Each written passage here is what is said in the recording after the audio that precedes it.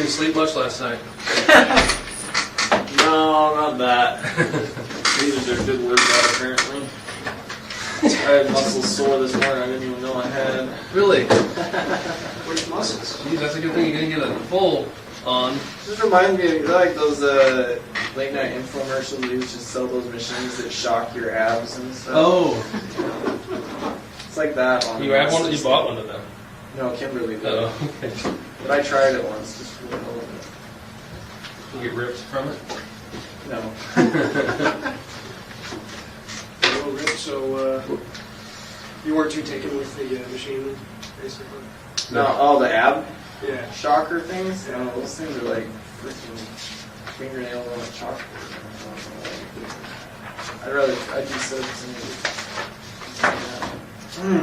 Okay, well, Israel, we're run through the same stuff that we do every time. We're running tape here just so we make sure we get all the facts straight. So. All right. I just want to confirm we didn't interrupt a meeting with your attorney when we picked you up here No. in court today, right? Or at the jail today, I'm sorry. Right? No. Okay. And you're here voluntarily, right? Yes. Okay. You understand that we can't talk about anything to do with the case involving Samantha Koenig.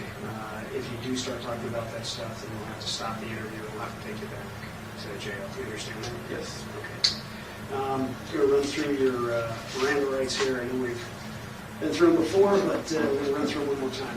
Before we ask any questions, you must understand your rights. You have the right to remain silent. Anything you say can be used against you in court. You have the right to talk to a lawyer for advice before we ask you questions. You have the right to have a lawyer with you during questioning. If you cannot afford a lawyer, one will be appointed for you before any questioning if you wish. If you decide to answer questions now without a lawyer present, you have the right to stop answering at any time. Do you understand these rights as I've explained them to you? Yes. And with that explanation in mind, are you willing to waive your rights and speak with us today? Yes. One other thing, you've got standby counsel appointed in this particular matter. I believe it's Rich Kurtner. Yes. And it may also be Jacqueline Walsh. I'm not 100% sure of that, but be that as it may, do you want either of those attorneys present today? No. Are you on any medications or any other substances that we should know about? No. And are you having any difficulty understanding where you're at or what's going on? No. Okay. I didn't think so. All right, now that we're done with that, I apologize. We're going to jump in here, and the first thing I got to tell you, Israel, we talked about a little bit earlier, that stunt yesterday in the courtroom did not go over well. With who? Well, with a lot of folks, not the least of which were the prosecutors. And that was the delay, actually, getting in here is we knew you had some legal questions, and so we reached out for them to say, hey, Israel says he's got some questions. Are you guys available to speak to him?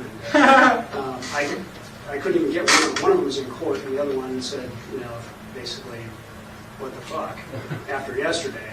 So they didn't think that was too funny. Why are they afraid I'd actually get away? That would be embarrassing for them, I guess. No, it's. I don't think that they were looking at it from that perspective. Lawyers just don't like excitement. That's all it is. Well, it's more of a understanding that they thought we were kind of working towards a goal, and they're working on trying to keeping Vermont on board and doing everything. I would have sent them an anonymous letter. Yeah. And so they're kind of wondering where we're at with that. Where are we at with what's changed since yesterday? More handcuffs. I don't know. Yeah. Well, what's changed for you, though? Nothing. Possibly additional charges.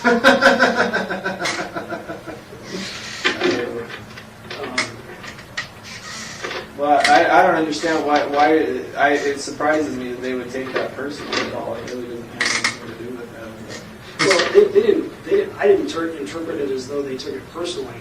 They're very concerned and very frustrated because I think in their mind we had a business relationship set up here, and they worked very hard to kind of lay out their position and the things that they thought that they could potentially do that would be in your interest based on the information you've provided.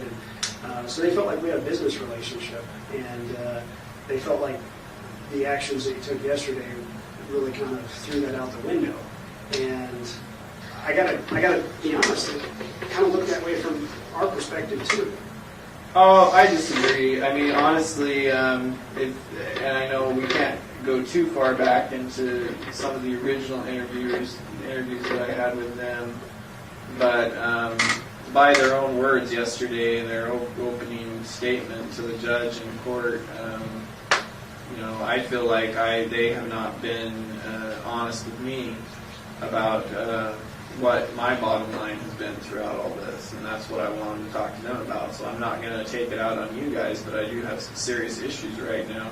There's some sort of obvious communication breakdown over the entirety of this whole situation, and it's easy to sit there and say on the recording, we're not here to talk about the Koenig case, but the fact of the matter is that they're the same people that I talked to about that originally. So you understand my position on that. So I understand I'm not allowed to talk to that, and I respected their wishes about not talking to them about that either without my attorney present, but I have some serious frustrations right now regarding matters related to that. So that's as far as that's concerned, and I don't think it's something that can't be worked out. I've been trying to work it out from my end, but apparently there's only so much I can do. So that's what I wanted to speak to them about, and not in a matter of any specifics regarding any other case, just like general topics. Like I say, it's the topics that were discussed in open court yesterday. So it's that's a frustration to me right now that they won't talk to me about those topics, but it's okay to talk about it in open court. That's I'm not buying that, so that's okay.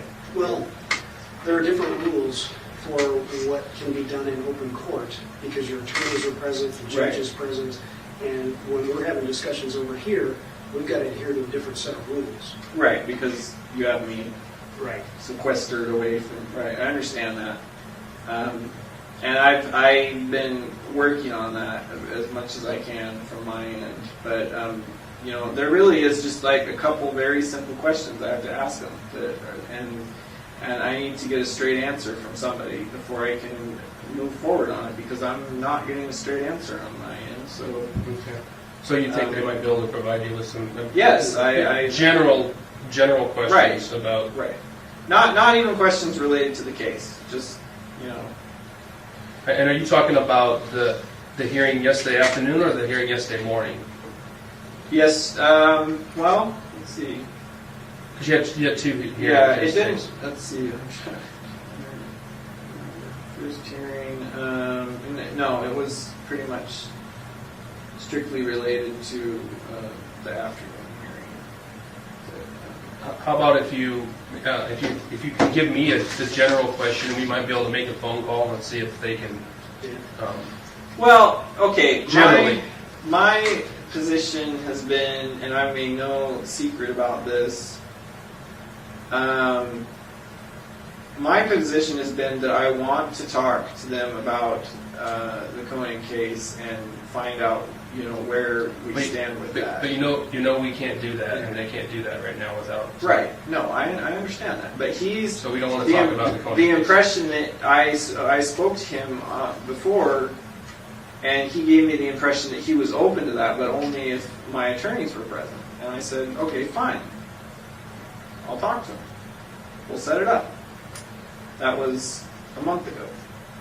So there's communication. Oh, I see. That's all I can say about it, because they're not here, to state their case, their side of the story. But I do know what they've been telling me, and so if he he made it clear that, at least at that time, that he was open to that suggestion that I had, and I'm assured that. See, I guess it just comes down to I don't know who to believe right now. There's something is there's a hitch in the communication somewhere.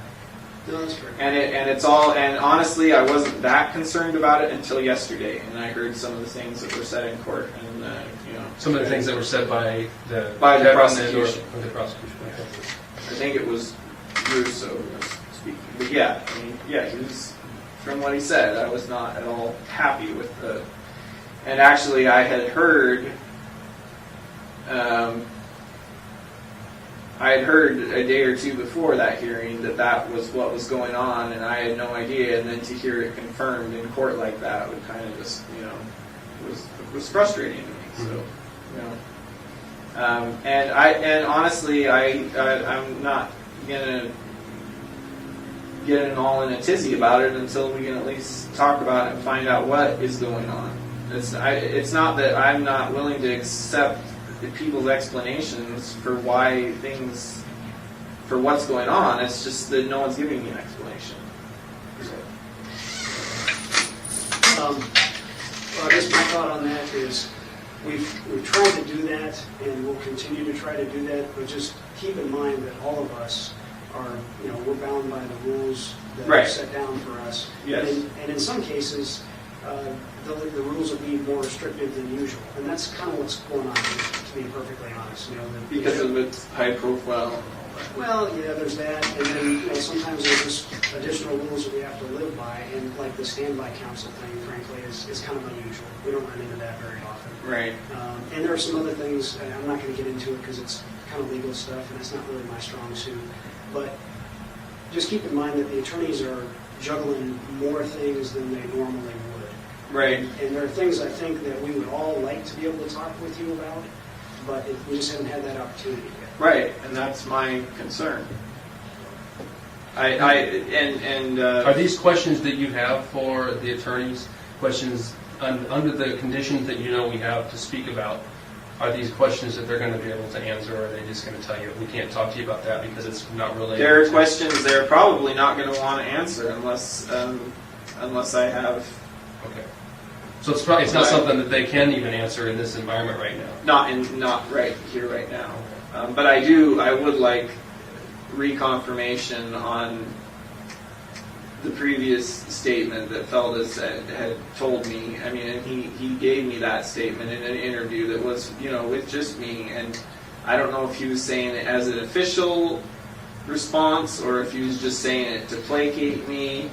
But he did say he was willing to do that, to have a meeting with me and whoever, whatever counsel was required so that we could discuss things openly. And it hasn't happened.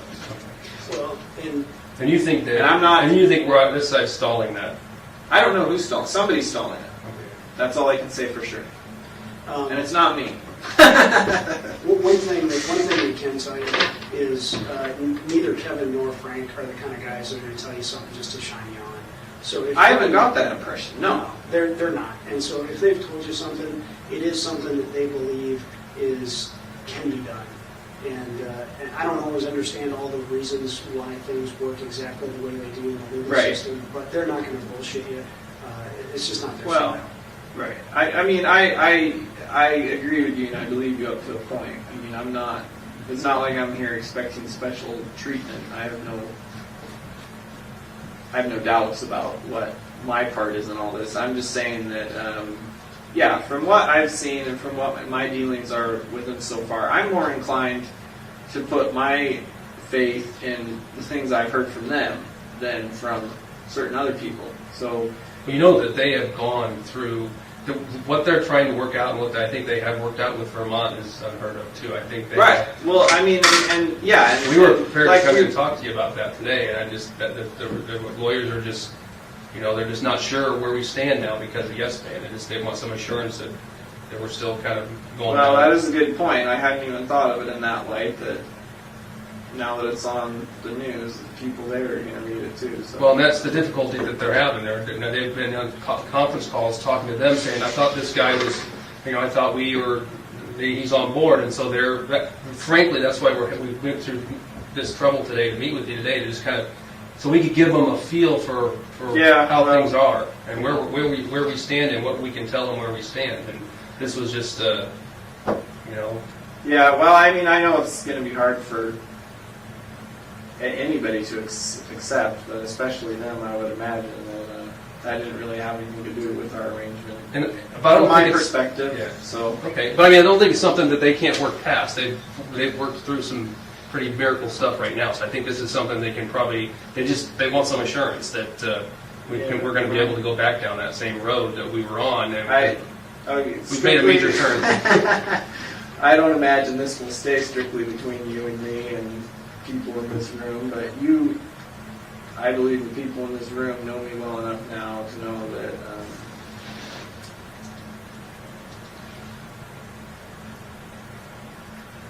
that when I say what happened yesterday has nothing to do with our arrangement, and like I say, it's not some part of some grand scheme. I already know how this all ends for me, so.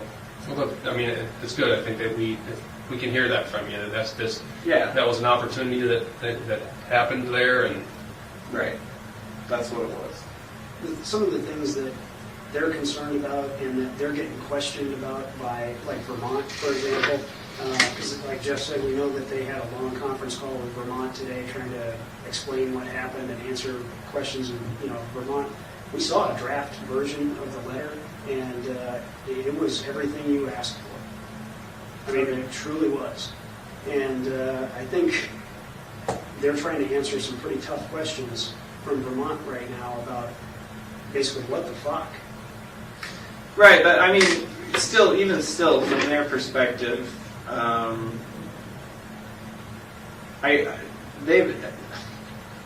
on, let's face it. Yeah, what happened yesterday? Ooh, I'm a bad guy. I tried to escape, but let's be honest.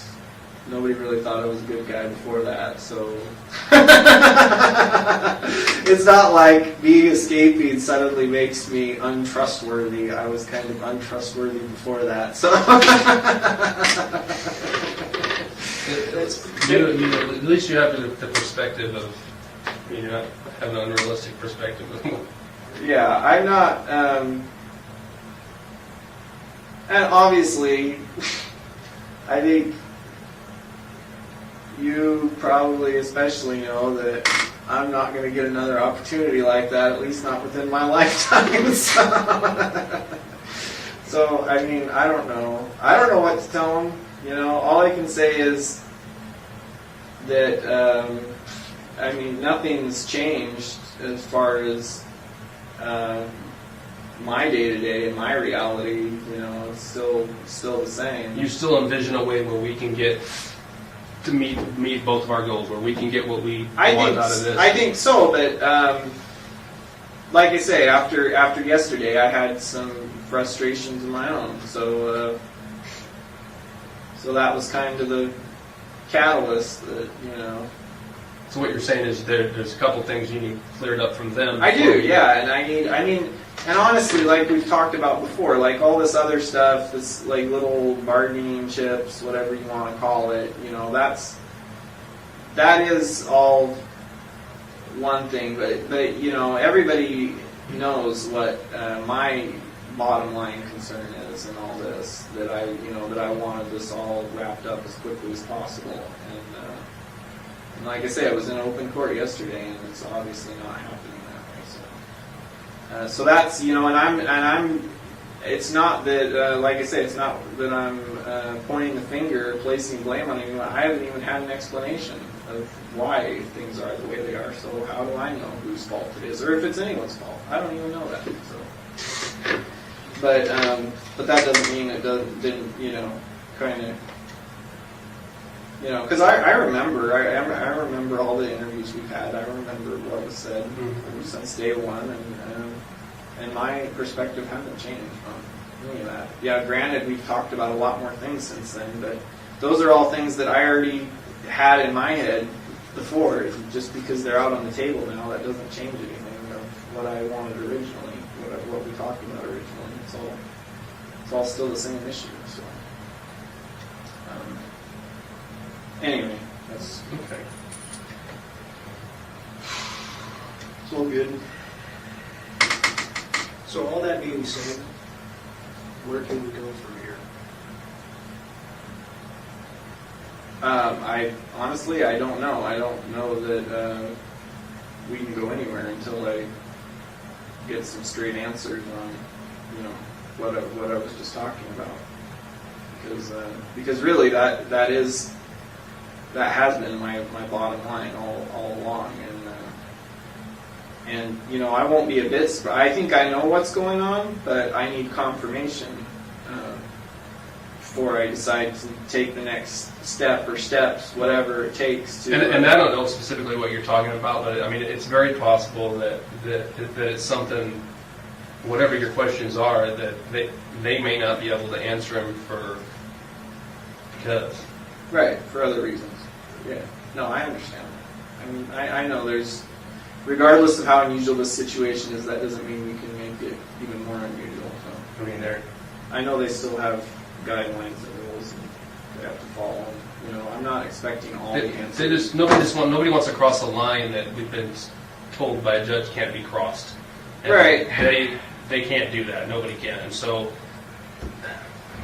Yeah. No. I know. I mean, all I can tell you is you're going to have to use your judgment on the information that you're getting and see if you can deal from it. Yeah, that's what I'm trying to do, but.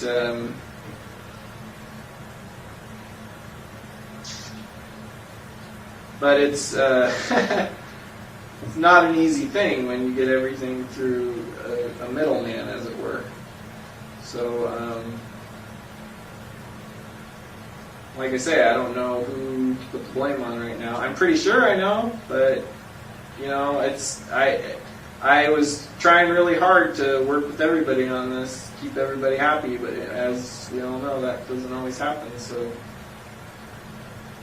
and I don't want this to turn into any more. My whole concern in all of this, and I know what's going to happen. If I have to do it, I will. But if I have to take the next step and just freaking, it's going to turn into even more of a three-ring circus and more that nobody wants. Right, and nobody wants that, and I don't think they want that. So that's why I thought it was in everyone's best interest that that we could all have a meeting, like. At all parties involved. But once again, sit down and have a meeting, just like in the beginning. Like when there was no question about the legality or whether this was proper or improper. You know what? There was nothing weird or unusual about that. It was a standard interview, and there was no objections or court orders or paperwork or petitions. All this stuff that's happened since then, it seems like it's done nothing. It hasn't changed anything. I still come over here and talk to you about stuff. It hasn't changed any of that. It hasn't changed my bottom line at all. All it's done is made everything more complicated for everyone else involved. And at the bottom of that, I don't get a straight answer on anything. Well, I mean, maybe I have been. I hope I have been, at least on a few things, but definitely not on everything. Because I'm not there. I don't know. I don't see all the emails. I don't see all the paperwork. I don't see I don't hear what's said. And it's not even that I want to hear or know all that stuff, but I'd at least like to hear and know about the stuff that pertains to me and what my interest in it is. So. I think one of their concerns, and I think we all share it, is that yesterday's actions, regardless of why you took them, are just going to create new hurdles for them from the standpoint of, I mean, literally they had something, I really think it was just about agreed to. It may have even been agreed to, and I just don't know it. But like I said, we saw a draft version of the letter that had, I think, everything that you discussed or wanted. So they had achieved that. And then that stuff yesterday has now endangered that. In addition, I think they're concerned now that maybe you have a different agenda than what you've told us because you were very specific. I don't want any media attention. This has created a bit of a frenzy. I got to believe that your next court appearance is going to be standing. There's going to be only. There's probably going to be a lot of vigilantes guarding the door on that one. I'm afraid there's going to be, there was only a couple meet and greet people there yesterday. I'm afraid tomorrow's just going to have a fair amount more media people, unfortunately. And then arguably one of the probably biggest potential hurdles now is, we know you've indicated that you want to represent yourself on the things for which you're not charged. And this could be a huge hurdle now that didn't previously exist. Right. No, I get that, yeah. These are all things that all of us are thinking about, but to be honest, they're probably more focused on it than the rest of us. And you may not have thought about those things, but that's what they're mulling over. Right. No, I get that. I get what you're saying. And honestly, I really hadn't thought of it at all until you mentioned it. I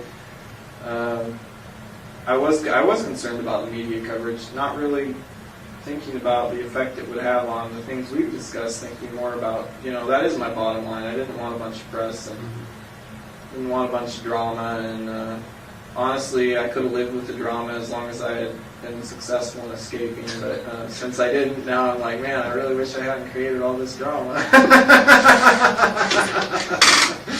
Well, maybe we could we could step out and I can make a phone call over and just express some things. Just let them know some concerns. I don't know what the specific questions are. It sounds like they're probably questions that wouldn't be able to be answered in this setting with the people that are here. No, because probably not. But I mean, you get the gist of what I'm saying. I think, and I'm not. I appreciate that your honesty and then. I'm not. I have no problem with other people speaking for me. The bottom line is I get to make all the decisions in the end. I'm not going to be coerced or tricked into something that I don't know I'm getting into at this point. So yeah, I mean, if you need to pass on in your own words whatever you think is going on, go for it. And the more communication we have on the issue, the quicker it can get resolved, and I can get to the bottom of whatever's going on my end. So, All right, well, let us step out for a minute and we'll be back with you. All right.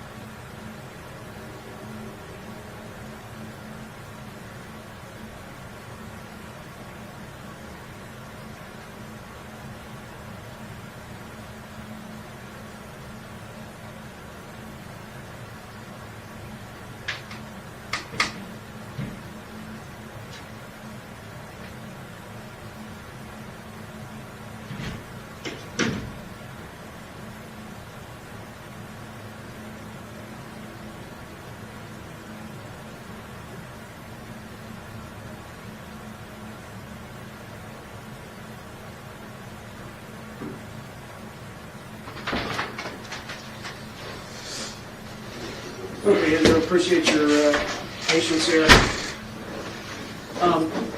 We talked to the attorneys, and they're more than happy to sit down and talk with you, just like Kevin Always said. have been. Yeah, Whenever. just like Kevin said before, nothing's changed, and we knew that, but we just Okay. reconfirmed that. And they had us, what they're going to do is they're going to draft a letter that says, we understand, we, the prosecutors, understand that Israel Keys wants to sit down and talk about whatever issues. Things. Yeah.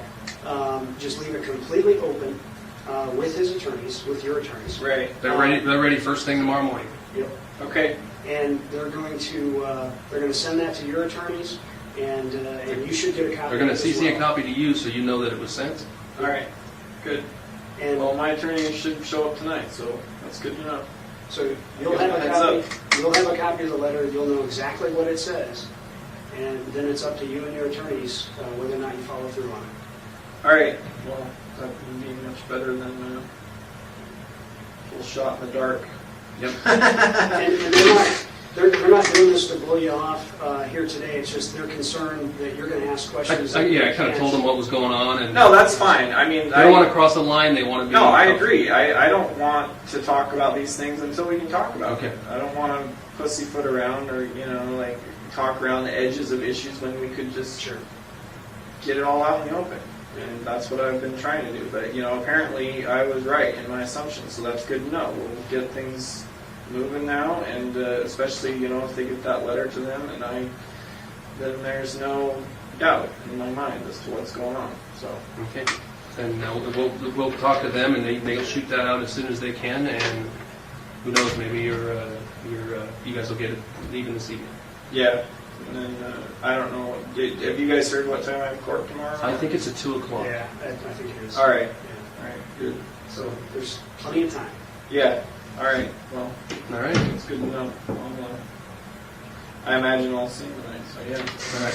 Some words. Well, I think unless you have any other questions or anything else you want to. not. I don't know. You want to nap before tonight? No. I don't think so. All right. Well, hang tight for us here for just a minute. All right. And we'll be back, and we'll probably be heading back. All right. All right.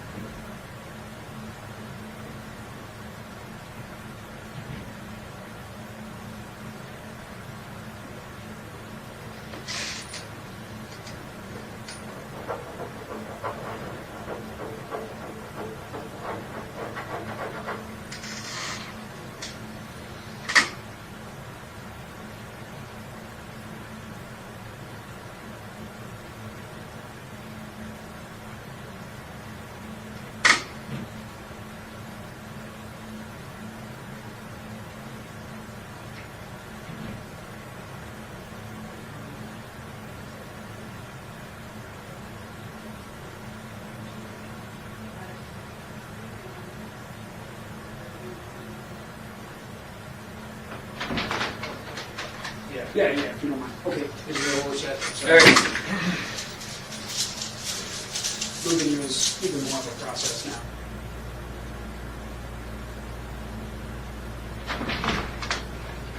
One of the lawyers got you this. Lawyers, huh?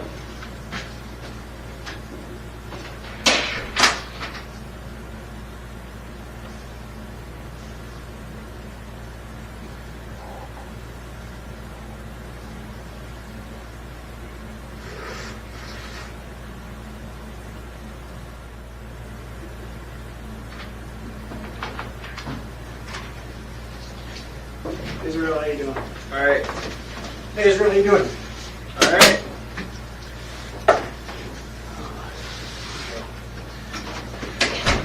Phil, this is back east in some meetings Oh, this okay. week, but I figured it'd be a good opportunity to sort of update you on some of the developments in Vermont. Yeah. Okay, they're gonna go through their usual advisement. I'll be first. All right. As you know, we're recording things here, so we got the stuff on. I just want to confirm some of the stuff that we talked about at the jail. We didn't interrupt the meeting with your attorneys when we arrived there today, did we? No. And it's your choice to come here, as always, and you're here voluntarily, is that correct? Yes. And you understand we can't talk about anything that has to do with Samantha Koenig. If we do, or if you start talking about that, we'll have to stop the interview and transport you back to jail. You understand that, right? Yes. I'm going to run through your Miranda rights here real quick. I know we've been through these quite a few times, but we'll run through them again. Before we ask any questions, you must understand your rights. You have the right to remain silent. Anything you say can be used against you in court. You have the right to talk to a lawyer for advice before we ask you questions. You have the right to have a lawyer with you during questioning. If you cannot afford a lawyer, one will be appointed for you before any questioning if you wish. If you decide to answer questions now without a lawyer present, you have the right to stop answering questions at any time. Do you understand these rights as I've explained them to you? Yes. Okay. And with this advisement in mind, are you willing to waive your rights and speak with us today? Yes. As you know, you've got standby counsel that's been appointed in this matter. I believe it's Rich Kirtner and Jacqueline Walsh. Do you have any desire to have either one of them present today? No. Or any attorney whatsoever? No. Okay. Have you been taking any medications or any other substances here in the last 24 hours? No. Are you having any difficulty understanding where you're at, what's going on? No. All right, I think that takes care of things. I'll turn it over to you. So I just wanted to update you on where we were and where we are now with the discussion with the state authorities in Vermont. You know, we talked about trying to get that agreement with them. Right. And we do have a letter. And I'll show you the letter and give you some time to read it. This letter is dated May 23rd of 2012, which was last Wednesday. But since this point, we've had some opportunity to discuss the contents of the letter with Vermont. They still stand by everything in the letter. And I can certainly share with you emails to that effect. But let me let you read this thing. Copies for you guys too.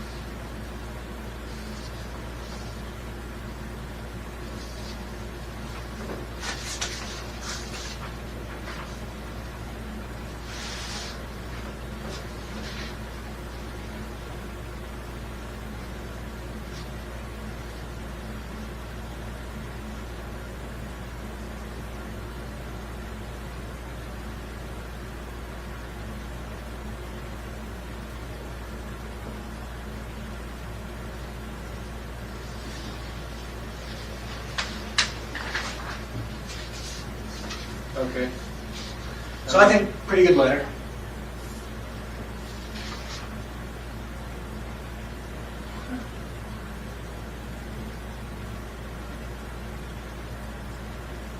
I think I know that attorney. Really? Yeah, Thomas Esquire. Thomas Donovan? Goes by TJ. His name was really familiar. I think he was on my land deed or something. That was years and years ago. Really? So anyway, here's my take on the letter. Okay. I think it really accomplishes everything that you want and that we want.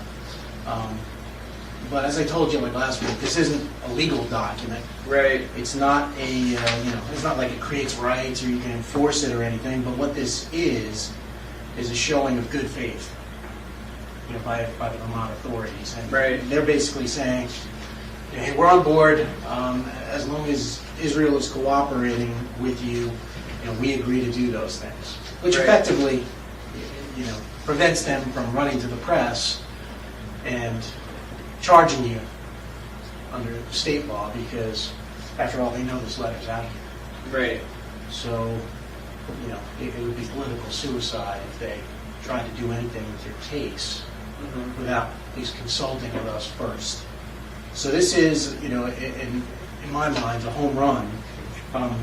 I remember last time, you said something about showing it to your attorneys. I mean, do you want them to look at this, or do you want to? If you could Sure. forward them, email them a copy of Sure. that, yeah, that would be good, I guess. It seems that the letter is addressed to Kevin Feldis, so I mean that makes me feel better. Obviously, it's addressed to me. I can't really put any stock in it, but Sure. if it's a communication between the two of them, then that's good. And I also noticed that it's written by the state attorney versus the federal attorney. But you said that the state. Now, so that's the prosecuting attorney for the county or the district. That's for the state of Vermont.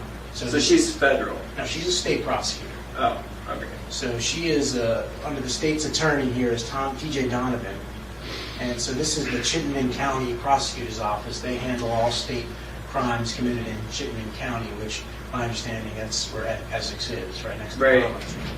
So in terms of the federal prosecutors, they're within Department of Justice anyway. So we're on the same team, so to speak, as them. Right. It was just a matter of the state and locals. And, I've been emailing back and forth with these people. I can share that with you, some of it, but I just want to make clear, I mean, you certainly, I can email that to your standby counsel, no problem. Are you okay talking about this letter today without them present? Yeah, I don't mind talking about it. I just wanted to have them review it Sure. to get their take on it. I wasn't even going to ask them for their advice, just see what they had to say about it. It's So. up to you as to whether or not you Right. get advice from it. But, like I said, this isn't like a legally binding contract. I don't think Right. anybody's going to contend it is. It's basically, just a document that It just puts some of the facts on the table. It puts the facts and their intentions on the table, which is Right. really what, it was a huge burden that came off of us last week when we got this. Obviously, because we've been telling them you didn't want publicity, you wanted to kind of keep Right. a low profile. The incident last Wednesday kind of complicated things for us because then they were basically wondering, well, does he want no publicity, or it sounds like he does. So that was their perspective on things. So I spent some time chatting with Mary Morrison, and she's the prosecutor here. And, she copies the Essex Police Chief and the other detective on the case too, on the Courier case. But basically, their request in the email is, they certainly may have other questions about the Courier case. Okay. And so they were wondering, hey, would it be okay to conference them in? I said we could talk about that in a conference call tomorrow as to what kind of questions they had for you. Which one was by you. But basically, after the incident last Wednesday, we were able to kind of go talk to them again and explain. I listened to your conversation with Jeff and Steve on Okay. Thursday, and it seemed clear that you're still on board with this sort of agreement. And Yes. I told that to them and saying, look, this was just a sort of a crime of opportunity, the escape thing, and he was Yeah. serious about cooperating. So I confirmed that to them, and they confirmed today that they are they're still on board. If you want to see that, I'm happy to show it to you if you want. Sure. So it leaves out the bottom, which is my sort of long-winded explanation of what happened. But it starts at the bottom, right? Yeah, well, that's the bottom question to her, and basically says in there, do you need me to send another letter, like an updated date on the letter? Uh-huh. I said, I think this email is sufficient.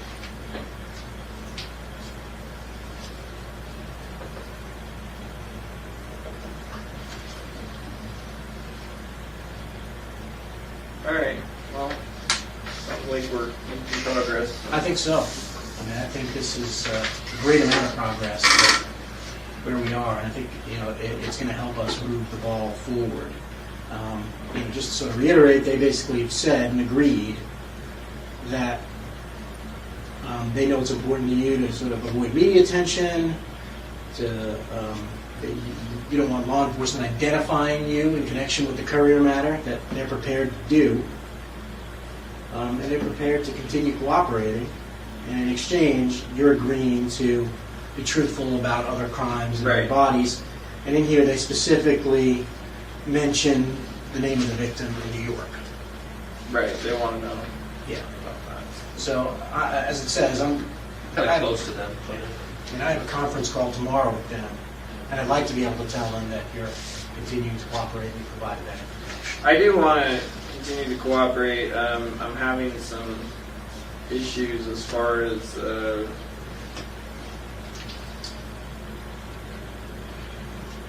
is somewhat of an unrealistic expectation on my part, but I was thinking there might be a way to disclose all this information to you and to the FBI,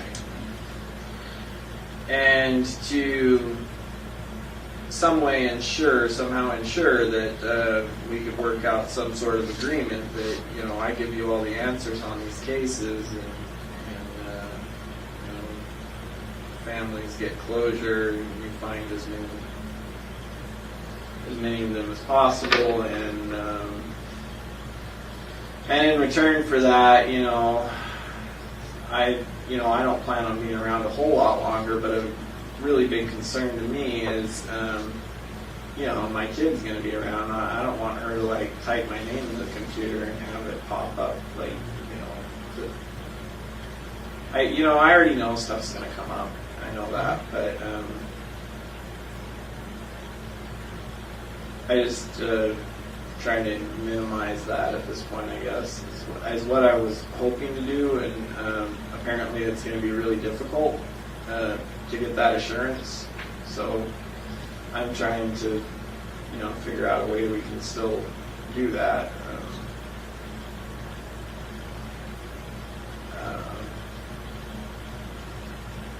I think there is, I have a few ideas on how we can work it out, but What are your ideas? well, I'm not sure if they're feasible yet. I've been talking to different people about it, from what can happen from a legal perspective. It's one thing to make assurances. That's great. I mean, if we get some of the stuff on the table for now, it helps us deal with the problems for right now. But down the road, that's what I'm concerned about. I'm not going to be around, which is fine. But that doesn't change the fact that just because I'm not connected with it right away, it could happen later. And so I'm trying to, I guess, maybe cover myself that way as much as possible and still get you what you need. Yeah. I mean, I think sort of the plan I've drafted up. I mean, this is sort of a good starting point. You're right. I mean, no one can guarantee you that you're never going to be connected to some of these things. What we can do to respond to some of this is create this sort of snowball effect of the jurisdictions. Right. And we started with Vermont. I mean, we know, even though we gave Vermont the information up front, we know it's possible. Right. Because we just did it. And it will be we're in a better position in other jurisdictions when we go to them and say, all right, look, we've got Vermont down, we've got a body in New York, you either get on board or we're not going to play with you. Right. It creates this snowball effect with momentum, and no one's going to try to get in the way of that. So, I mean, sort of the plan we sort of lined out for you.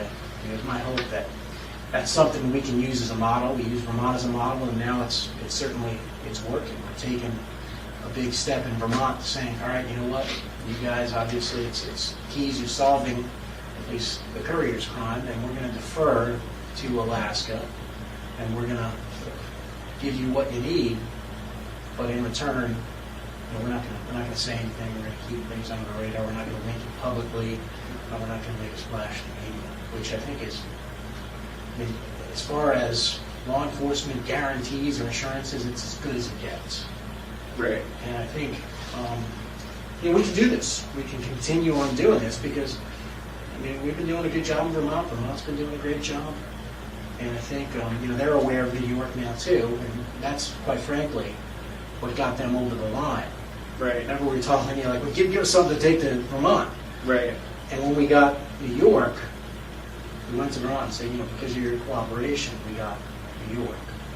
And then that immediately generated this letter of intent. So, but in order to kind of keep, I think, Vermont on board, it certainly would be nice to kind of say, all right, based upon your letter, we also got X, the name of a victim, the Right. location of the body. And, we already have their assurance about the courier matter. You don't have to worry about what's happening with that, because that's all tied up in this, and we can do the same thing with the New York thing. Right. Where are they at with did they find the bodies yet? Or? I think it's a football field with the stuff they're going through. They're making progress, but it's just It could still be like a couple weeks or something. yeah, it definitely. They're not going to stop. This is Tenacious. one of the best analogies I've heard for it is it's more like an archaeological dig. It was just going through and kind of tossing things Right. until you find what you think you're looking for. Yeah, that's a lot of trouble to go through. I almost feel guilty. Costing the taxpayers a lot of money to find them. But I just kept my mouth shut. But that's how committed the FBI No, I is. They're trying understand. to- They it just well, won't it be sounds like they've got it. They've got the area. They just got to find it now. They're very confident of that. They've been finding things that are in the right time frame and Right. that are from residences and businesses in that immediate area. So they're confident they're in the right area. But as you can imagine, it's something that they're trying to do precisely and Right. accurately. And there hasn't been. I haven't had access to any news stories related to that. I saw the one that you showed me. That's the They last started one. the dig. I Google it almost every day. There's nothing. They haven't. No- It's kind no of more a dead releases. story at this point. So I think what I heard too is you're wanting to take responsibility. Your plan is to take responsibility if you can figure out how to do this without getting the recognition, which is kind of Yeah, what's going on in Vermont. Right. My concern, the problem is nowadays, the more stuff my name is attached to, the more likely it is that somebody's going to try to do some kind of stupid frickin' TV special, or you know how it is nowadays, like with all this true crime bullshit that people are obsessed with, and that's I'm not even so concerned at this point about. Because so far I feel like we have been able to work within the guidelines of what we both said we would. But I am concerned about that, about someone connecting the dots on this, and I don't know how, like, I know there's certain privacy laws, but I know that, for the most case, they're not going to apply to me. And so I know that at some point, it's pretty likely that if someone tried hard enough, they could, Not so much, because you got a couple of things sort of working in our favor on this. One, it's an ongoing investigation. Right. And so that right there is going to limit the amount of information that's going to be released. And two, it's an ongoing federal investigation. And we play by a whole different set of rules than most of the states out there. And so media outlets don't have the same ability to come in and sort of force us, if you will, to disclose information that they might be able to get away with state and local agencies. Right. Yeah, I can see that they would have more to go up against. But there's also, if I'm dead, then investigation from the federal government's point of view is pretty much closed. Not necessarily. I mean, we're going to do what we need to do to tie up the loose ends. And to the extent that we can do that with your assistance, like we've talked in the past, if we go at this as a team and we have the benefit of your information, it allows us to go hunting with a rifle instead Right. of a shotgun. And there may be things that we wind up having to follow up on down the road when you're no longer in a position to assist us. But Our idea is to do this with you so that Yeah. it's focused, and we won't. And it's not going to get anywhere near like it is in Vermont because we've all learned from Right. that stuff. But the way to get it like that is for us to have to try and figure it out ourselves, and that's what we would. I mean, and you know that. You know exactly what Right. we're faced with and what kind of publicity we're all going to be faced with, and questions that we're going to have to answer, and that these other agencies are going to be asking us, and those are the things that we're trying to avoid, knowing that you're the only one that can help us keep this to as little publicity as possible. It's up to you, All right. Well, and so that's where we're at with. And the reality is, if we're not able to do this with your assistance, I can't imagine being able to do this without generating a fair amount of publicity. I just don't think it's possible because it's going to be too large in scope and it's going to involve too many jurisdictions and too many agencies. right. And I'm just being honest. Yeah, I mean, I know you've got to move along with your investigation. Unfortunately, due to my own actions recently, somewhat complicated matters for me. So, well, surprisingly, now there's something else I want out of this. But I don't know if I'm even supposed to talk to that about that yet because I haven't even found out like what the options are.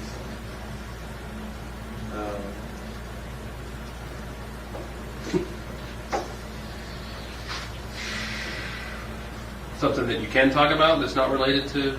No, it's just like the level of restriction they have me on the jail makes. I mean, namely like my so-called rec time is now fresh air time because I go out like this, so, like irons and stuff.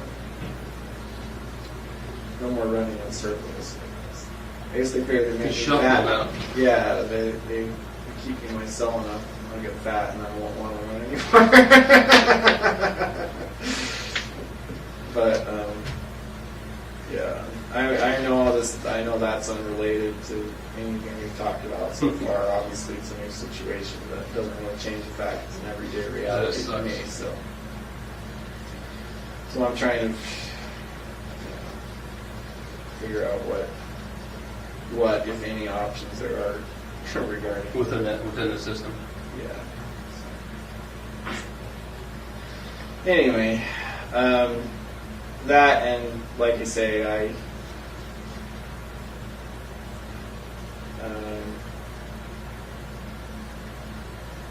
I think so far, yeah, things have worked fine.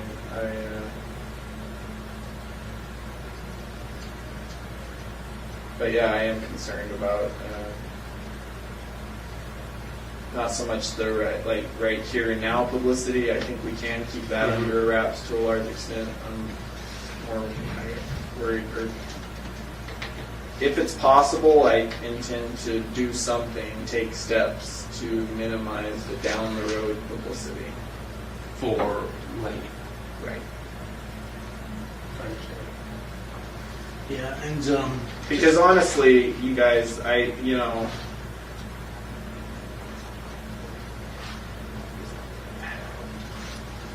mean, there's nothing. I'm not trying to get anything else out of this at this point.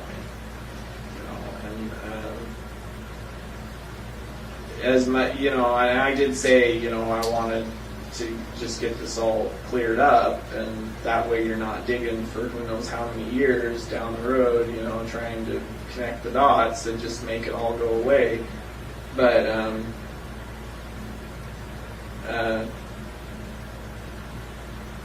But I don't know. I just have to figure out the best way to do that to make it all go. Just make it all over. And, I understand that too, and you've heard me say this many, many times. But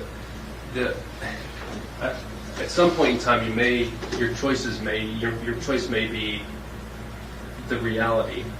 Could be that Laney and everybody else knows what you did based on what you said you did, or everybody else, including Laney, gets to see the fiasco and the media frenzy that is created by law enforcement trying to figure out Right. what Speculation. you did, speculating what you did. Because I told you, on the one trip that we looked at, surrounded New York, we have 10 viable, people that are missing that we know of. Those are just the ones that are still reported that way.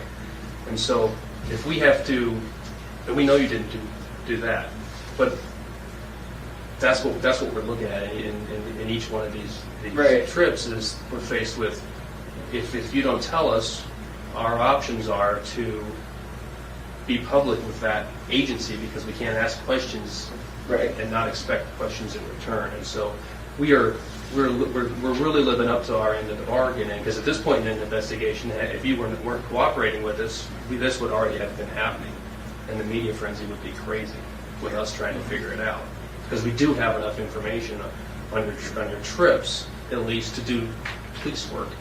Right. Not that we're going to come, like you don't think we're No, going I- to find I- anything out, but yeah. we have to try. And so, I know that's tough for you to think about in the future, is that the reality may be that one's worse than the other, obviously.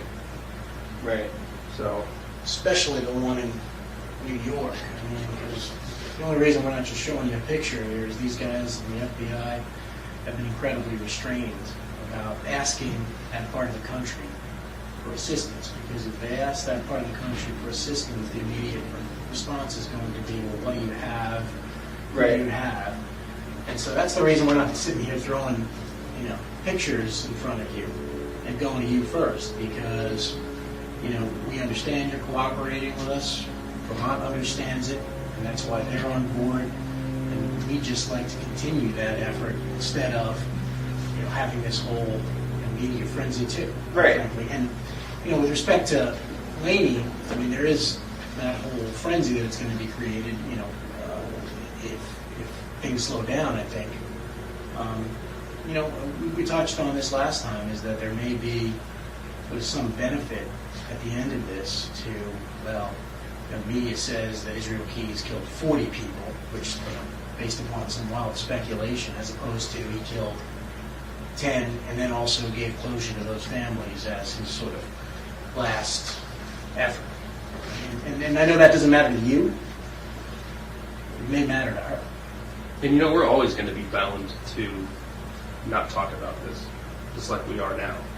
And I assume you're not going to be telling people details, other people that could, you know what I mean? What do you mean? Well, I mean, you do press releases all the time. Yeah, but you know that the details of this, these investigations are right here, right now, and that a lot of these details aren't going to be released. Well, that is my concern. That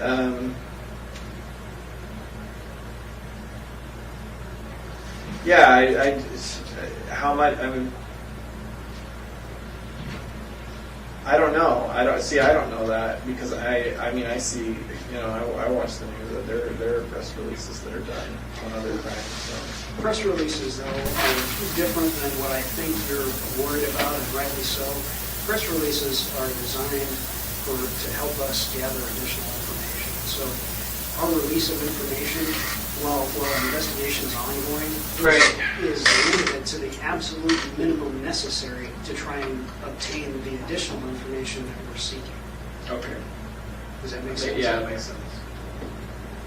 And as long as the investigation is ongoing, we're not going to be throwing out information just for the sake of throwing it out. That's not the way we operate. Right. I mean, you've seen specials on the FBI. But come on, everybody talks about our secret files and how we never give up anything, right? Yeah. There you go.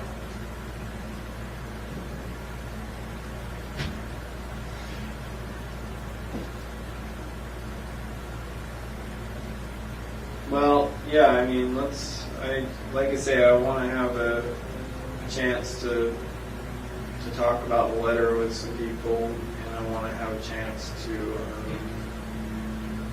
hear back on the other thing. I'm not going to hold my breath on that, but I want to at least see what the options are.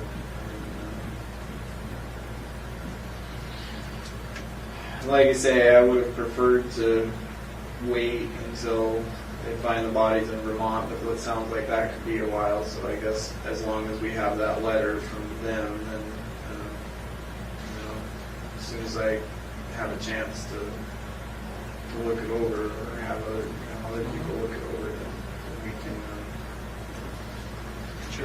move on to the New York trip. That, I mean, you guys already have, I'm sure, quite a bit of information on it. So probably have more than I remember at this point. So, except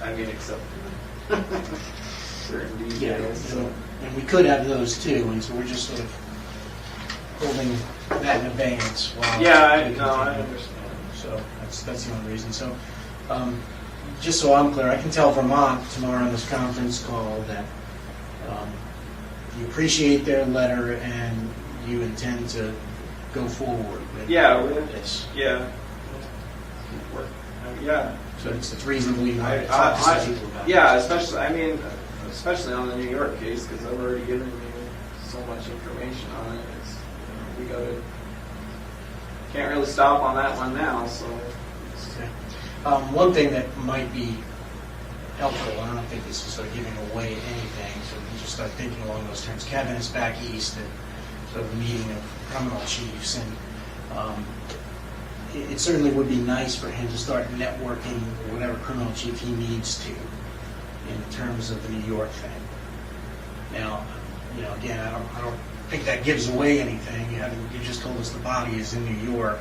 We want to start striking up relationships with whatever criminal chief he needs to talk to, or will need to talk to about the New York thing, because you've already said you've committed. Yeah, but I mean, I don't want to give out any more information on it. I mean, I understand his point of view, but it's, like I say, it's still, frankly, that's going to be too much if at this point, I don't want to go there yet.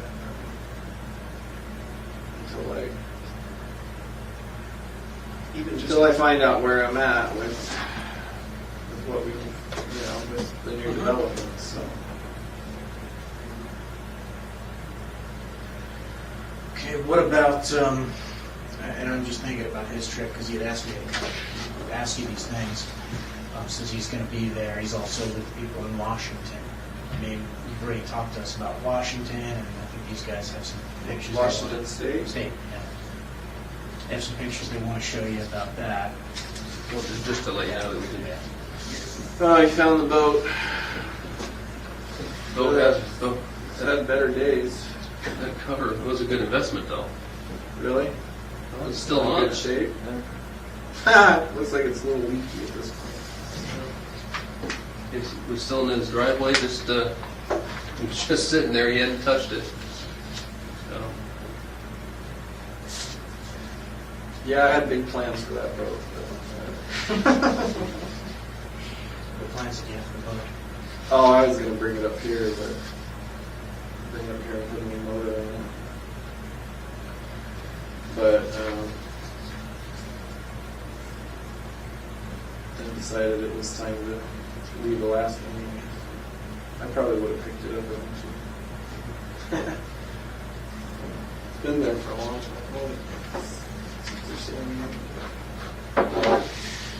Anyway. So the thing about Washington is a little simpler from his perspective. There's only two federal districts there, Eastern and Western. Eastern is more like Tacoma, Yakima. Western is Seattle. Right. And, Spokane. Where is sorry, the Spokane. dividing line? Like, It's Spokane, Yakima, and then there's Seattle, Tacoma. That's in the western. right. And I think he'd like to be in a position to sort of just chat very briefly with one of those criminal chiefs, if not both, if he needs to sort of lay the foundation. Well, the problem I have with talking about anything related to Washington is I'm not playing ball with the right people, because those I'm almost positive are not going to be federal. In case they're not federal cases. Well, Why do you think? I think Kevin explained to you that, Like different stuff there. Okay. well, I mean, I think Kevin explained to you that the jurisdiction that we can exercise is pretty expansive, especially if it's, part of a Right. scheme. No, I understand that, but again, this is going to be hard to talk about without getting into stuff we're not supposed to talk about. But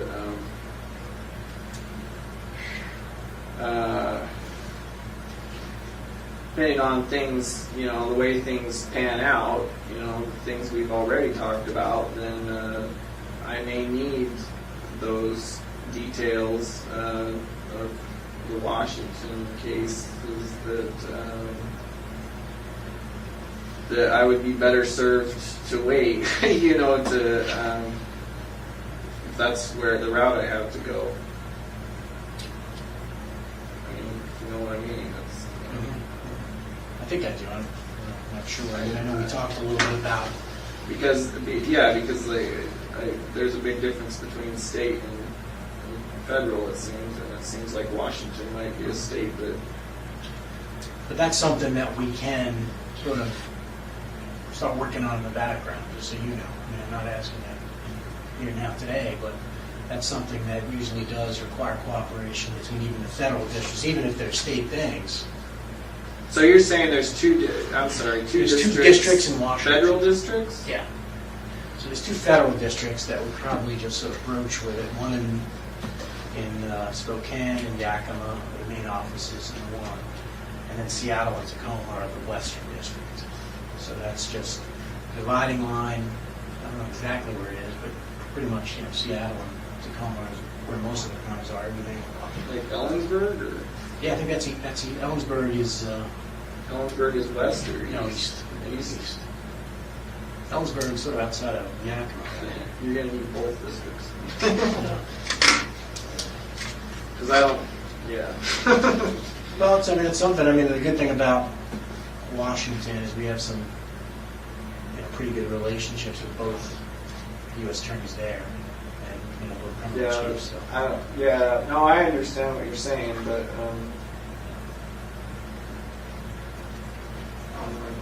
that was a few years ago. So. But no,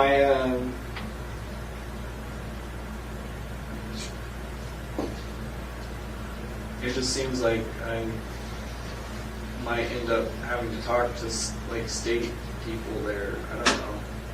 I don't know either, but I mean, the good thing is that the federal people have their counterparts. Like Vermont was pretty connected with the Chittenden County folks. Right. We can sort of get them on board, and it makes the transition easier. Sort of move forward in their jurisdiction if that's the way you choose to go. Obviously, everyone would have to be on board anyway. Right. So it's useful for him to sort of give him a heads up. And I think, Frank can correct me if I'm wrong, obviously, but I think the sooner that they have that opportunity, the less likely you are to kind of get drugged from one jurisdiction to another, because there'll already be things in place. Yeah. No,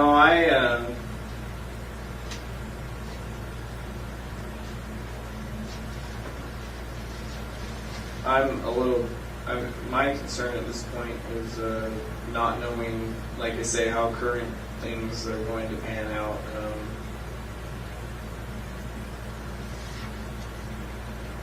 The information that I still have could come in handy if I need it. And if I give it out now, I don't think I'll need it in that respect, but you never know. I don't know what's going to happen. And if I give it all out now, particularly, anything about Washington, that could seriously compromise my options, future options. I think, and I can sort of bring that back into you at some point. Obviously, we can take this staggered approach, which I think is probably a good one, to go to different places and to do them one at a time. But the plan that we proposed to you is to do exactly that. So like you sort of do the New York one, we make sure we have everybody on board in the New York one, whatever jurisdictions we need to, get that information agreement in place, and then we can move on to Washington. Right. Washington, basically would have the same agreement, and then, it could be an option that you could always use later down the road if you don't like the way things are going. You can ask us to simply say, hey, there's that thing in Washington that I helped you on. Can you, reach out to those people again and see what they're willing to do? So there is that. I mean, I get you with you don't want to kind of, sort of give away cards. But I think the plan that we proposed here is sort of like a one at a time staggered approach where we eventually get Right. to where we need to be going. And it doesn't like result in this land just massive publicity. Yeah, but it is going to have to be spread out over the next who knows how long, because I don't plan on, like I say, until certain ongoing issues right now are resolved, I don't plan on giving out all the info. That's just, well, that's not true. I mean, if I get, who knows how, I don't know how long this is going to take. I don't know. My impression is that there could be a pretty wide range of time frames that could happen, and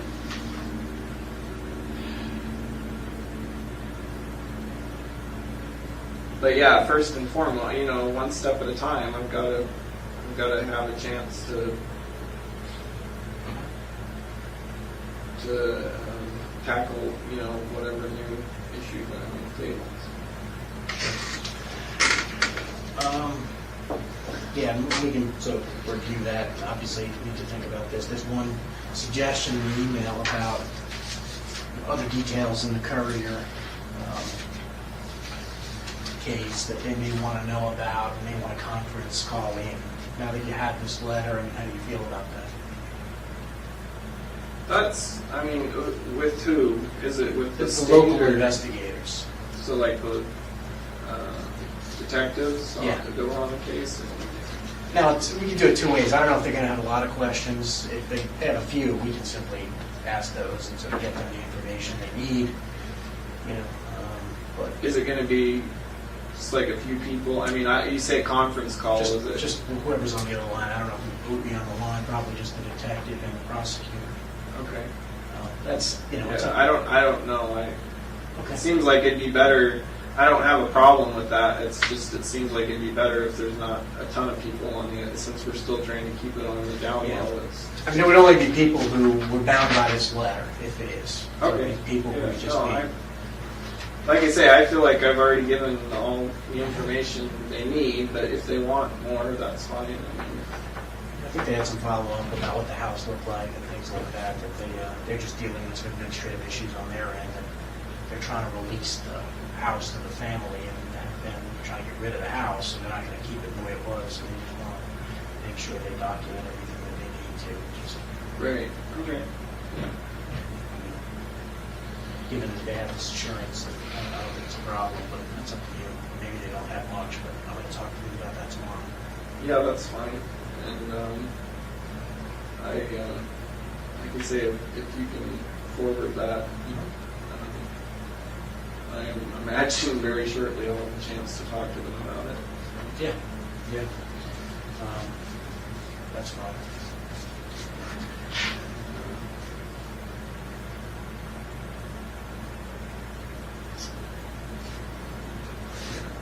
And there's an issue with the U.S. Marshals, but like I said, I don't know if anything else to do about that.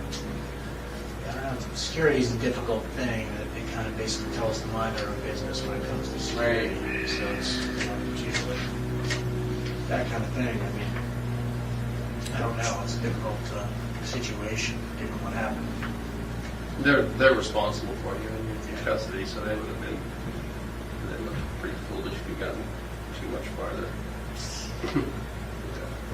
So they're probably not going to, who knows, I doubt they're going to be open to much of your suggestions, but I don't know. You're not going to take any of my suggestions? I didn't. Yeah. My suggestions seem to hold less and less water lately. So. I'm sure they're very polite about it, though. Yeah. They all seem quite highly amused last time I was at the courthouse.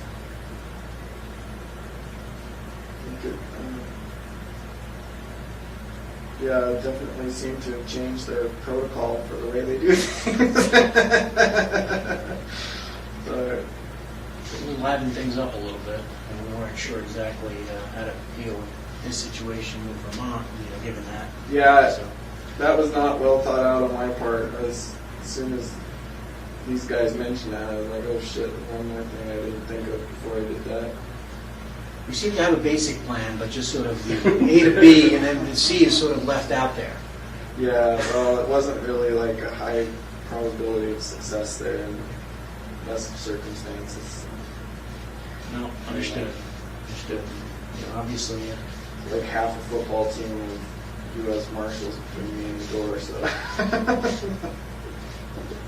and Officer Bell. Yes. Pretty sure I saw him come in at some point. He's claiming he didn't, but.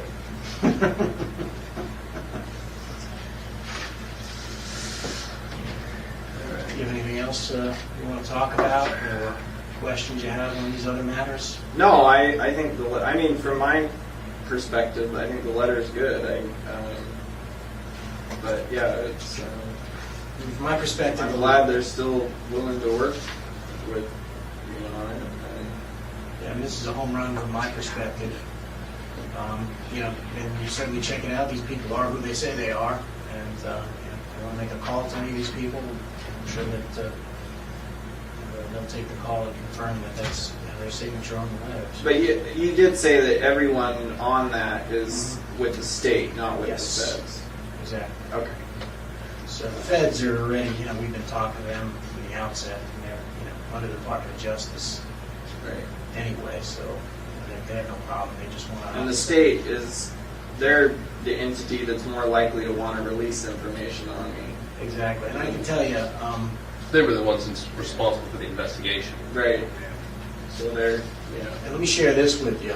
I think it's kind of important and sort of a model on how to deal with things. I know that, obviously there were reporters that called maybe friends or family members of you. I think what happened in the outset is, like we said, we provided them with the information. They didn't know what they were dealing with at first. So they had no idea. And I think someone spoke, out of turn or out of school, whatever you want to call it, maybe one person over there. And now they've realized, oh shit, we shouldn't have said what we said, and they basically have shut it down. No one can confirm that story. So I think it's incredibly helpful to have this sort of model going forward and to be able to tell them that, look, we want to limit media attention right. to New York victim. We want to kind of keep things in one jurisdiction. We want FBI to handle it because we're dealing with something that's more than just your jurisdiction. But for all they knew that, it was just Alaska and the couriers, and oh boy, we've got some sort of, we've caught ourselves, our suspect. They didn't understand the big picture. And I think that's what happened, because that was obviously a concern to us, sort of initially Right. talking to them, but I think when you get their perspective, I think they realize that, it's something we should be doing, and they realize the severity of it, and now I think we've got a pretty good relationship with them. And we're happy to talk to them as long as they're on board, they're part of the team, and again, we're just building momentum. And in the next jurisdiction, we can have Vermont, and they've offered to do that, and say, they'll reach out to the next jurisdiction simply and say, hey, we did this in our jurisdiction and it worked well, you should too. And this way, we've got state and local officers reaching out to the other jurisdictions, state and locals there, and basically telling them this is a good idea. So it gets the momentum, and it snowballs, and it can't be stopped, and no one's going to get in the way of it. So I think that's the best way to control, any kind of media attention here, is just the cooperation of law enforcement as a whole. Right. I think, we've been doing a good job of it. We'll Right. continue. I mean, at some point though, and I haven't felt like this so far, but I know you guys keep wanting information,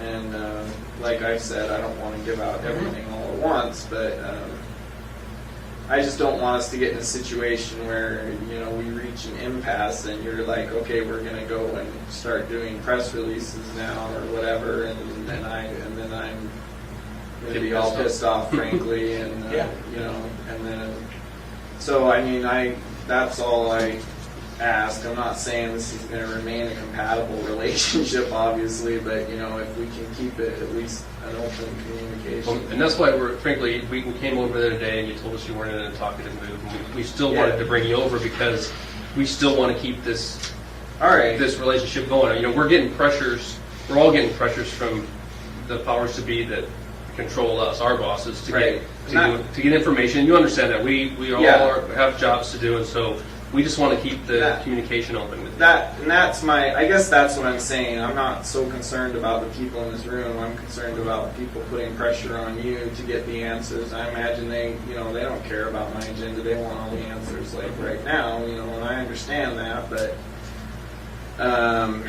I just hope it doesn't come to that. I just hope it doesn't come to like a standoff. Yeah, I think, this is a business deal. I think, Agent Payne explained it. It's sort of, it's a business deal. And it's kind of strange because, obviously we all have different interests, but that's usually the case in any kind of business deal is you have stuff that we want and we have, things that we can assure you of that, is of some value to you, I think. And so in any kind of business deal, like I said, negotiations, any good negotiations, everybody walks away from the table not getting exactly what they want. And I think, we've basically been able to manage our supervisors that way by saying, look, he's not going to give us everything up front, okay? He's not going to do it. But we're able to kind of say, hey, but he will maybe give us one at a time and draw it out for a period of time to keep sort of the benefit of the bargain for us and not expending man hours and, going through all the press and media and, other local departments. So, we're not getting exactly what we want, and you're probably not getting exactly what you want. You'd probably like to not give us any of it. Yeah. But, it's a business deal, and, we're keeping up our end of it, and I think we can continue to work together as long as we're reasonable. Yeah, I just wanted to...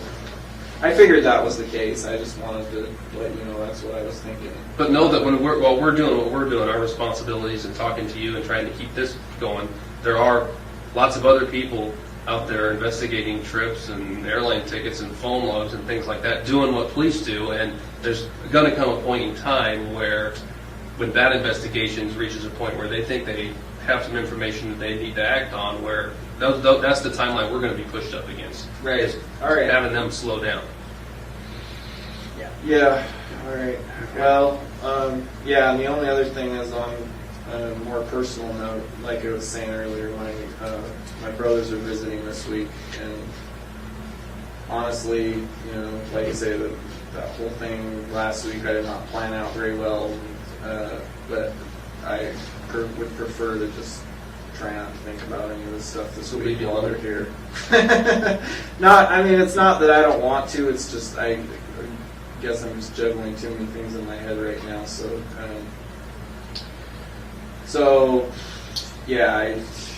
and then that'll give me a chance to, talk to people about that and a couple other concerns I have. And, But for now, I think I'm just glad that they're still going to. I'm just bottom line is I'm glad I didn't hear about it on the news like the whole Vermont. I half expected them to do a press release after that. Yeah, I think it's a testament to the sort of relationships we built over there. Yeah, so as long as we can, keep that. So are they in town the whole week? I think they leave on Sunday or Monday. So.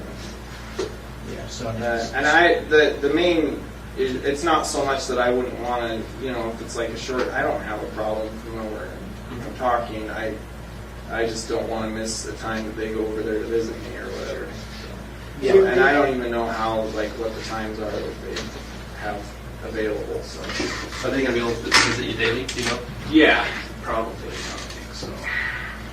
Yeah, so I think that's just what I wanted to tell Vermont because you saw in that email they said maybe you have some questions on Thursday or Friday, they've got some urgency about the house, so I don't know if it's... That's fine. I mean, yeah. Yeah, if you want to get a schedule about when they're going to come, we don't want to interfere with that, and we don't want to interfere Well, with the they're attorney Eastern visits. time, so if we did it in the morning, that would be fine. Oh, no, I'm talking about your family coming to visit. He doesn't know. They don't. Yeah. They don't. You know. But it may be they possible, can't like, schedule later it. this week. I mean, obviously, we can do it tomorrow or the next day, but you can sort of let them know. We can set a meeting for Thursday or Friday. No, that's what I'm saying. If you want to do a meeting, I'm just saying morning would Yeah, be sure. better. Like Eastern time, yeah.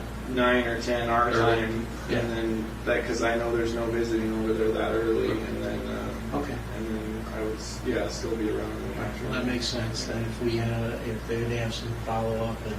Yeah, if they have stuff they need to get out of the way, that's fine. I mean, Do you have a preference, Thursday or Friday? no, it doesn't. I don't think it matters. I have to check my day plan. So you don't get the normal exercise, so they let you have the tennis shoes to torture you that you can't run, or Yeah, no, I just started wearing. I don't get to run anymore, so my tennis shoes. I don't lace them up tight anymore. So I just wear. okay. They're slippers now. They're not tennis shoes anymore. So when you start lacing them up, we should pay attention. Yeah, they're too tight for me to slip them on or slip them off. Then I'm planning on doing the running. Okay, so I'll email that to your attorneys, and maybe we'll speak later this week. Yeah. And we'll try to hold off. If we do something, it'll be like Friday morning early. That way we won't interrupt your. Yeah, and that's fine. then I would think that would work. And then maybe by next week, say Tuesday or so, we could Yeah. talk again. Okay. Well, and I think if we're done, we can get him a cigar and let him, since we got you over here. Awesome.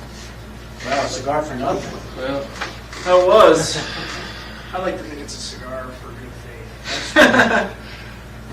But ultimately, For that's, good health. yeah.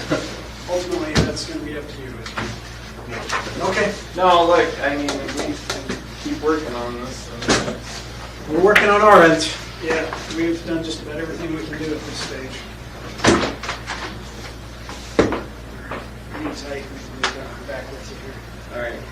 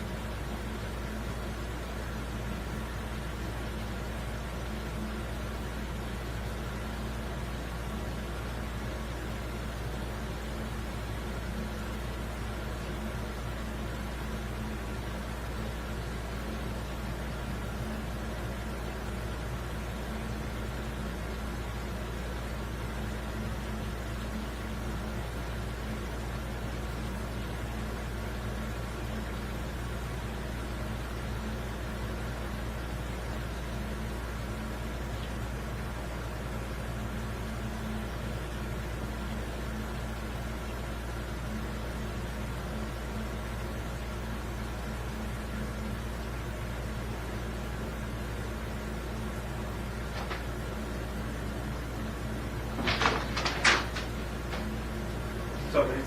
How's it going? What's that? Oh, yeah, you want to hit the head first or no? Yeah. Can you do it with those the way they are? Yeah.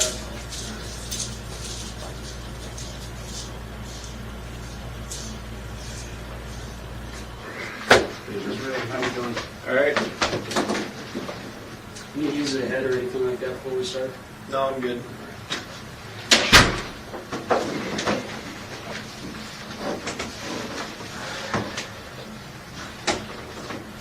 All right, we'll run through the same stuff that we do, I think, pretty much every time. On this, I know we covered some of this stuff at the jail, but we'll just run through it again. When we arrived this morning, did we interrupt a meeting with your attorney? No. And you're here voluntarily, is that correct? Yes. You understand we can't talk about anything to do with the Samantha Koenig investigation. If you do start down that path, we'll have to stop the interview and we'll take you back to jail. You Yes. understand? Okay. Run through your Miranda rights here. Before we ask any questions, you must understand your rights. You have the right to remain silent. Anything you say can be used against you in court. You have the right to talk to a lawyer for advice before we ask you any questions. You have the right to have a lawyer with you during questioning. If you cannot afford a lawyer, one will be appointed for you before any questioning if you wish. If you decide to answer questions now without a lawyer present, you have the right to stop answering at any time. Do you understand these rights as I've explained them to you? Yes. And with those rights in mind, are you willing to waive them and speak with us here today? Yes. As you know, you've got at least one standby attorney appointed in the discussion of other crimes, that type of thing. I believe it's Rich Kerner. It may also include Jacqueline Walsh. Do you have any desire to have either of those attorneys or any other attorney present today? No. Are you on any medications or any other substances? No. And are you having any difficulty understanding where you're at or what's going on? No. Okay. All right, good. Any questions before we get started?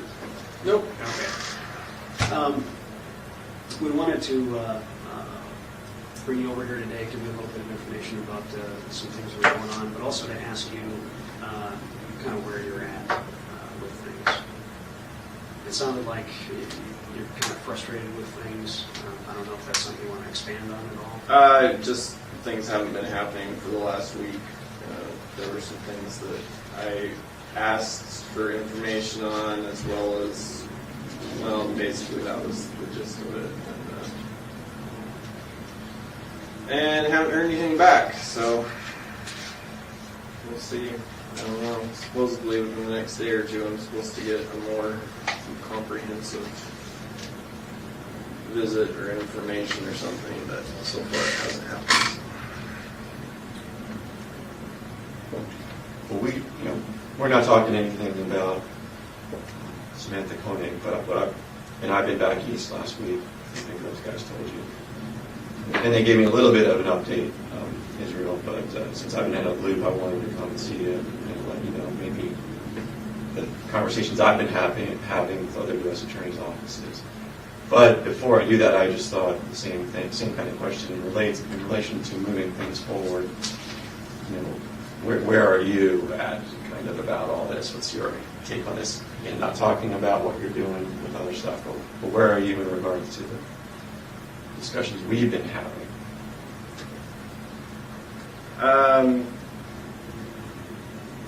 Well, I'm the same place I've always been.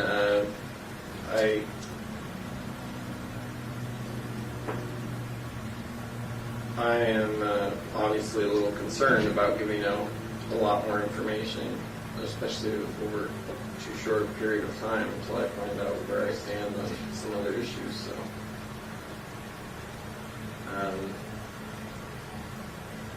it'd be nice if all these other issues would just work themselves out and resolve themselves the way I want them to without my coercion, but that's not going to happen, so I got to do what I got to do.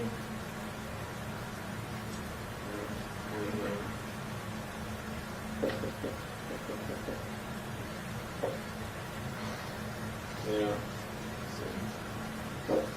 It'd be a lot simpler if I, would just take certain steps so that I could expound upon that a little bit more, but I'm not ready to do that yet, so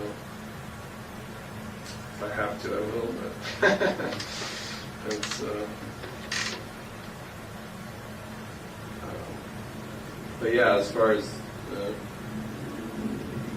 discussing things about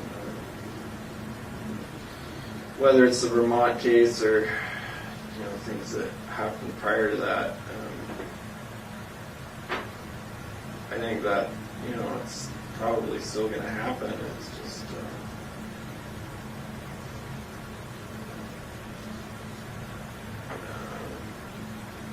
I guess the reality sets in for me as to how much more time there is to pass before I may find out things I need to find out.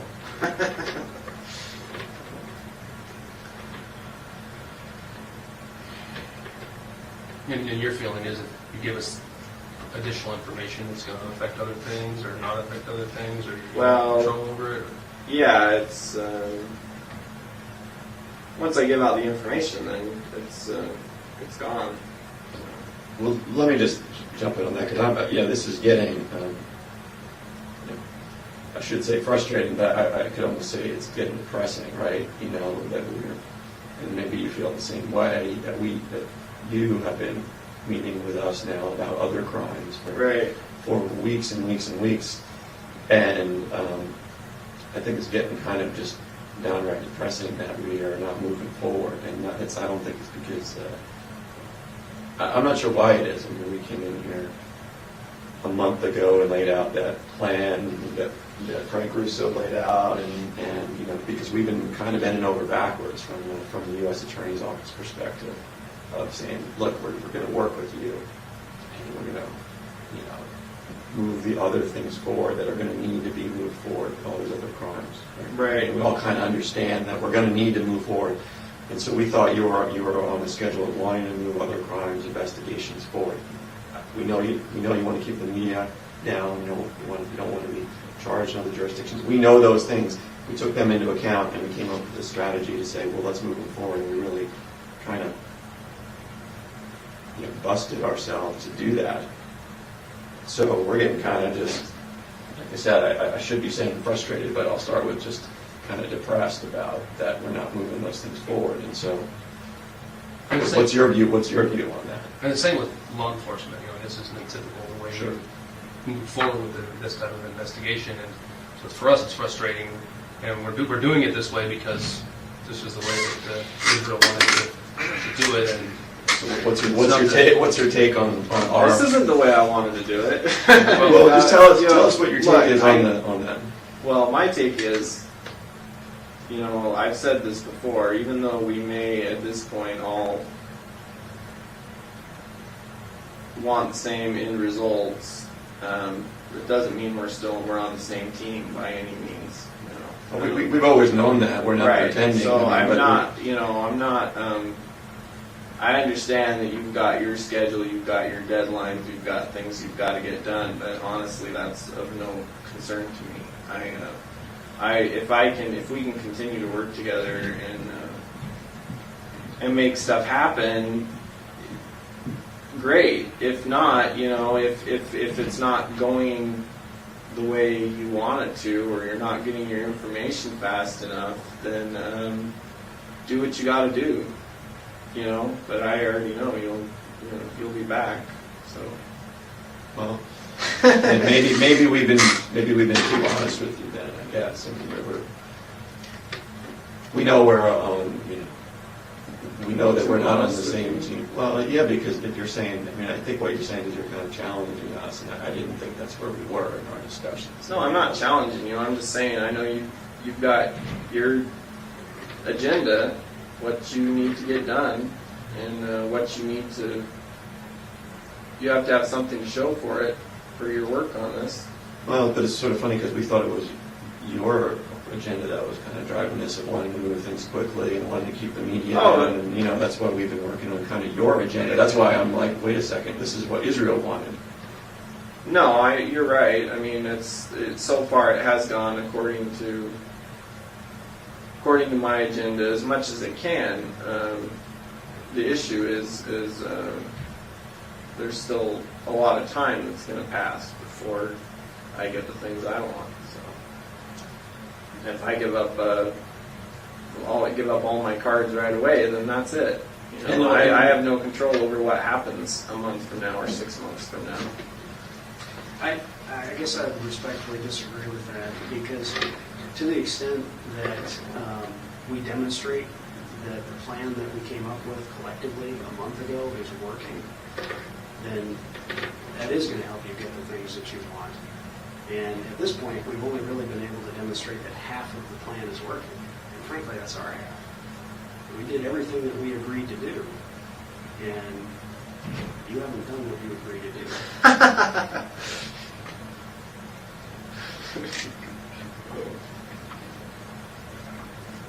First of all, I didn't agree to do anything today. I already told you that. So, you know, I told you I've got different agenda now than when we came up with that plan because of things that happened between then and now. So, fine, I changed the rules, shame on me, but that doesn't really change the bottom line. I'm gonna at least find out what my options are. And that hasn't happened yet. So, I understand it put a hitch in the schedule, but,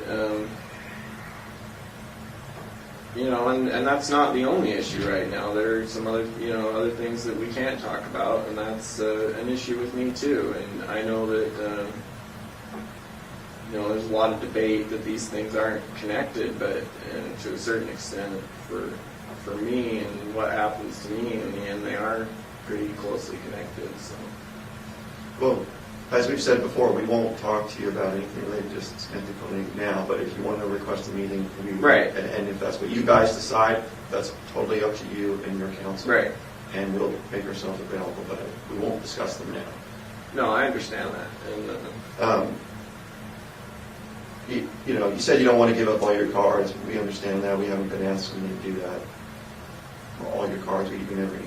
Sure, we'd love it if you just said, "Yeah, I'm just going to tell you everything." Then, frankly, I would say things would move much more quickly in the end because we'd be working on those and getting them all resolved and getting it all lined out the way we said, so that we can control it, and you would control it.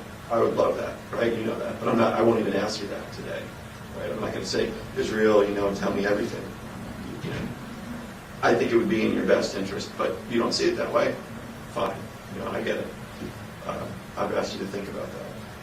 But we got to start. We got to start the process because that everything takes a little bit of time, and we can move it quickly. But if like I said before, we're going to be sitting here a year from now, we all agree no. But now a month has gone by, so now we only got 11 months down. And we're going to be. Am I going to be saying next month we got 10 months to go? Because we all agreed we weren't going to be sitting here in a year doing this. So. Oh, believe me, I'm very well aware of passage of time. So, I have my own definite agenda on that issue, but as I said, I don't have a lot of control over it. So, but I think you have more than you think. In other words, you discuss the other crimes with us. Then that moves things forward. That's under your control, right? You only decide whether you want to tell us. You, Israel Keys, sitting here today, control what you tell us. We then control what we do with it. And I think we've demonstrated to you, and it's in our best interest to control it. For now, yeah, I understand. I understand where we're at right now. In order for things to progress, I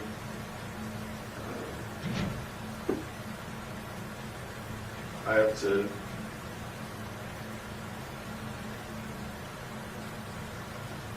take a guess as to what's going to happen next, I guess you could say.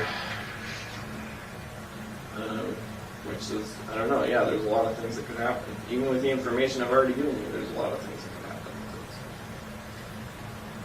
happen. Again, it's your schedule. I think you said it was our schedule. It's really your schedule that we've been trying to work on. So we can sit here and guess and wonder what's going to happen in the future, and none of us are going to predict, right? Whatever happens is going to happen. But the only thing we can control is what we're doing right now. And we have a definite, concrete, certain way that we can move forward now that will definitely expedite whatever happens down the line. Because, as you know, we've got all these other crimes to talk about. It will definitely expedite it, certain, if we start now. Everything else is just speculation, so we can wait and see, but time's going to move by. Yeah, no, I see what you're saying. It's like the ultimate goal. If that is the ultimate goal, that I put all this stuff out on the table, then yeah, then it's better to do it now. But I haven't decided yet that that's my ultimate goal. Certainly not on these terms. Like I say, there's certain information that I've already given you. So what happens with that? I've already given up control of that to a certain extent. But everything I still have, it's still within my power to decide how that information gets to you, from me to you, as a matter of speaking. Exactly, and what I'm suggesting to you is, you've got a lot of cards to play, and we respect that, but we're asking you to play one more card, and I think that's in your best interest.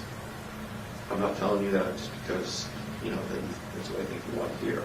I've been using your goals all along. Well, it's not in my best interest today because there's absolutely nothing I gain from it. Just more worries.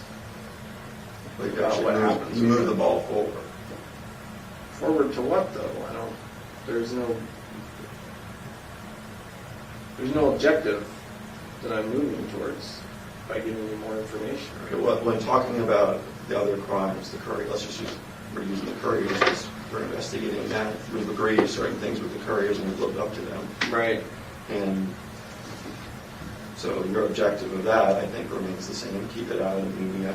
Right. Have them charge you. So we're trying to further those objectives. I mean, that's only one of the objectives. I think we're mutually trying. But that's an indefinite objective. The couriers, that's essentially a closed case. I've given you all the Right. information you need on it, and I'll continue to give you any information you need. And if it ever goes to me being indicted for it, then I'll probably, plead guilty to everything. And so that's, you achieved your objective in that. And I got some things out of it. So it's a closed issue. But anything else we discuss beyond that, then that's objectives. My objectives are hazy at best. I don't really have any objectives. It's like, I have concerns about it, but until I decide whether those concerns are legitimate or whether I have anything else I want to get out of that information, then there's no reason for me to talk about it. Especially not at this point, because really, in the scope of the situation that I'm in, not really that much time has gone by. I still don't even have answers on stuff that we were talking about months ago. That's me. I don't have those answers yet. I don't have them. Are you talking about discussions that we've been having about other crimes? That you don't have answers to something? Partially, yeah. But From us? that's not, like I say, there's some things that we can't talk about, but yeah, there's.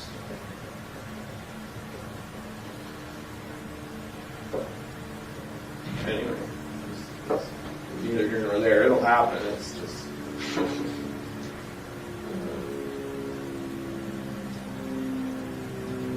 And you talked about you deciding how ultimately the information would get from you to us, and how. Well, that's besides you another- just telling us how. Right, that's you another propose. issue too.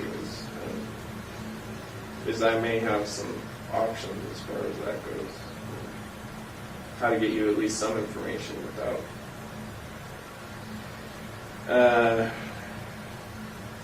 Well, and that's what we tried to give you. We tried to give you that ability. Yeah, that was to our control. idea. The plan was, you tell us,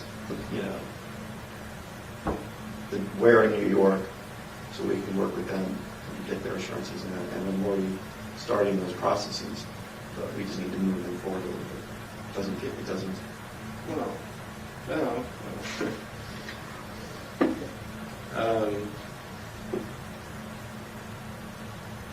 No, I'm not on New York's attorney's schedule or anybody else. This was Israel Key's schedule. That's what I thought it was your schedule. No, I don't have a schedule. Okay, well, that's different than what I understood, because you told us I want to quickly, I want to keep that. Yeah, if you're talking about my ultimate schedule, yeah, but that's Let's- kind of a ways off right now, so. I'm saying like week to week, month to month, I don't have a schedule right now. I don't have anything to gain from it. So. I thought you did have a schedule. When you say a ways off, now I don't know what you're talking about, because month to month is what's happening now, basically. We're moving at, we've gone from moving at a fairly, reasonable pace to being month to month, and 6 months is going to pass, and then a year is going to pass, and then a year and a half, and 2 years, And I'm offering you an opportunity now to move that more quickly, and I'd like to start with, not even start, I'd just like to move forward on New York, because it's going to move the pace of everything more quickly, which is what I thought you wanted. If you tell me differently, you say, I don't care how long anything takes anymore, then I understand that's different. No, I do care about how long things take. I just, first of all, I don't know what time has to do with any of the crimes any information that I give you, because if you think I want to be indicted or charged with any of the other crimes, then you're wrong. You told us that. We're trying to avoid that, right? We're trying to avoid that by controlling it. So I don't understand how giving information is going to... Well, let's just say, what happens if Vermont says, we thought this guy was cooperating. What if they were to say, we're going to charge him? So then you get charged in Vermont. Well, they're going to have to wait their turn, aren't they? Well, what happened? But how long is that going to take, right? That's what I'm trying to say. That's what my concern is. Yes. So right now, they're not charging, but what do you think? Explain to me, what do you think would happen if they do charge? If we say Israel just says, you guys do whatever you got to do, and then they were to go forward and they lose control, what do you think would happen with that? Well, I assume, I don't know for sure. I assume there's a few different things that could happen, none of which are good for me, from my perspective. So that's what I'm trying to tell you. Is working with your goals. It seems to be in your best interest to move forward with New York so that Vermont doesn't charge, because if Vermont charges, then Well, statistically, that makes things less likely to go my way, because the more attorneys, the more crimes are involved in this, the more likely it is that one of the states is going to get fed up and say, we're charging them. We've already demonstrated to you what we can do and explained how it works from our end. Because I don't think Vermont could take as long as they want to take if they charge. They can take their case as long as they want to take it. And, what happens then? To your goals. To your goals. What happens to your goals if Vermont... I assume that puts me in limbo until they get their crack at me. At least I've heard of that happening before. I don't know. So, do you want that? Of course I don't want that. You already know what I want. Well, that's why I guess we're just miscommunicating then, because I thought that's what I understood it, and that's why we offered you this plan to control how things progress with Vermont, and just using New York as the neighboring state, right? So we got a way to control things. Now, if we all say that's not going to work, do what you want Vermont, then we don't control. They're going to take as long as they take in Vermont, And I'm sure they'll be talking to New York then. And what's that? Then we don't control it, right? Right. No, I accepted the fact that we don't control. Well, None of us control what happens in Vermont. So. Well, I think I thought that, Or you do. I thought this letter that they sent was a pretty amazing. No, it thing. was good. It was Pretty good. amazing thing, and we really worked at this, and they're with us. But if they go away, then they do whatever they got to do, as long as that takes. They don't really care what Israel's opinion is. And then New York comes to them, their neighbors, and said, neighbor, we got a problem in New York. We're Vermont. Vermont says, well, your problem is our problem. We're simpatico together. We all got problems, and this is now Israel has no control.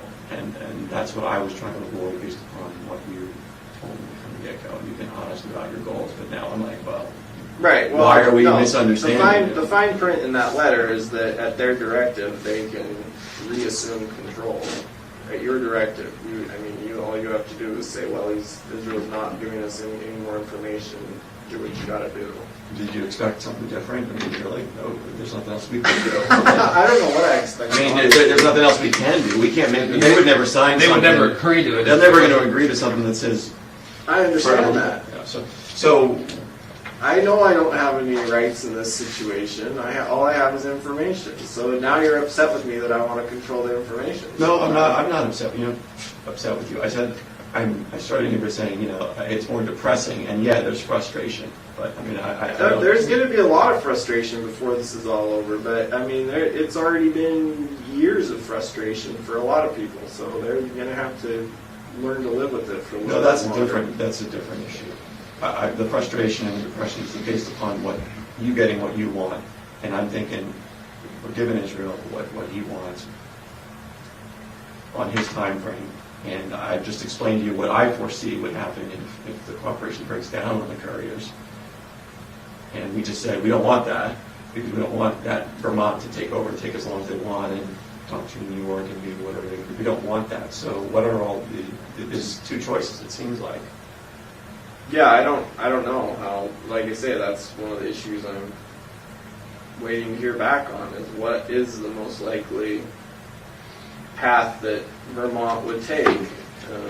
Because obviously I've got other problems right now. So I don't know what their hypothetical timeline could be if they get fed up and decide to go their own way on that. I don't know that. I'm not a lawyer, so. Yeah, like I say, I'm sure there could be a whole range of things that could happen with that, the information that I've already given. Well, normally, state prosecutions or other federal prosecutions don't move that quickly. So Right. we know that if Vermont charges, it's going to be a lengthy process, and they're going to get in touch with New York, and New York's going to, have their input about what Vermont does as well, and their neighboring states, and they work together, and they're going to say, hey, Israel had its chance, Alaska had its chance. They said that they were moving forward. I'm just trying to lay out to you what I foresee related to the couriers, etc. That's alternative B as far as I'm concerned. Alternative A was following along the path we've been following.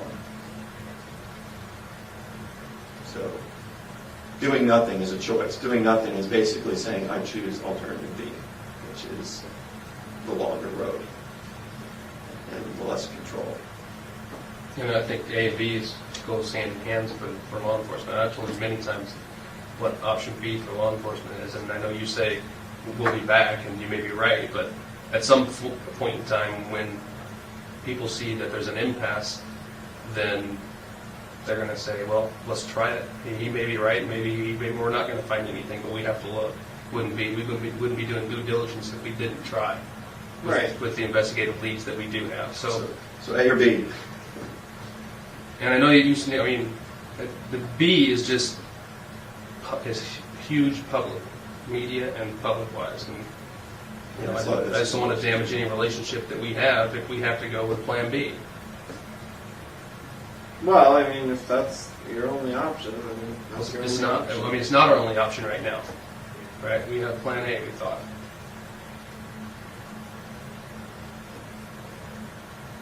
Yeah.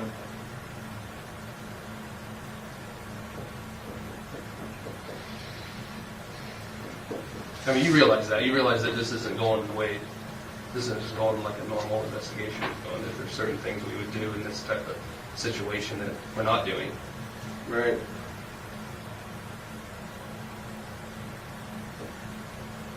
You know, and all those are very public and very unpleasant, and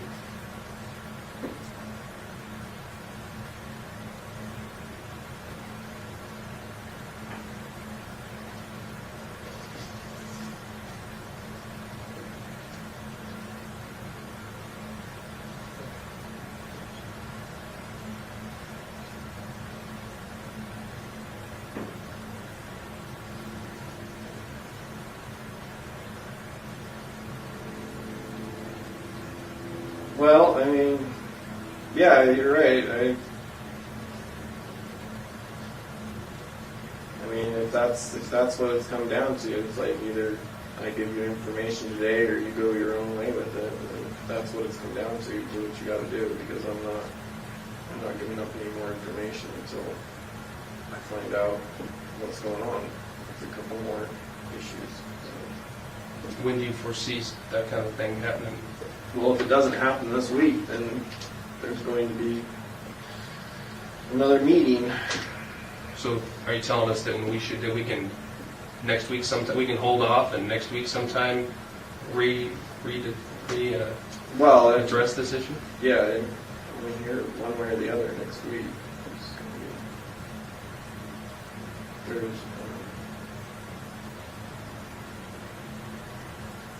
yeah.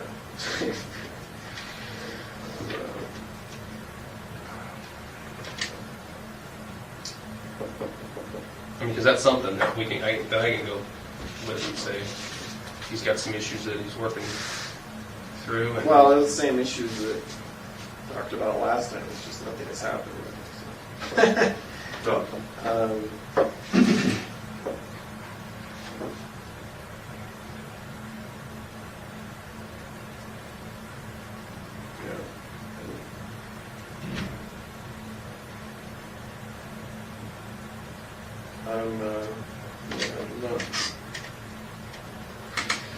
I'm hesitant to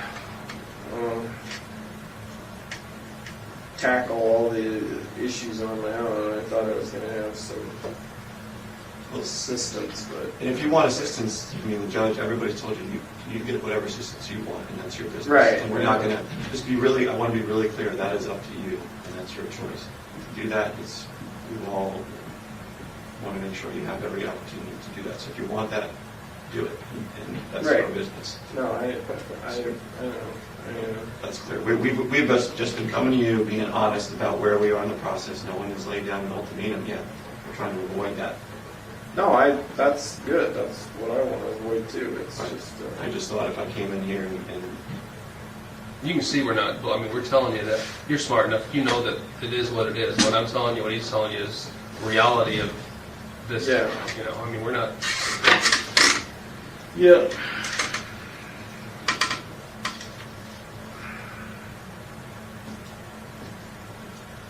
You're familiar with Oh, I was. well, what do you want to talk about today?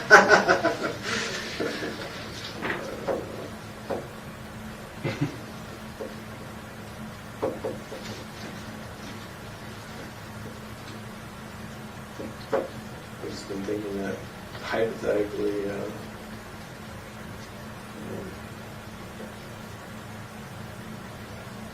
dust drought for me to give you all the information you need might be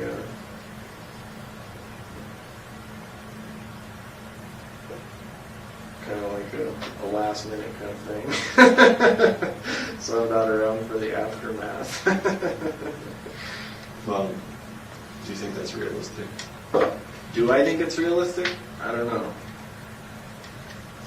It seems to me like that would kind of be my call, whether or not it's realistic. Well, but okay. I mean, like I said, if Vermont goes forward, it's not going to be your call or our call. If Vermont does, and they don't have any reason to move at your pace.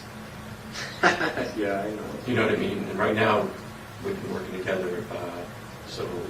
Well, I know. I kind of doubt Vermont is going to Well, and play the that other, game. I doubt they're going to, I mean, I'm telling you from even the U.S. Attorney's perspective down there, I doubt they're going to play that game that says, we're going to move forward in Vermont really quickly on the couriers, make sure that gets all wrapped up, and, we're going to give him what he wants, and then, but because we think at the last minute he's going to tell us everything.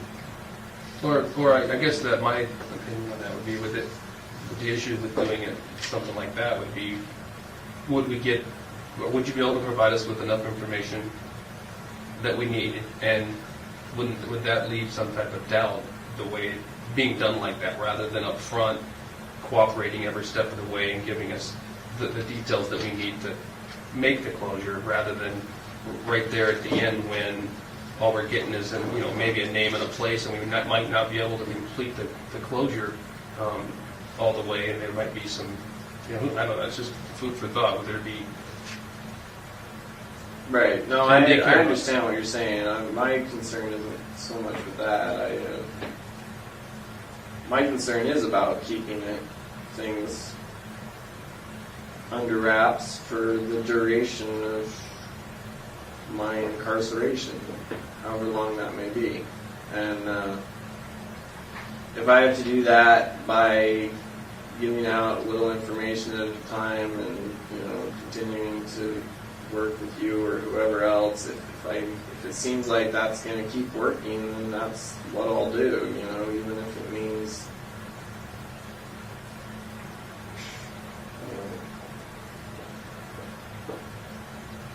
more drama that way, I guess. But yeah, it's still better than the alternative.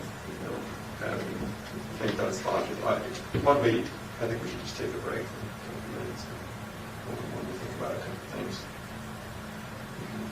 Have a coffee. Do you need the bathroom? Yeah, if I could.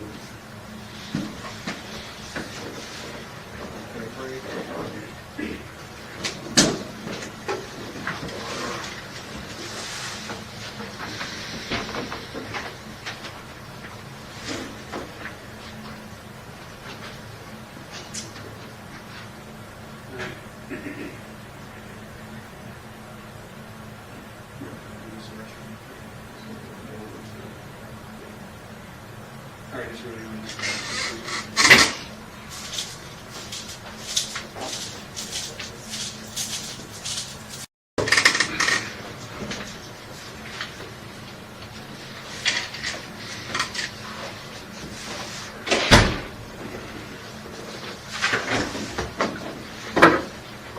All right, Israel, we're just picking up where we left off, because you said something that I want to respond to. I think the last thing you said, and then I also want to respond to something you said earlier about, hey, at the last minute, this idea that seems that you're interested in, that at the last minute you could just tell us everything, right? At the end of all of this with the couriers, you could just tell us everything. So let's use the courier case in Vermont. As we just explained, we have option A and B. We're looking at it that way. A is we get information.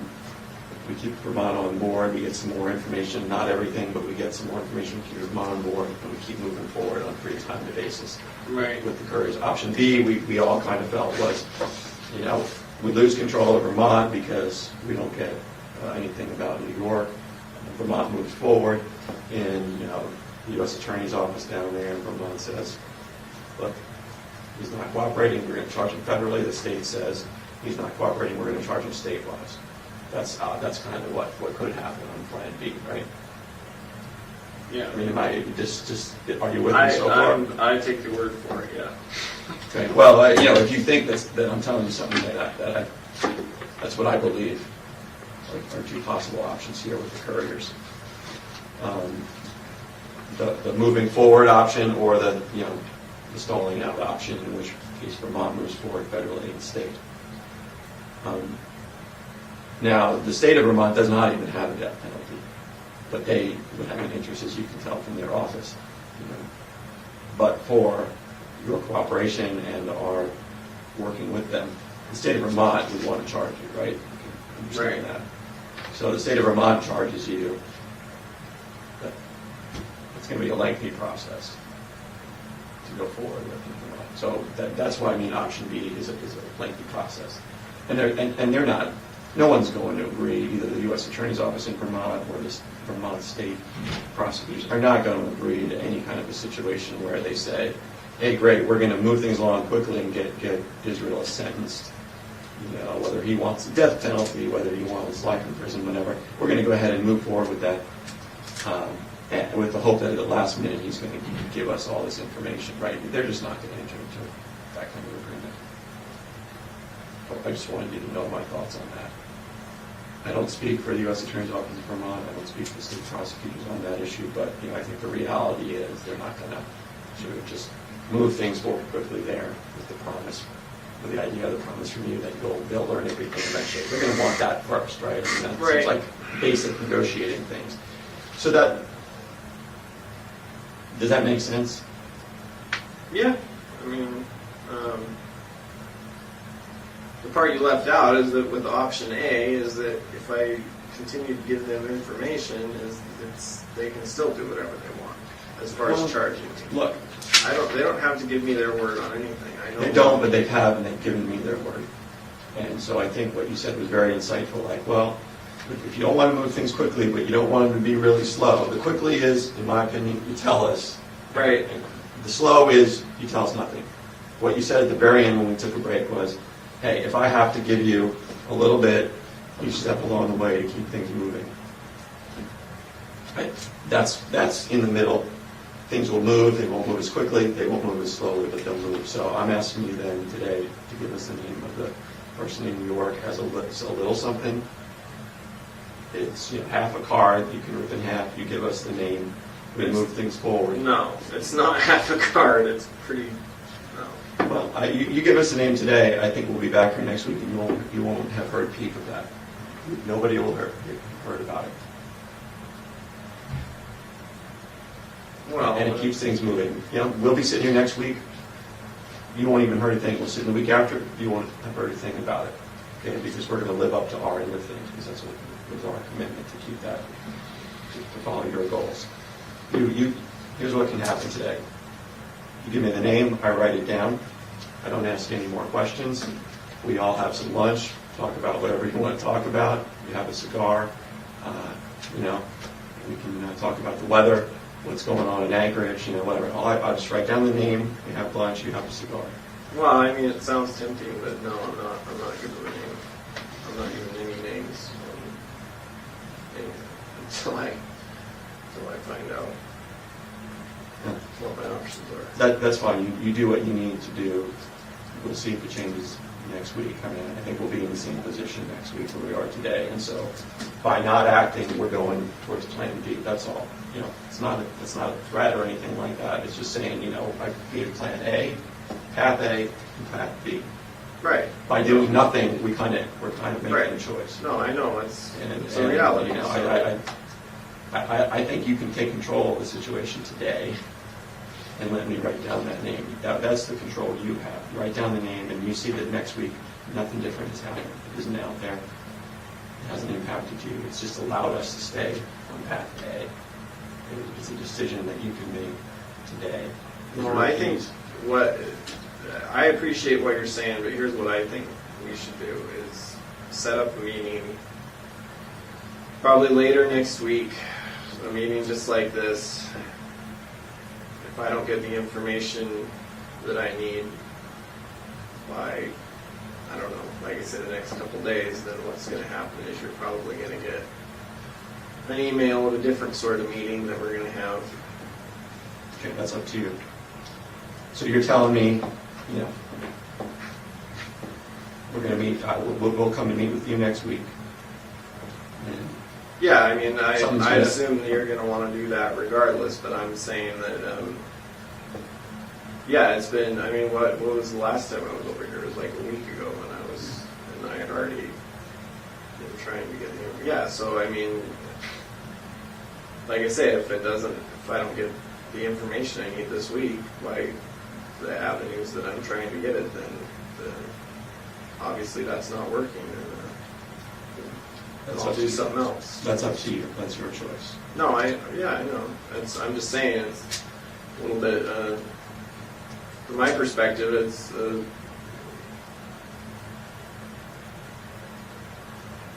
there's several different things going on, and trying to keep them all related in my head, and then trying to keep everything moving on all of them separate from each other, but still in the same direction is not an easy task, apparently. So,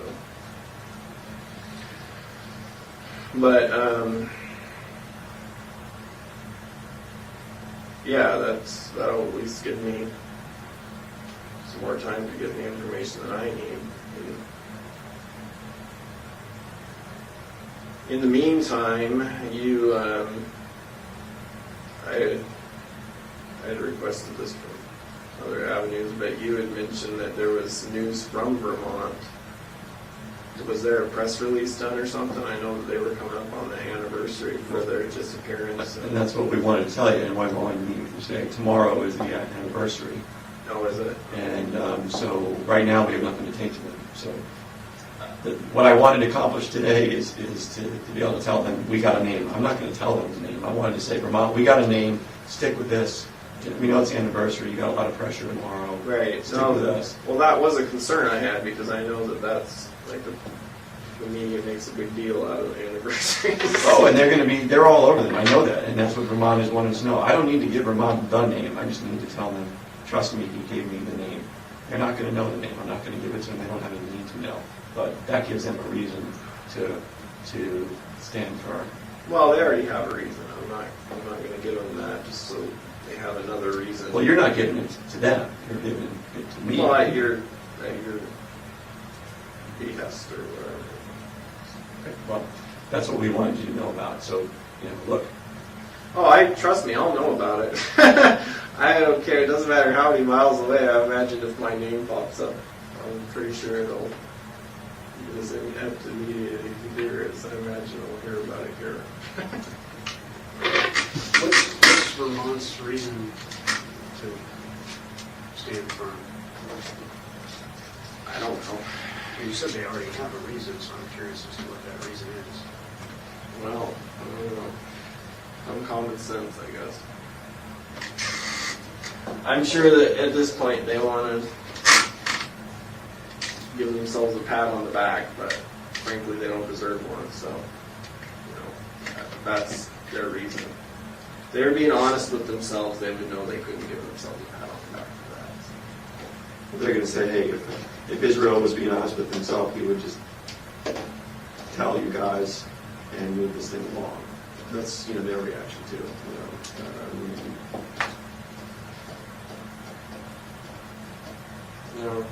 I'm probably more honest with myself than anybody else. Are you? You're just looking to hide. I mean, are you looking to hide the information? Is that what I'm getting at? Yeah. You're looking just to hide it. Well, I Because mean, I'll get it to you, especially if there's something in it for me, but it'd be better if my name wasn't attached to it from here till eternity or whatever. Well, we've told you before, we don't have a problem with that. We've demonstrated repeatedly that we have the ability to greatly influence that. Right. No, I for now, yeah, I agree with you. I mean, yeah, I think we can keep. I think I could probably tell you everything today, and some being the case that it is, I'm sure we could probably keep stuff under wraps for a year, 2 years, whatever. I'm not worried about that. So then what's Ready to go. What's the deal? I'm worried about after that. Eventually, my name is going to be attached to it. So, if there's a way that I can protect myself from that and still get you guys what you need, then I'm going to do it.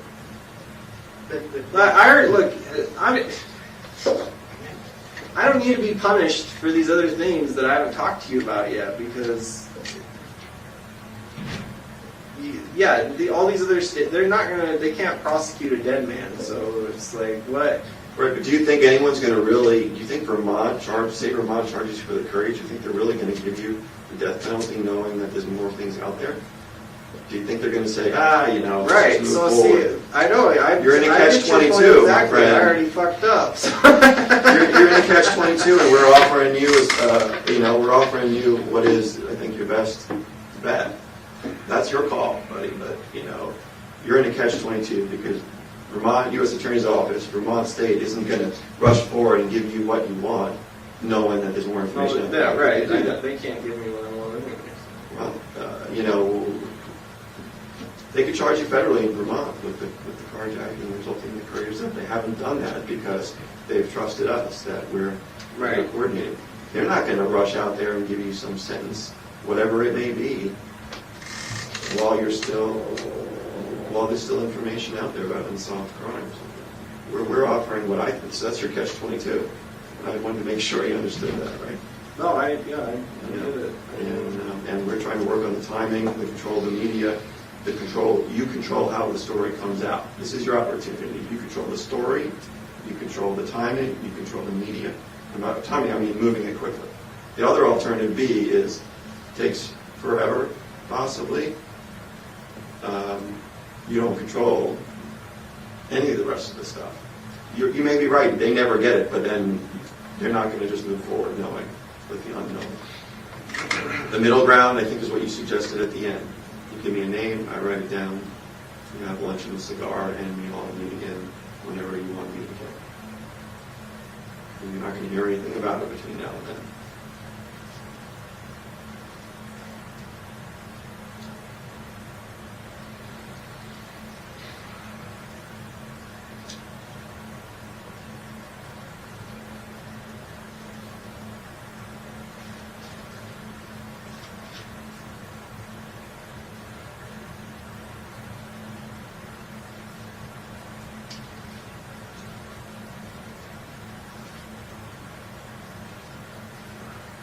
No, I'm not. I'm not doing anything.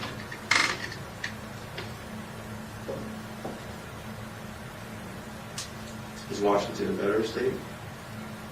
No.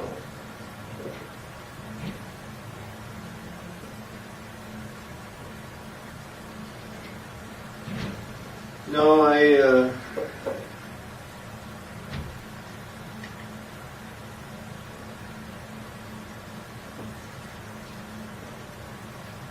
whatever, we tackle one thing at a time, but I don't want to go into that New York trip anymore until I find out what's going on with this other stuff.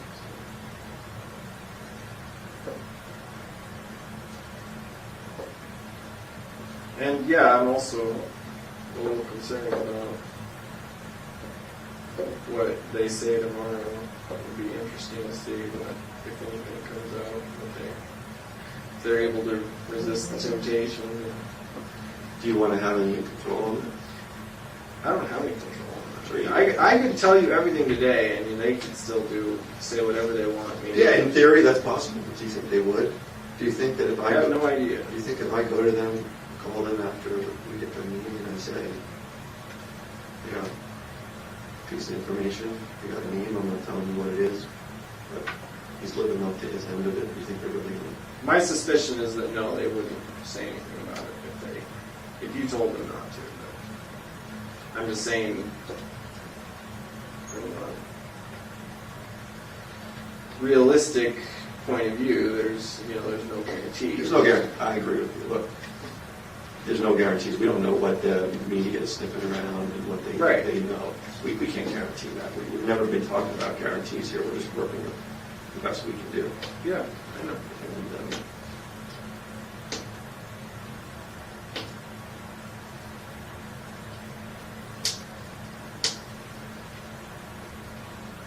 And once we go creep towards Plan B, Plan A will be more difficult to get back on.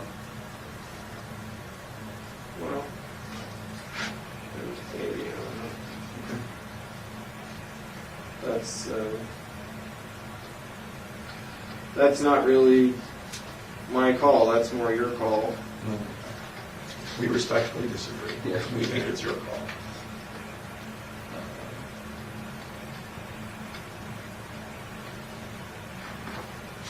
I can't do anything with the name. doesn't, and other than by the goodwill of the other people who can say, it's continuing to cooperate, we're getting a little bit, we're moving in the right direction, we're going to stay on Plan A. Other than that, can't do anything with it. They're not going to find the body from what you told us.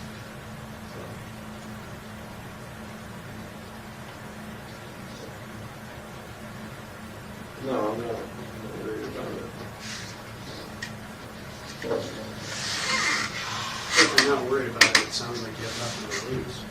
Well, by giving, I was talking about, it's true, the body, the name doesn't give you the body, but Yeah, it does a lot of other things. I'm asking you for the most minimal thing that I think keeps us going in the right direction. We can meet again next week.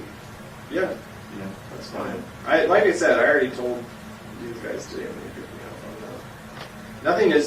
Nothing has changed since last meeting on my end.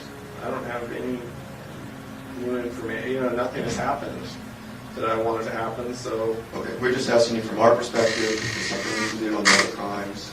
We've done it, and from our perspective, I'm talking to you about other crimes, we're standing still and sliding backwards, and it's kind of, as I said, let's just call it depressing and frustrating. But that's what about other crimes. You make your decisions. We told you what we thought could help today. I told you that. Yeah, well, sure, help somebody. I think it would help you. No, it won't. Stand with him. It's the catch. Not in the long run. You're in a catch-22 about that. Yeah, I know. But that doesn't mean I'm not going to try and manage it. And we're giving you the managed approach right now.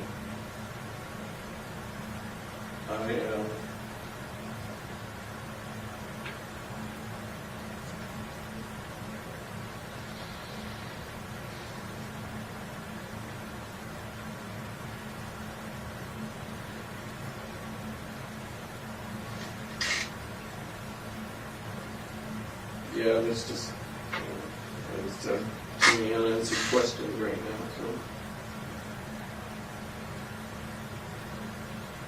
Sorry.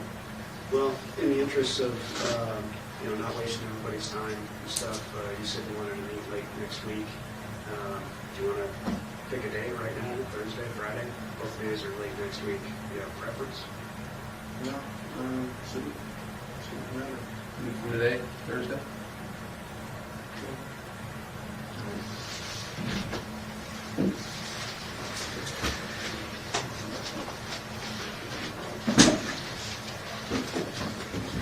All right, hang tight, Israel. I'll be back.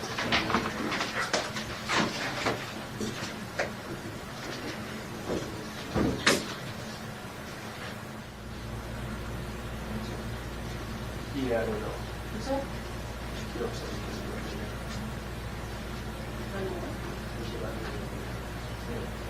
Yeah, it's on, it's on. Morning, Israel. Morning. How you doing? See All better right. days, all right? Sit around. We're going to do our normal advisement.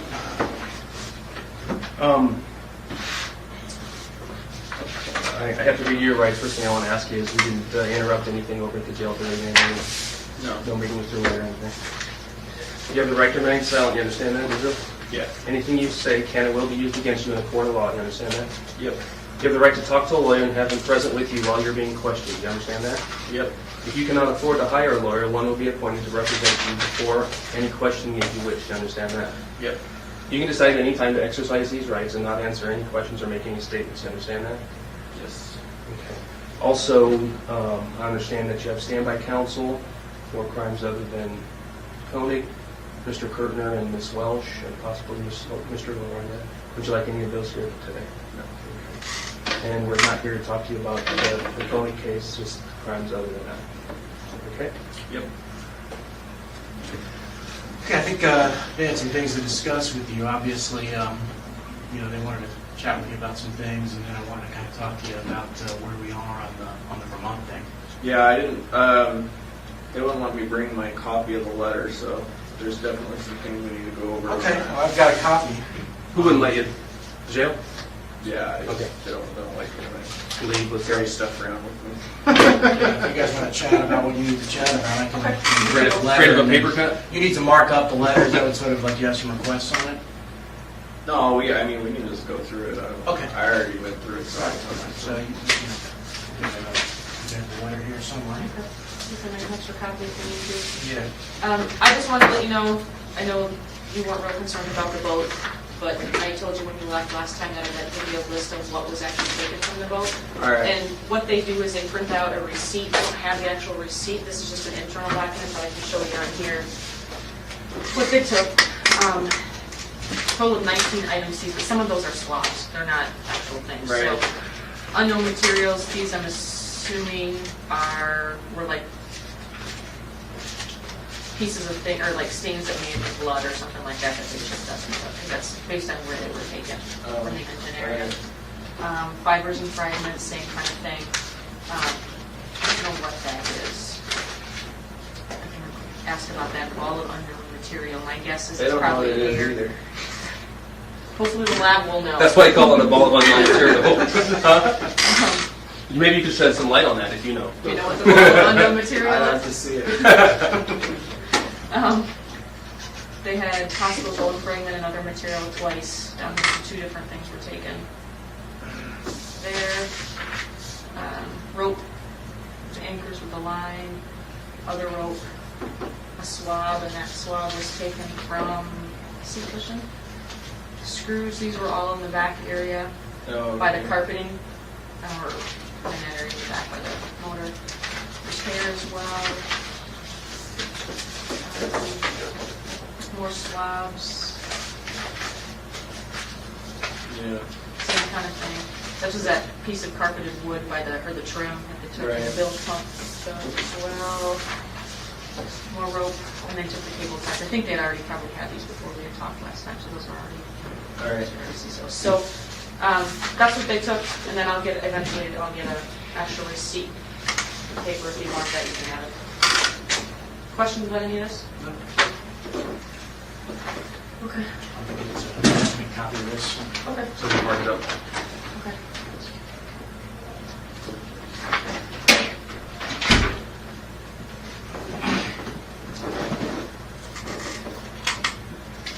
So while she's making a copy, anything you want to discuss generally? Any what? Anything you want to discuss generally about the letter, about any concerns you have? Well, one of my main concerns right now is trying to get a handle on what the process is going to be. If this goes to CCU, they approve one or all my cases for the death penalty. It comes back, and then my understanding at this point is it goes to a judge, and they decide, make a decision as to whether or not to pursue it from there. Again, like I said, I can't give you legal advice, but here's my understanding of the process. In terms of the notice itself, it gets filed, all right, with the court. Right. After it gets filed with the court, then, obviously you're free to plead guilty in your main case or go to trial, or the courier case, whatever you want. Right. And then, let's assume we're talking about the courier case, there would be a sentencing set. And at the sentencing, I think there would be, either, like I said, there's an option to both sides agree to do a judge sentencing or a jury sentencing. And then that would go to that, and then ultimately the jury or the judge is the one who would have to impose the death penalty Right. or life in prison. Okay, so it goes to the judge or the jury sentencing, either one. At the sentencing, it's a public hearing. Yes. Either way, it has to be a public hearing. I think, most of it, now there's exceptions for public hearings where we conceal parts of them. And part of the, the methods we've used to kind of close portions of sentencings in the past is to apprise the court of cooperation efforts on behalf of the defendant. If we've got a legitimate law enforcement basis to close the public out, we can do that. Now, in order to do that, we have to, get approval from main justice. But, it's happened in the past. It's happened virtually in every case that I've had cooperators, and usually they don't want their cooperation known because it could endanger them, or Right. they certainly don't want. Okay. Yeah. Well, my concern is, like I said from the beginning, there's certain aspects of the things that I've done that I would prefer never became public. And from what I've been hearing lately, at something as serious as a death penalty hearing, they want to review all of the evidence before they make a decision, whether it's You a say jury they, or you a mean judge. jury. Jury or a judge. And obviously, in everything we've discussed, there's a lot of that. I mean, if they're going to review all the evidence, then that's primarily going to be interviews that we've done, in which that information is going to be in that evidence. And so if it's a public hearing, it's going to be, all that's going to become public, and that's exactly what I didn't want from the beginning.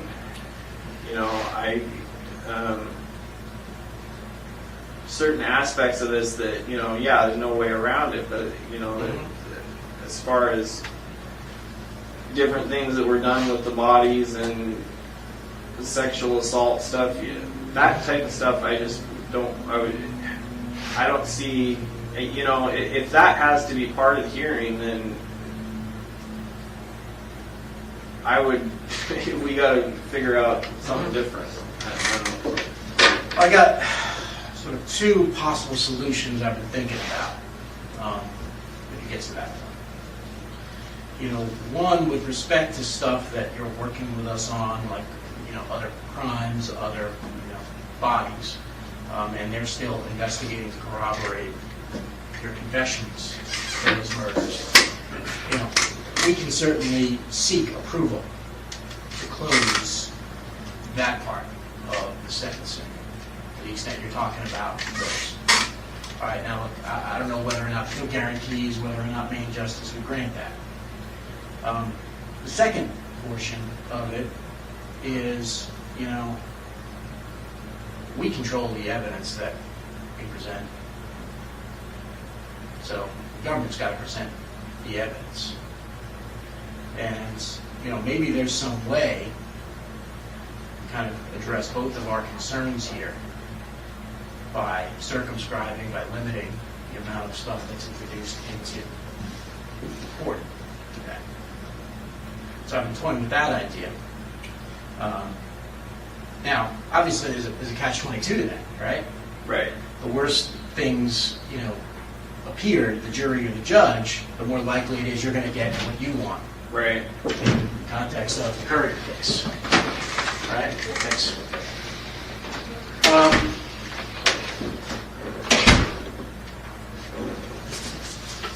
But I think that there is maybe a way around that.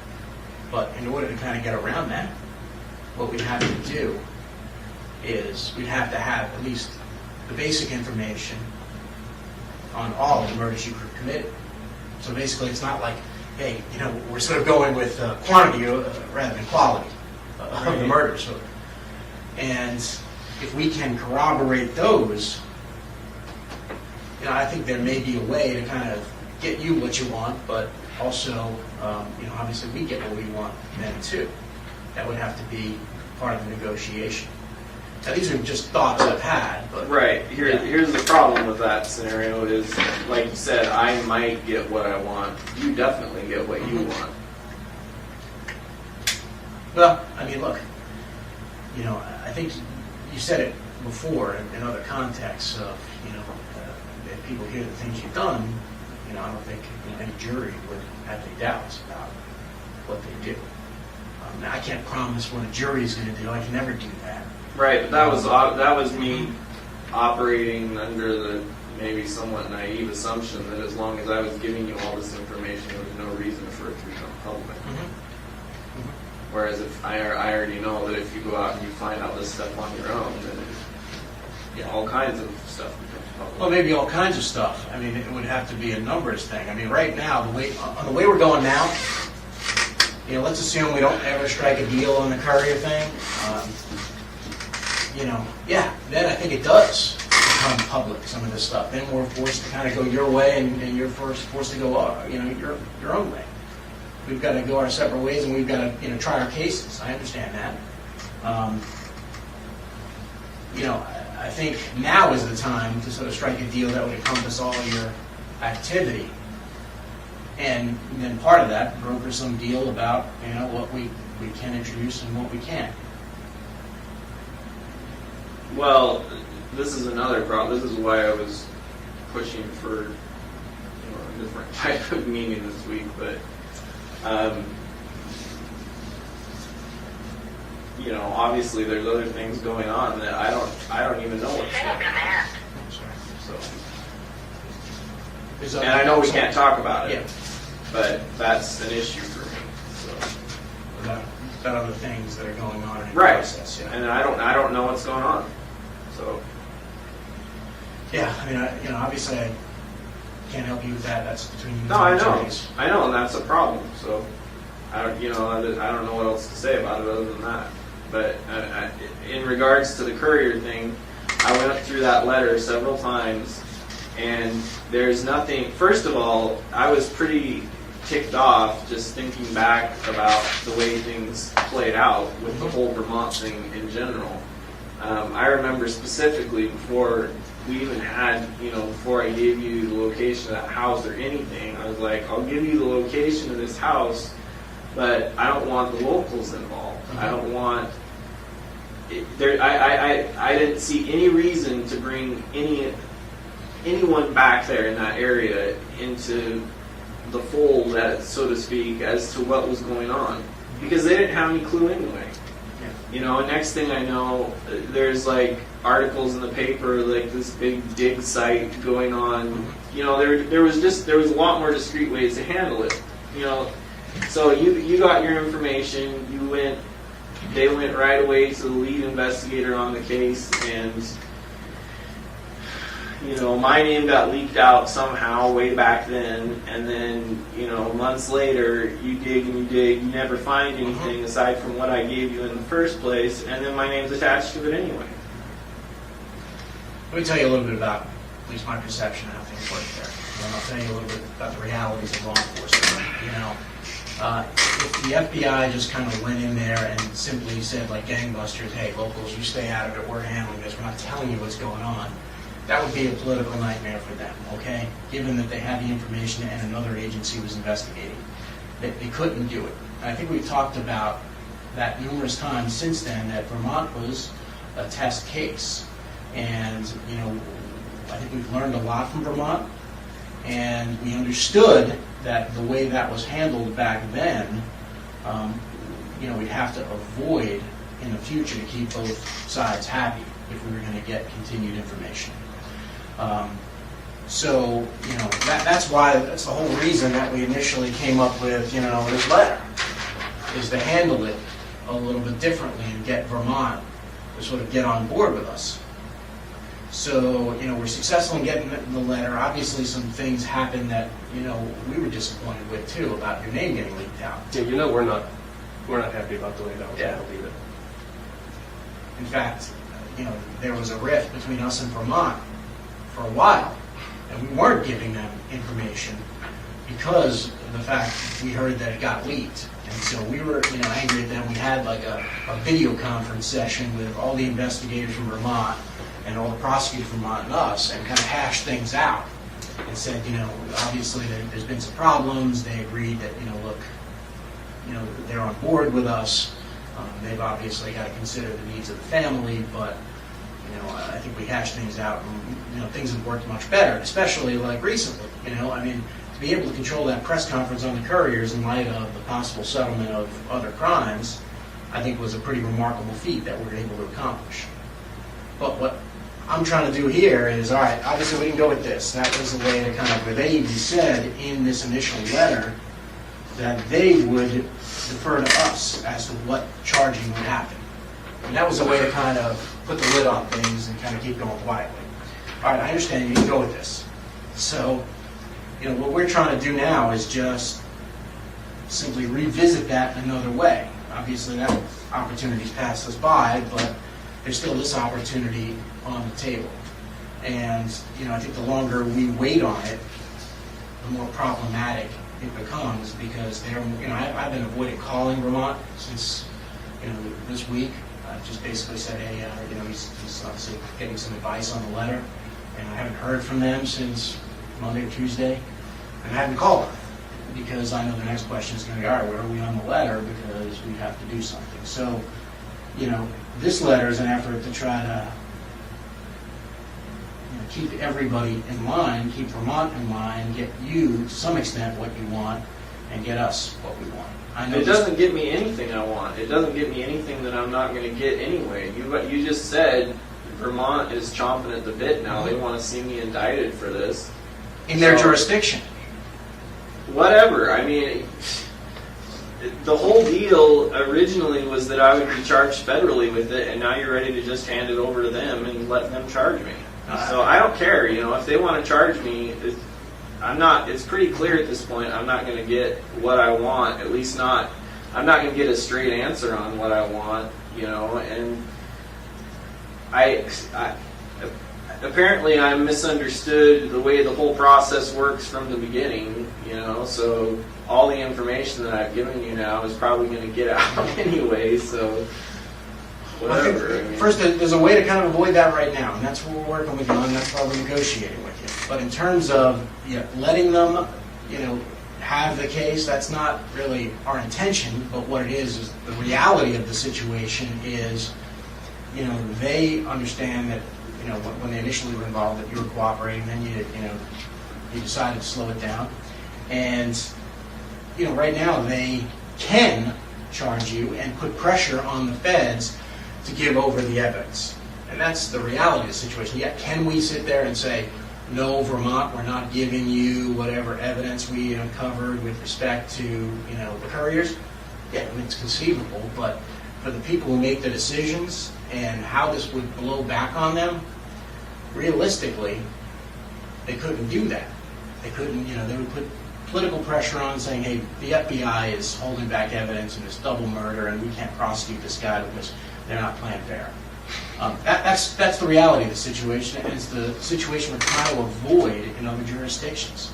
I mean, we're trying to do that, but we're it's like herding cats at this point. And I think if we go in there with an agreement to other jurisdictions and simply say, all right, look, he's cooperating, but he needs your assurances that you're not going to do these things that if Vermont still has the option of doing, I think we're a lot better off. And your desire for discretion on some of these things about what comes out in court, we can negotiate with those things, and we can try to figure out, strike a balance where you would get what you want, but we get what we want.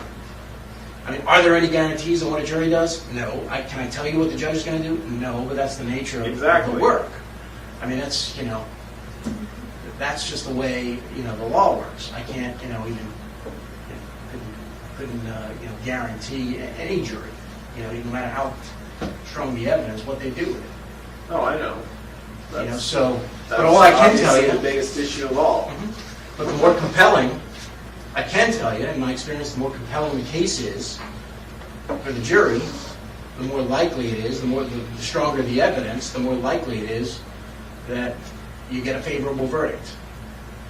So, you can go, before the jury in the Courier's case and say, yeah, you killed these two people, and that would be the evidence. But at sentencing, you make a much more compelling case if you say, all right, there's also 8 other people that you killed, and you provided evidence on those, and by virtue of the agreement, we would be circumscribed from telling the jury about that. I mean, that's one way to handle it. I think the problem is you're sort of between a rock and a hard place. You don't want to give the jury all the information because, you know. I don't care if the details jury has the information, I just didn't want it all over the media. all over the public. Right. Well, I mean, goes back to sort of the But first. apparently that's not possible. So can I see that letter? Yeah. There's something else in there I want to go over. I think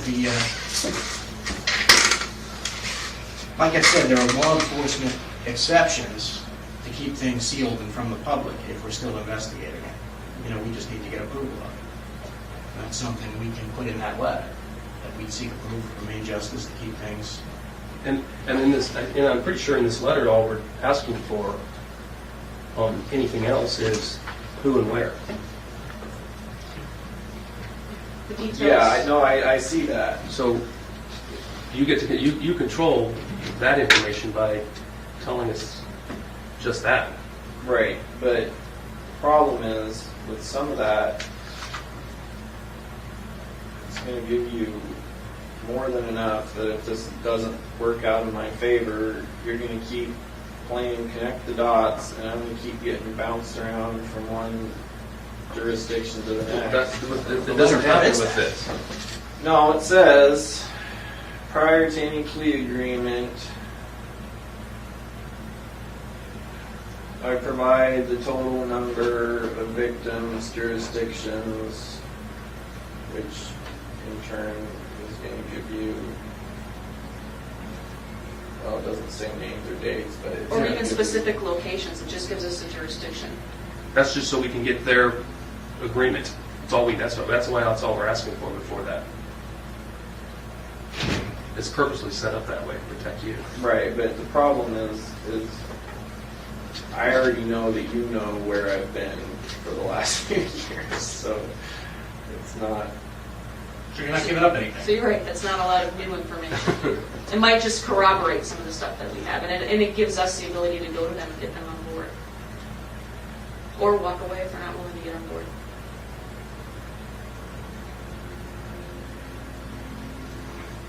What I see happening with this is that you're wanting more information up front.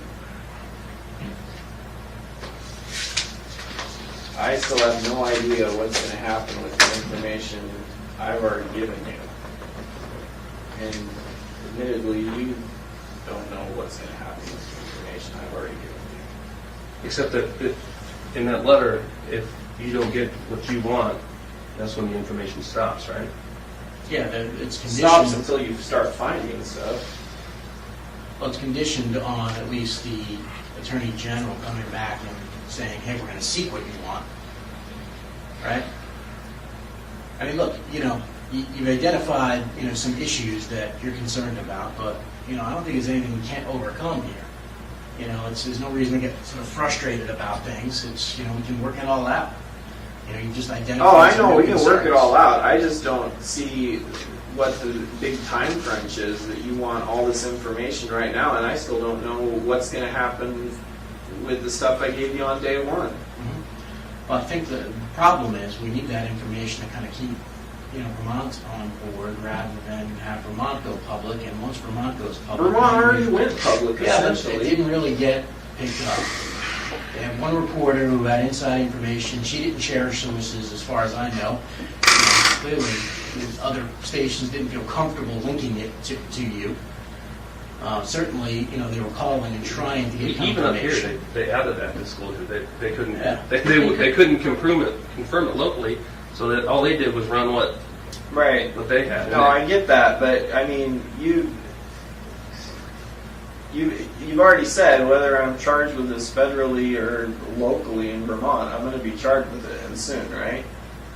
That's their plan. That's what they want. That's what they want, and that's what we're trying to kind of avoid, at least, because you said you didn't want to get dragged back to Vermont. So I don't see how they can do that anyway when I'm still facing charges here. They'll drag you back eventually. I mean, what they do is, and what's happened in other cases, is they lodge the detainer, you finish up here, then you go to Vermont, maybe then they lend you out to the state court there, and that goes through the process, which is what you said you didn't want. And that's where we're headed.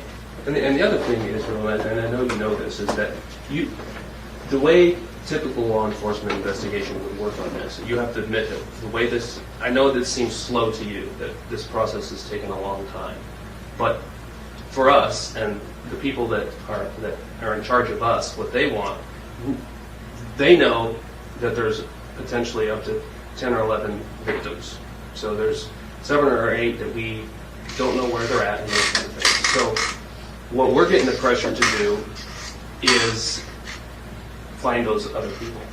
And so what you don't want us to do is to use conventional police methods to do it. And that You're already using conventional. we're not. We haven't gone to Media? we haven't gone to local media places and said Israel Keys was here on April 10th of 2009. He committed this Tupper Lake bank robbery. He killed somebody in this area, and they're buried here, and we need the public's help in finding out if they saw him or his vehicle, and this was the vehicle, and this is the license plate number. That's what a typical police investigation would do. We know you don't want that, because the first one of those that we put out gets on You don't the want that Today Show. either. You're right. You're right, we don't, because we want this cooperation that we have, and that's why we've been delaying this, but the pressure is getting increasingly with Vermont. We're getting calls from Vermont also, since they ran their story. The colonel of the state police there is getting calls from other families in that area who now think Israel Keys could have killed their family members because he killed somebody else there. And so that's what that's what's going to happen in every state if we use conventional police methods. And we want to keep it as quiet as you do, because we want the information from you, because we know it would be the most accurate.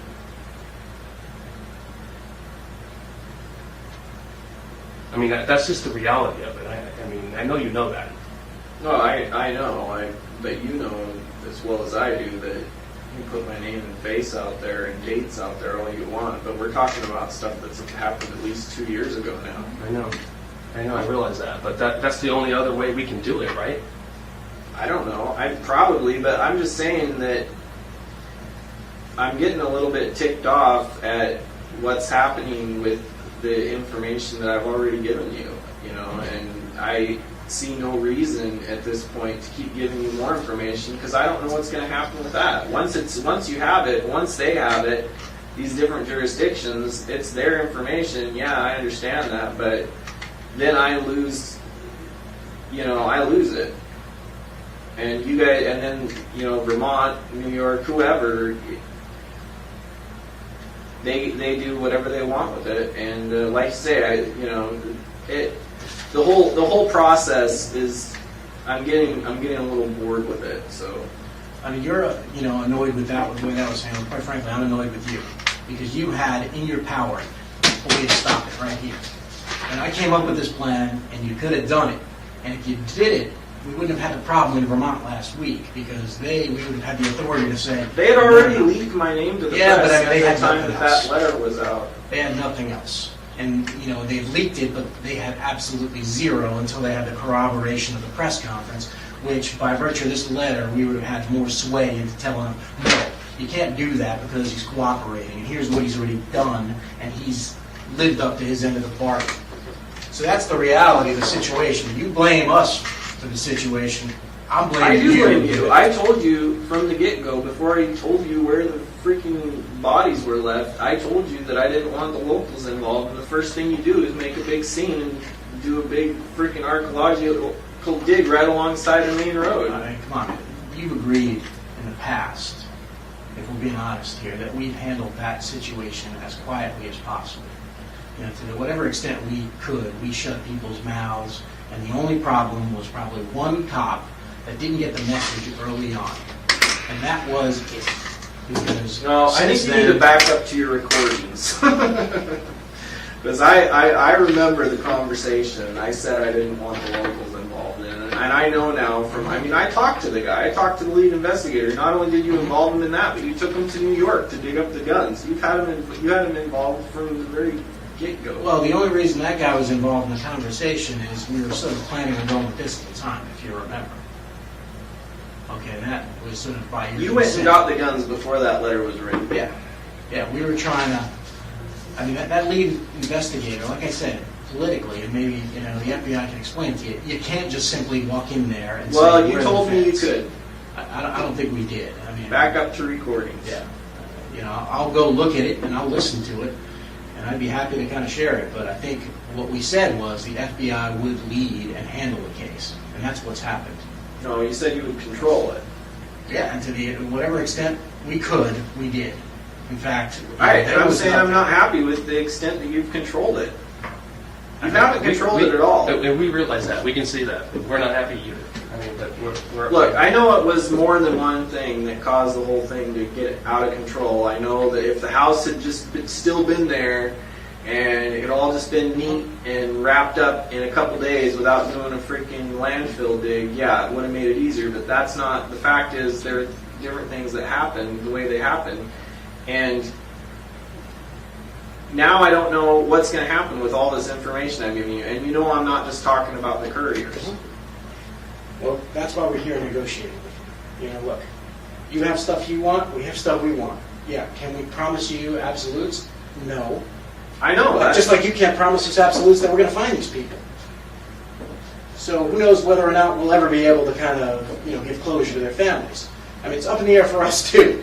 We're just both doing our best to try to come to some sort of resolution. Yeah, it's not ideal. We have different interests, but I think there's a way to meet those in the middle that will avoid a lot of the things that you don't want, and at least try to get us started on the things that we want. No guarantees from our end either. We have the ability to control it better now. I told you the other day, back in April when you told us about the couriers, we had no idea what we were dealing with. We didn't know there were 7 or 8 more bodies. We didn't know a lot. And we have the ability now to control it better. Had we known that back then and were able to communicate that to the people in Vermont, I don't think the leak would have happened, because I think that person would have realized the gravity of the situation. I don't think that they did. I think they thought the end of it was their case. That was the only one that mattered to them. And clearly it wasn't, and I'm sure that person... Well, that's fine. What's done is done. I'm just saying, from right now, from my perspective, this letter doesn't offer me anything. I know that you have pressure on you to find these other people, but frankly, they'll keep. And I still don't know, like I say, what's going to happen with this information I gave you on day one. Well, let's talk about it. I would love to, but unfortunately, other parties chose not to be here. So, I mean, look,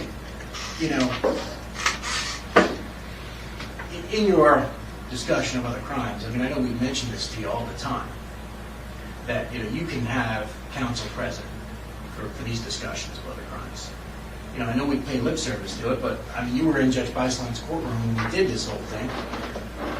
I don't have any basically problem. said, if you want to stop talking and you want to kind of invite counsel here, then you can invite them and they have to come.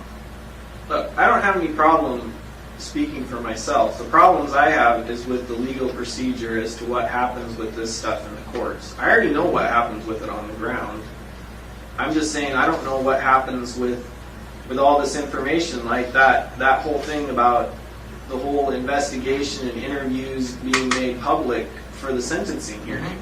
I did not know that. I was led to believe that if I gave you information, then we controlled all that information.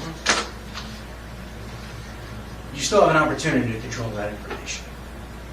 And, agreements can be struck, but they have to be struck now in advance, because if we get too far down the line, here's what's going to happen. Like I said, we identified Vermont as, a problem because that was, happened at a time we didn't know what we were dealing with. I wrote that on that flip pad I showed you a while ago. Vermont, we got to deal with Vermont. I know it's going to be a problem. All right, now I know it's to the point where, yeah, it's a reality that it's going to be a problem. If we take control of the situation, I think we can avoid that problem. You can then negotiate what the extent of what you tell us. And to some extent, what comes out in court. But we've got to talk about it, and we've got to kind of go forward, because what's going to happen here is that, let's assume we don't strike any deal. I mean, here's what I see happening. And again, I saw this months ago. And I'm just going to tell you in the future what's going to happen is they're going to go ahead and say, all right, well, he doesn't want to enter into a global settlement on the other crimes. We're going to go ahead and charge him. Okay. Once they charge him, it doesn't become, once they charge you, it doesn't become one reporter saying Israel Keys did this. It becomes, all right, the government saying he did this. And then that becomes sort of a national frenzy of Israel Keys killing 3 people, traveling around the country, killing people. Where else has he been? What kind of shows can we do? And then that in turn puts pressure on the local FBI. All right, they're going to come to Jolene and say, all right, well, what did you do? What have you done to kind of make sure you've investigated all his crimes? Oh, you didn't put media out? You're sitting there talking to Israel Keys, you're trusting him, and you didn't do the necessary things that we see fit? That's exactly what's going to happen. And they're going to say, you go do it. And it's not going to be up to Jeff Bell or Jolene Goodman or Frank Russo or Kevin Phelps. Like I say, if they think that's going to help, then they're idiots. Because, like I say, we're talking. I've given you all the information that any. First of all, no media exposure. Even if I hadn't given you all the stuff on the more recent ones, would have helped. I don't think it would have helped. I don't know. It maybe wouldn't help, but it get your name out there and it's something connected to things, which is what you Right. don't That's want. why I gave you that information. But I mean, now you're talking about wanting to put my name in the media, which is the one thing I didn't want from We you don't- guys. we don't want to do want that. to. But it's going to happen. Is what you're saying. I'm concerned it's going to happen. That's my concern as I look forward. If we don't can't have some agreement. if we can't get another avenue for doing it, I don't see that the FBI. I don't see that we have any other choice on how to investigate it. I mean, Yeah, you could just hold off until I see what happens with the information I've already given you, and then we still have an open line of communication. If you do that, I have no. What incentive do I have if you after all the information I've given you, you run to the media and put all this crap out there for my family and everybody else to see, and then at some point down the road, we still don't have enough to find out for sure that he did this, that, and the other thing, but let's go back and talk to him. You really think I'm going to feel like giving you any more information? From our perspective, you have to see it sort of the other side of the coin. What guarantees do we have that you're going to give us the information? You don't have any guarantees. Exactly. Just like you don't. So we're trying to reach an agreement here where we both have some assurances that we're bound by in an agreement. So if we're bound by I don't have any guarantees, but it's pretty likely you're going to get the information. Why do you say that? I mean, Because it looks like I'm stuck here for a while. well, what incentive would you have to give out the information? I don't know. I'm sure things will come up. Right now, you guys got me on pencil restriction. So. Pencil restrictions. I don't know. What is that, Joe? that's to get you to stop eating pencils, I guess.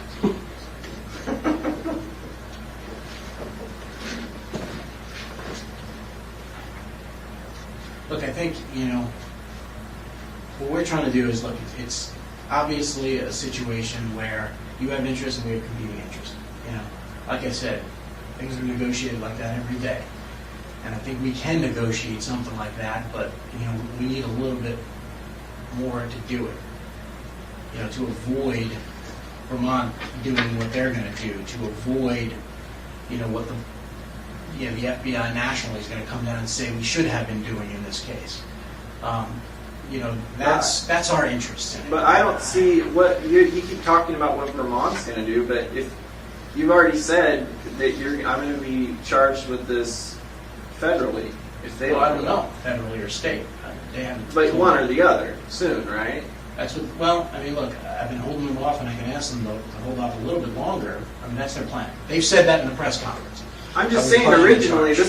this was all this information on the Courier case was supposed to become part of the other information that I gave you prior to that. Yeah. And now it's all of a sudden become a separate thing, and now you want more information to add to this. We're just trying to control, what happened at the very outset when we didn't know the full scope of things. Let's just deal with that problem. All right, maybe we can't, solve every single problem here, but we're happy to kind of try to solve Vermont. And I think it would be minimal impact to you if we convince them that, look, he just pleads guilty here and then it gets wrapped up all globally in Alaska. that would be probably have the least impact on you, agree? Yeah, you know, this whole thing is already a huge. You know, we're just trying to solve the They never even found the bodies.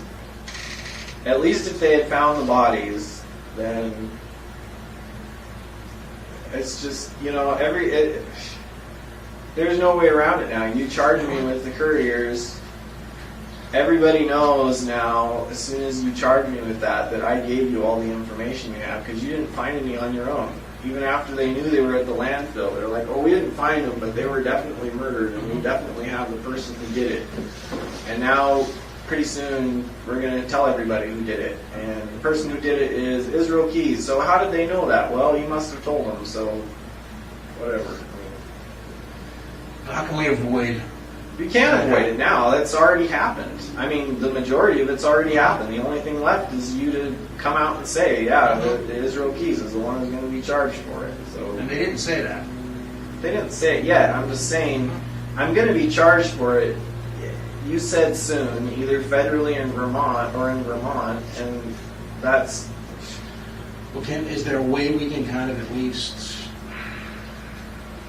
keep the lid on things in Vermont any longer? I mean, and maybe, you know, I know you have another situation to work out, but give us something that buys us time. How do I know how much time?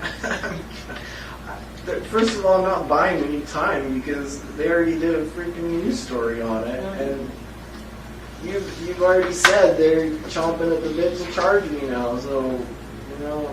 But if we can get something from them and simply just say, hey, you know, hold off, or for some other sort of, you know, deal. I mean, look, you know, obviously our preference, and I think yours is too, to wrap all this up, you know, globally with all the other crimes. But you Well, know, that's only if I can get what I want out of it, and that's looking less likely all the time, especially since I still have no idea. It's been freaking months since we first started talking, and like I say, I still have no idea what's, like, in a broad scope of thing, what is going on or what is going to happen or how long each of these things is going to take. I have no idea. I haven't been able to get a straight answer on it from day one, so. I can tell you in terms of the courier case, because all I did, I laid it out here, you set the deadlines. And we put deadlines in here, you know, at least for your edification. We can put more deadlines. We can sort of work on, you know, the language. We can work on how much you tell. There's no deadline. I mean, the only deadlines are events that happen. They're not dates. Well, I mean, I said there's a couple weeks from the events, and then there's, you know, seeking expedited review. And so that's, you know, what I've been working on. It's not like, you know, we've been sitting here just, you know, calling back to Washington, D.C. and asking, how can I screw Israel Keys? You know, I've been trying to kind of, you know, pulling my hair out, trying to figure out a way to kind of resolve this dispute and settle everything where, you know, you have the best chance of getting what you want, and we have the best chance of getting what we want. So I've been dealing, like you said, you know, Vermont, what happened, you know, if we had to do it over again, maybe we would have done it a little differently. But we didn't know the full scope of things, and, you know, it is what it is. We can't rewrite that. What we can do is we can change the future as to what happens, and we'll change it. You know, we can change the future as to these other things, because, you know, right now, your concern is that you go to court on the couriers, and then all these details come out that you don't necessarily want to come out, right? With everything that I told okay, with everything. All right. We keep going the way we are and not agreeing on different things, then yeah, I think stuff like that's going to happen. So you're sort of between a rock and a hard place. Hey, you know, if you don't agree globally, you can't stop the flow of information. Vermont, they'll use whatever, they'll exert whatever influence, and they can kind of use your confessions against you. Right now, before that case is charged, you're in a position of power where you can negotiate. All right, well, here's the deal. I'll give you this other stuff, but here's what I want out of it. And your information is, valuable now. I mean, it's valuable to you and it's valuable to us. It's only valuable to me as long as I still have it. I mean, I don't. there's nothing. But the value is that it'll be in the agreement, and we're bound to the agreement. Yeah, and the value is also, that they would, they would use it at capital crimes to justify whatever the decision they have to make there confidentially. So there's that. This other stuff in terms of limiting the amount of information, yeah, if we keep going the way we are, then there's no agreements, and who knows what people will use. But there's a way now to kind of... Well, do you that. should know, because you're the one I gave the information to at this point. But what I'm saying is that if we sort of strike a deal on it and it limits what we're, we all bosses, like I said, they're going to tell us, hey, you have to present all this information in court to justify whatever decision the jury's going to make on him. But if there's a binding agreement that says otherwise, at least then we have a reason not to, and then we're bound not to do that. And that could avoid the negative consequences that you're concerned about. I think there's a way to do it. I just don't want to shut any doors here. Well, I don't either, but, the problem is I think you're trying to open all the doors at once, and I still don't even know what's behind door number one, so. What do you mean open all the doors at once? Because I don't, That's what this letter is asking for. You want, to an extent, as much information as you can get, and I still have no idea what's going to happen with it. If this doesn't work out, from my perspective, then you still have your information, and then I still have no idea what's going to happen to me. So, but I think up front, all we get is jurisdiction. If I, Until you We get are- your assurances. Yes. Because we already know the numbers, right? so, yeah, all we get up So front all we're is getting is jurisdiction. where? And not even a specific where, just A jurisdiction.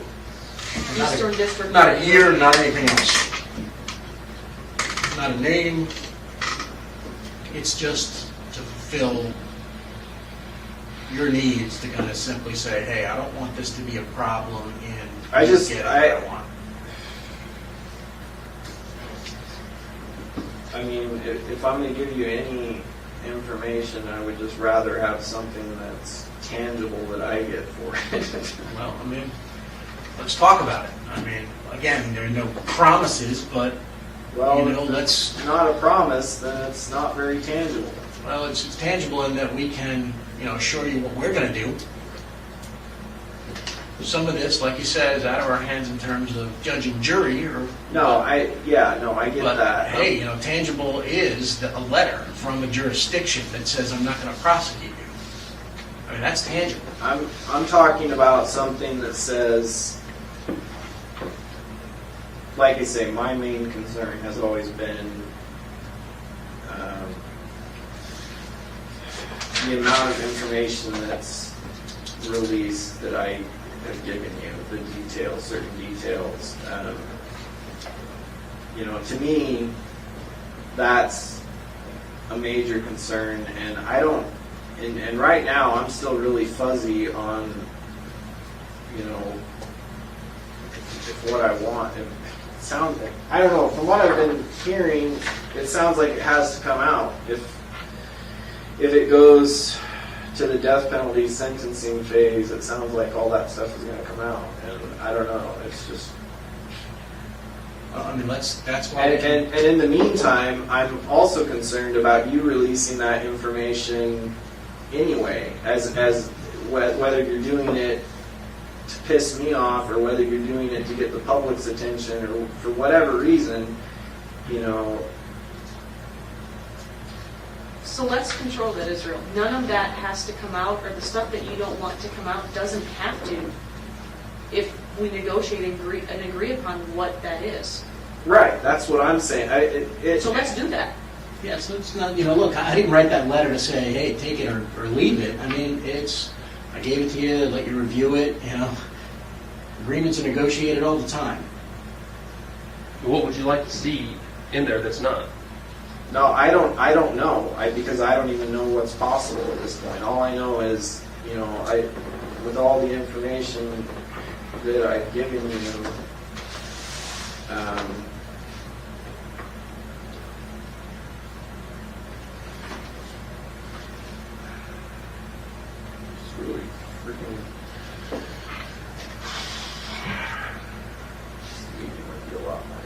not easy. So I mean, I could come up with a plan C, if you want, and my plan C would look something like this. Israel sort of controls the amount that comes out from the sentencing of the couriers. We can agree upon what that is, maybe sort of a brief statement of I killed this person and they're buried here, right? In exchange for, obviously, we're going to do all those things in advance to get your assurances of non-prosecution, but then you're also controlling the extent of information that comes out.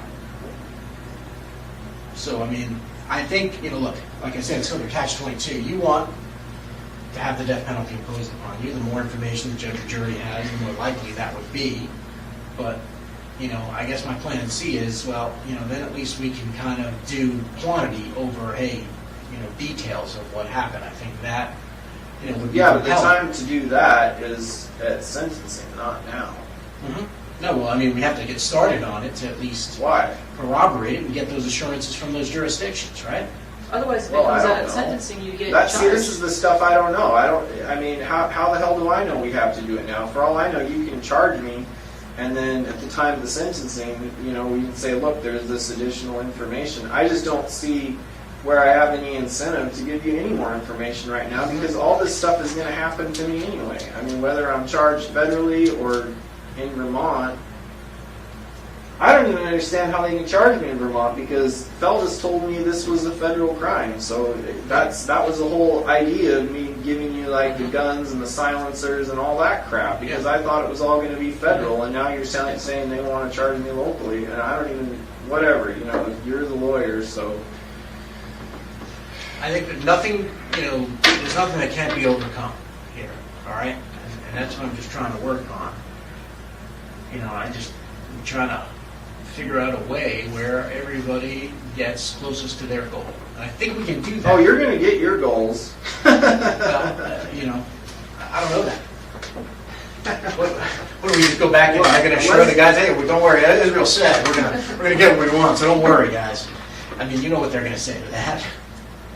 This way, at least if there's an agreement, we can show them. I can go, it's not just Israel saying, it's an agreement that we have that he's going to get us close to our goals. We're going to get as close as we can to his goals, and hey, we're both walking away, leaving something at the table. Jurisdictions are walking away, leaving something at the table. I mean, we have to get those assurances, and that's something that's going to take time. And that would prevent you from the detriment of getting dragged around, which is something you've told us you want to avoid. And I'm just trying to keep it together. Right. And I think this is the that's best another way. concern I have is I give you this information, things don't work out my way, I still get dragged around. How do you figure? Because if Plan A doesn't work, then all these other jurisdictions are going to go to Plan B and charge me separately for everything that I've done. Well, Plan A, though, before we even get to it, would require them to write a letter saying they're not Said going that to they do wouldn't it, do right? Well, it's not on here now. I mean, Well, we can put it on there. I mean, look, that's a starting point. It's a 3-page letter, not even. Like I said, that needs to kind of go into a more comprehensive agreement. But, don't get frustrated with the terms. Everything is, you have some other concerns you identified today? We change the letter. We work on it. But we don't just get frustrated and kind of walk away, because that's, that puts people in a corner. We don't want to put you in a corner. We don't want to be in a corner. I think we both know that the best way to proceed on this is the way we have been proceeding. And doing it as quietly as possible. I mean, I think, that's my whole issue right now. Yeah. Is it hasn't been very quiet. I mean, there's already like freaking pages online about me. I don't know. pages speculating. Yeah, but I don't know. Whatever, speculation, fact. Does it really matter? Well, I think it does. I think he even said that last time we met. It's like, it's one reporter reporting something. It's not reality yet. And, I just am trying to negotiate a resolution that, look, it's going to control Vermont because, we learn from it, and it's going to help us avoid that problem in other jurisdictions. we can control certainly what's introduced. Like I said, if there is a way where you're cooperating with us and we can represent the court as cooperating, there may be a way to keep that cooperation under seal in court. Yeah, no, that's what I'm concerned about, but like I say, there's, the Courier case is not the only one I'm concerned about right now. Let's deal with those concerns on the other cases. I mean, that's why the whole, aim of the plan is to kind of get their buyout before we do anything. If we can't go to them and simply, have someone say, hey, we just need your buyout on this, we need the assurance. It's difficult to kind of control things.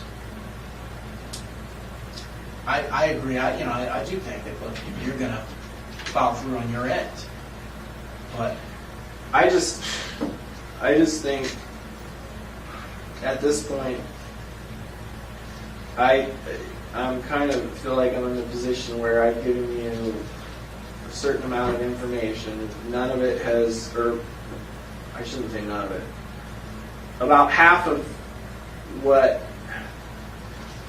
I thought we had an understanding on, from the very beginning, hasn't worked out in my favor. Granted, some things haven't worked out in your favor, but I just think at this point, I just don't see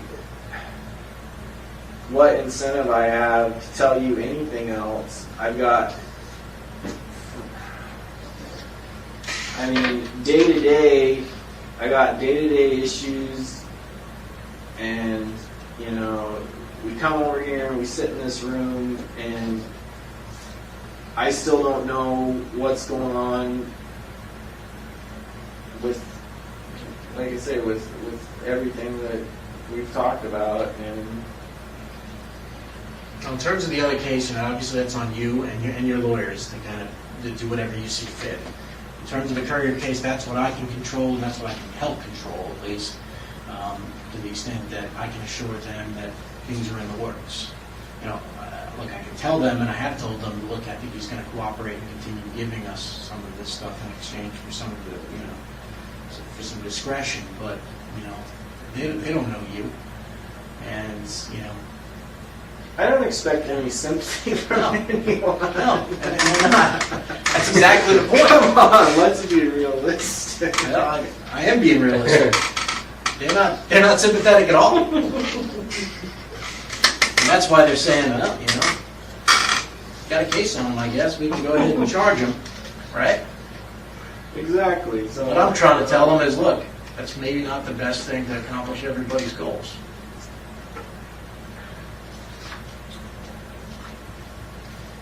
And if I have something that I can take to them, I can maybe, just put that off. So that's all I'm trying to deal with. I think there's a way to kind of circumscribe and limit the information in court. I think there's a way to write that into the agreement. I think there's a way to global settlement. But if you want to put a Band-Aid on it, as they call it, and let's try to deal with the Vermont situation, I'm amenable to doing that too. I don't know. I don't.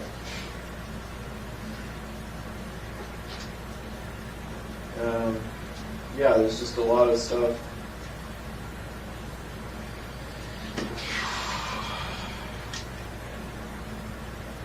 What about Why is it carjacking anyway? I didn't get well, that part you took either. put them in the car. Is that because it was their car and not mine or something? Yeah.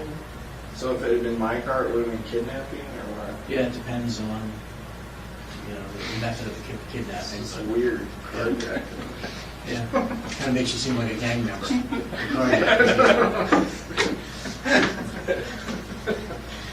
So I'm just trying to think about Vermont, maybe how to buy time over there. I don't. They've already released enough information. They're going to get hounded endlessly until they release my name now. So Yeah, but if I can give them something that kind of gives them comfort and gives the family comfort, then, maybe we can delay things there until at least you find out what's going on in your other situation. I don't, like I say, it doesn't matter. As far as Vermont goes, everybody already assumed I did it, so. Yeah, but no one's really Even my own family pretty much assumes I did it, so. But one of your goals was to not get charged out there. That was one of the things you told us the other day, is that you didn't want to No, I have to go don't. back there. So that is something that we can still, So ideally, what would that say? You said there was some, how would you have that read? What information would you have released about the? I mean, you control everything beyond the couriers because you only tell us whatever you want to be released. What would be acceptable to you to be released that you think would meet your goal in this case? And like Craig was talking about quantity.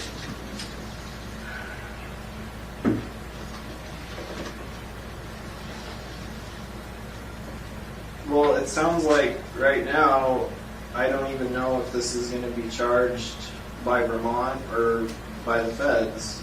And So what would you want that to say regarding that? see, this is the problem though, because I don't even know what's possible. It doesn't. it does talk about that if this offer outlines a proposal you plead guilty to conduct in Alaska, which would prevent you from having to go back and face charges in Vermont, either state or federal back there. Yeah. That would be the goal. That's the goal of this letter is let's keep it here. At least.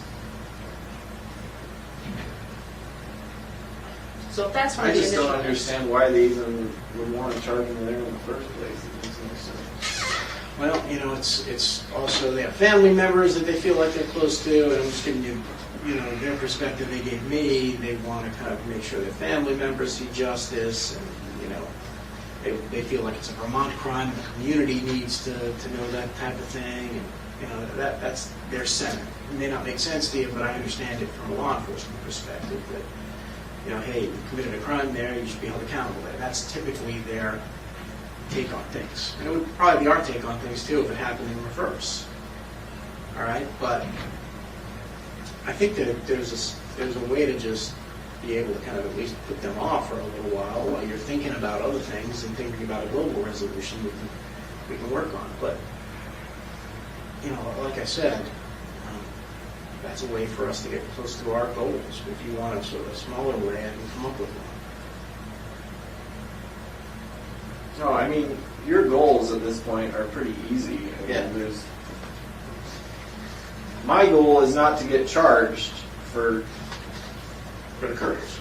7, 8 different times or whatever.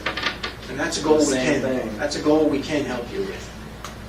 Well, that addresses everything. Right. No, I understand that is something I still have in my control. I mean, apparently it's already out of my control. I'm already going to get charged twice. Well, So we can, at least have that just rolled in here and just. right. No, I So we're trying to understand do that, but I would rather have it all hammered out. This just seems Well, you know what? really preemptive right now. It's like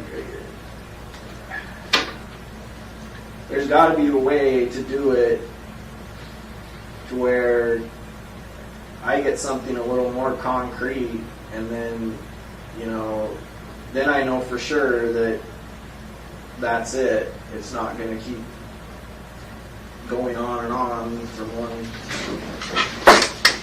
So what's an example of what you mean by concrete? Like, what would you? I guess I'm not clear on what you want. Well, that's within our control. What could we put in there in writing that is? I don't know that there's. I don't know.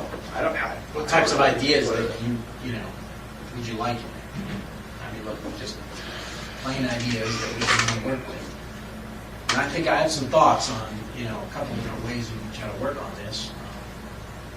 I just need to know what your concrete ideas are because, that's what you want at.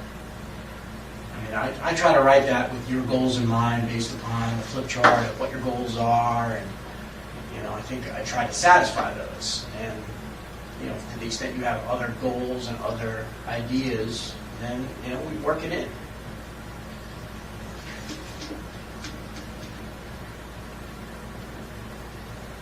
Yeah, I'm just not so sure I even have that goal anymore. I mean, like I say, if me looking for the death penalty is gonna make this into a bigger circus than it already is, and they're gonna take all this information that the things that I've done and put it in a public sentencing hearing, Doesn't have to happen that way, though. well, I don't know that though. I mean, because I've been told it does, so this is the problem. All I can tell you is the United States government controls what evidence is introduced into court. And I represent them. So I have absolute control over what evidence I put in. Right. Well, that's good to know. And if it says in here what evidence gets introduced, that's what Frank has to go by. Yeah, and no one's going to tell me that, here's what I have to do. Now, obviously, there's, bosses everywhere that'll try to tell you stuff, but if we have an agreement that binds those people, then, it is what it is. Court doesn't have any right to demand more information from us. Court has to let us try our case. And I decide all the time at trial, I'm not going to put that person on, even though maybe they can help my case, but it's not worth it to me. It's not worth it to me because I have some other goal in mind. Legal strategy 101 happens every day. So, that is in my control. That's what I'm telling you. And so you want something that's within my control. It's as simple as that.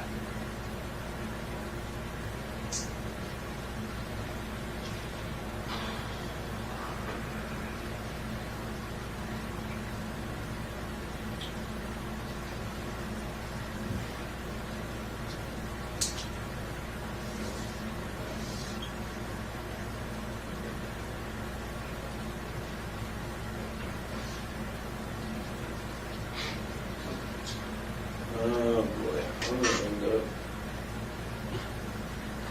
freaking max lockdown year after year. You're bouncing around. Doesn't have to be that way. Call it a premonition. Doesn't have to be that way. And we're trying to avoid that. Everybody in this room, I can tell you, is trying to avoid it being a circus. We're just trying to get, what we want. Let people know, our bosses, that we're getting what we want. We've got some assurances. You negotiate what you want.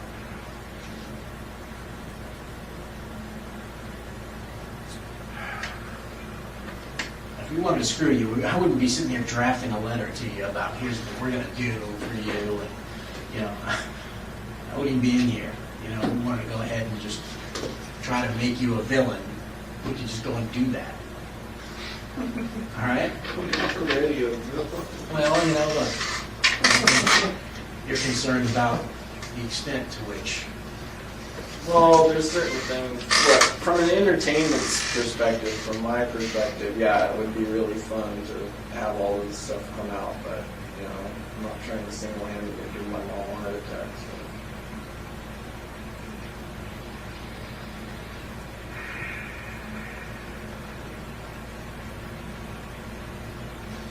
But I still think there's got to be something more that I can get out of getting more information. Because I haven't seen anything yet. What do you want? I want to know what's going to happen. You want to know what's going to happen and when? You want to know? Yeah. You want to know how much information is going to be released publicly? Let's flesh that out a little bit more. Well,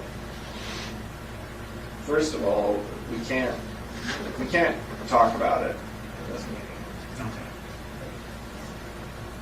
and that's the biggest problem of all. Okay. So that problem. Secondly, there's this problem with Vermont that they already have enough information on me, they want, they want to make it public or whatever, one way or the other. Honestly, I don't care if this courier thing gets charged in Vermont or gets charged federally. Because right now it's not gonna, either way. It seems like it's just gonna keep dragging on, and I've got other more immediate concerns.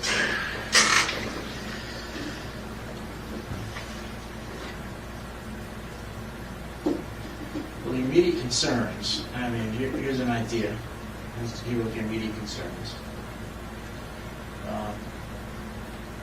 You want time to deal with those immediate concerns, and, Vermont is obviously, under some pressure to kind of make a decision in terms of charging.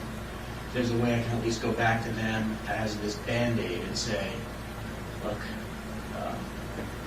we're going to, move forward on part of the plan.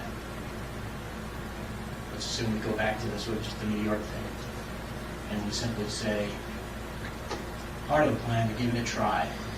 He's going to provide just the jurisdiction where the person is taken. If you agree to kind of put off charging,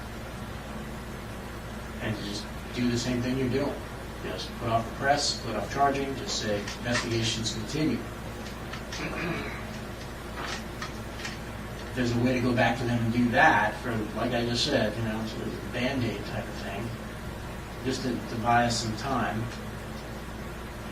I'll be happy to try that. I don't, like I say, I don't care. They've already released the information in the media. They're going to charge me for it. You're going to charge me for it. Either way, the whole thing wasn't even supposed to. Well, there's a way to, at least put that off, and, if there's a way to put that off, maybe there's a way to strike a bigger deal down the road, if we buy some time for ourselves.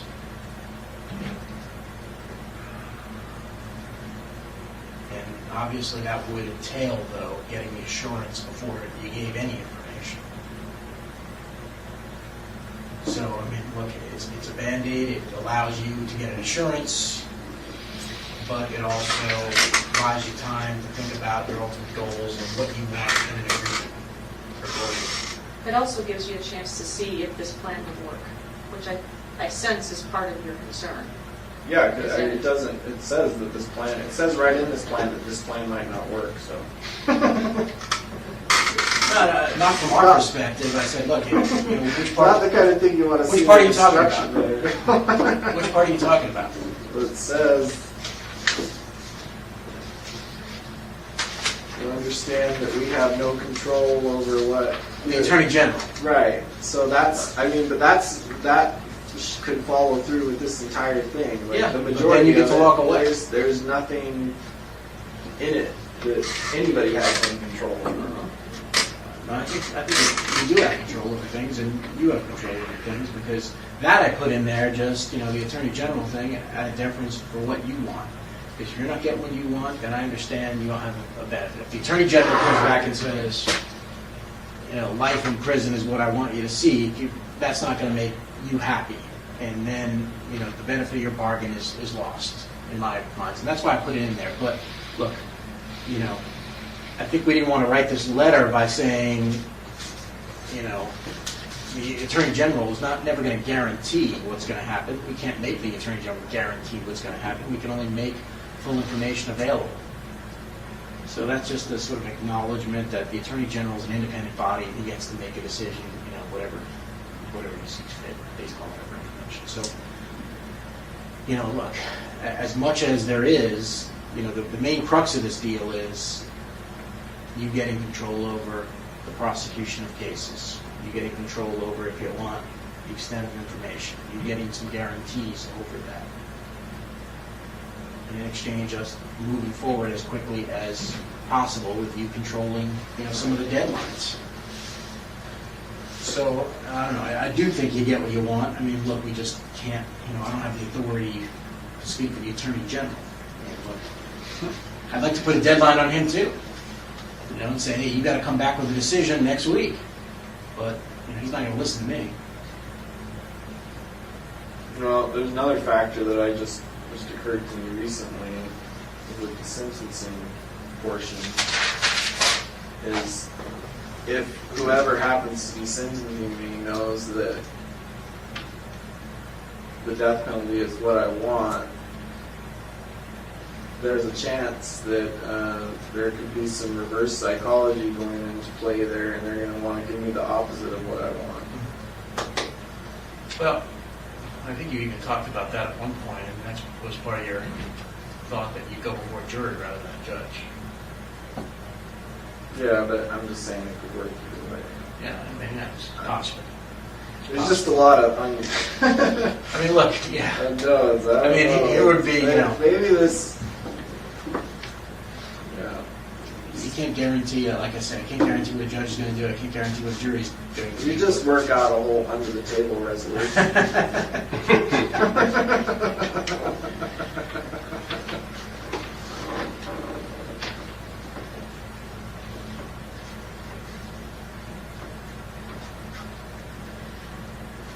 And the other way to look at that, though, is if you think that's a possibility with that reverse psychology. I mean, I guess if they think you have something still to offer, maybe that would be an option. But if not, then you know what I mean. If they still think there's information to be had, whereas if we had an agreement where all the information was going to come out, I think that might be less likely. You know what I mean? Yeah. I mean, that's one reason I think they could look at something like that. Just my Everybody just makes too big of a deal out of this stuff. Well, we're trying. The bigger problems in the world we could be worrying about right now. Well, this is, one problem a day. This is sort of the problem that we all have, and we're trying to come up with, a solution that we get both of us get closer to our goal. And that's what I've been working on. I'll come up with another plan. I'm happy to kind of keep working on it. I'm happy to redraft a letter. I'm happy to kind of call whoever I need to call. But, I think I don't want to close the door on things. Well, I don't really see that that's an option at this point. I think we all understand that, but we're just concerned that At this point, I'm thinking pretty obvious to me that whatever's going to happen is going to happen, and I haven't been able to control. I haven't really been able to control any of the information I've given out. And once I've given it out, that's pretty much been it. So I think you're wrong about that. I mean, think about it. The Tupper Lake bank robbery. Has anybody come and questioned you about that Tupper Lake bank robbery? no, Right. I'm not. Arson in Texas. Burglary in Texas. No one's talked to you about that, right? Bank robbery in Texas. It's probably kind of like small potatoes. Maybe so, but look. No, Look, the courier thing was the only thing. Yes, all right, yes. Okay, great. So all this stuff hasn't come out, but I don't know. I just.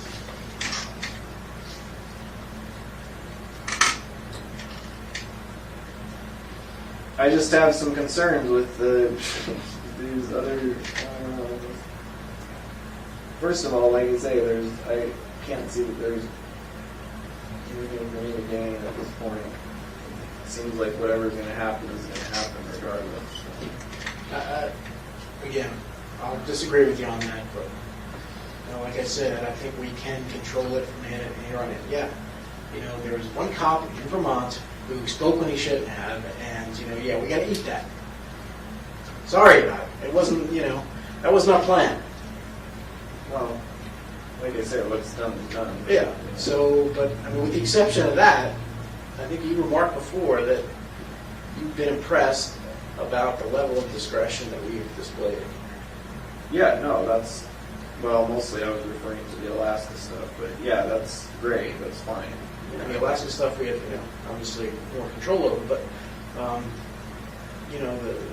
the other jurisdictions, we're just trying to control now. I don't want to get in a position where I lose complete control, or we lose complete control in this room about what happens in Vermont. And that's just sort of what I was thinking about in terms of, that letter.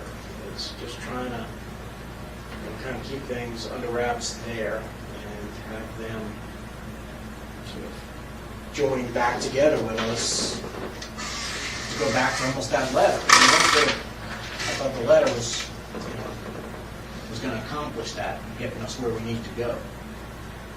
And so I'm just trying to figure out a way to kind of get back there, because I think that's where you want to be, where it just says, what is it? Well, I mean, even if, hypothetically, even if we had come to an agreement with that letter, that reporter still would have released their information. Yeah, but look what it says here. Will not identify Mr. Keys as the perpetrator of the murders and crime deeds committed in Vermont, or charge him separately in our jurisdiction without your authorization. Right. That's the part that, I'm trying to get that back. And in order to get that back, I've got to buy it with something. Politically, I've got to be able to give them something to say, all right, here's why we're not doing it. And we're going to, if someone questions us down the road, we have some reason to say, here's why we didn't do it. And so that's just, there's a whole law enforcement side, and then there's a whole political side to this too that we're trying to kind of tamp down as well.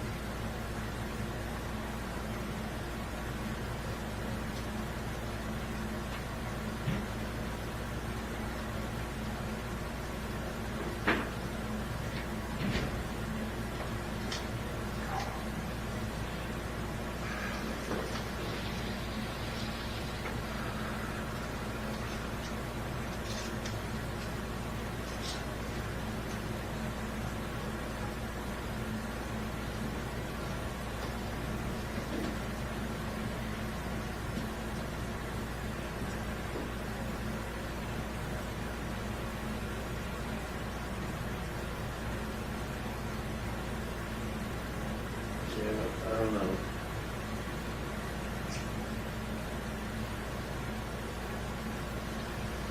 Starting to think I'm more efficient than government. Well, I think you're certainly you're good at planning In stuff. what way? You're good at planning stuff, and that's what I'm trying to do here, is simply come up with a plan. And I'm seeking your input on the plan. You're a planner and organizer. We could use those skills now to work towards a different goal here. Yeah, There's only certain things I like. I'm trying to plan, and I'm trying to, give Vermont some little glimmer of hope in the hopes of accomplishing a bigger goal. If we can't accomplish the major one, where we have to kind of redraft that letter and get some more concrete terms, and you want to see what happens, fine. Yeah, I'll I do don't. that. I don't even know. Like I say, I don't even know what's possible. Yeah, well, Apparently, my peeps didn't want to be here, so. they can be here if you want. That's the. Remember what that says is that if you want them here, that they will be here immediately, I think is what it says. Mr. Kertner is supposed to come according to, the court order. I thought you were always just reading that so you could boot me out if you didn't show up. You, what? No, I mean, that's your right, that's an option that the Yeah. judge has said, is if we're here and Yeah. you request him, we give him a call, and according to the judge's order, he has to come immediately. I don't even care if it's here physically. It's just, it'd be nice if one of these times have a meeting and discuss. Well, I mean, I think he has it highlighted as exactly what it says. Yeah, I mean, I was looking at just to be sure, and it's anytime Mr. Keys wants counsel, Well, I know I'm anytime entitled. counsel becomes immediately available. That's what it I says. understand that. Counsel becomes available immediately. So, that's up to you. If you want to discuss other crimes with counsel present, with your other counsel, standby counsels, Mr. Kurtner, we can arrange that with him.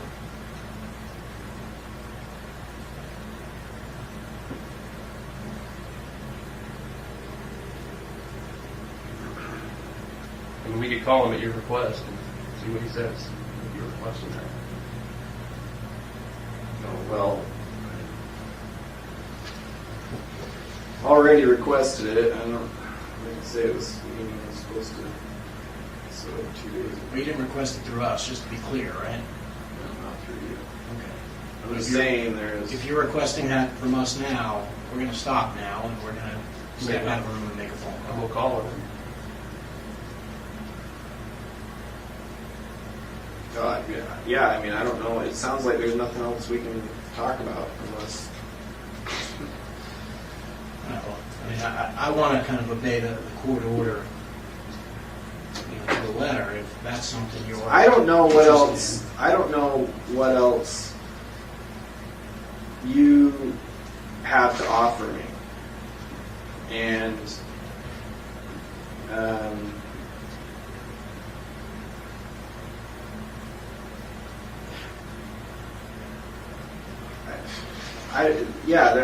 so I mean, I'm not happy with what the letter is. It lays out the possibilities, but I don't know if those are the only possibilities. I don't know. It's just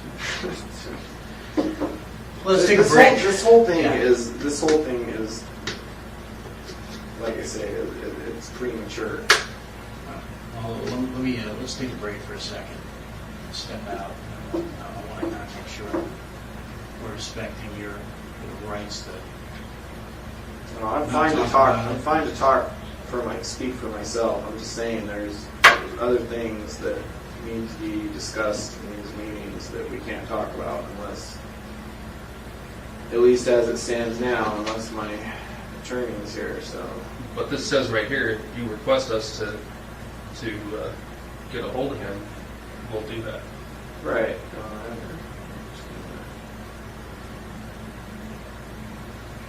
So I guess I should ask just for the record, do you want us to do that? You want us to call Mr. Kurtner right now and see if he can come over right now? Yeah. All right. We'll do that. You have to take a leak or anything? Yeah. I could. Hang on a second, we'll let us get out here and then we'll get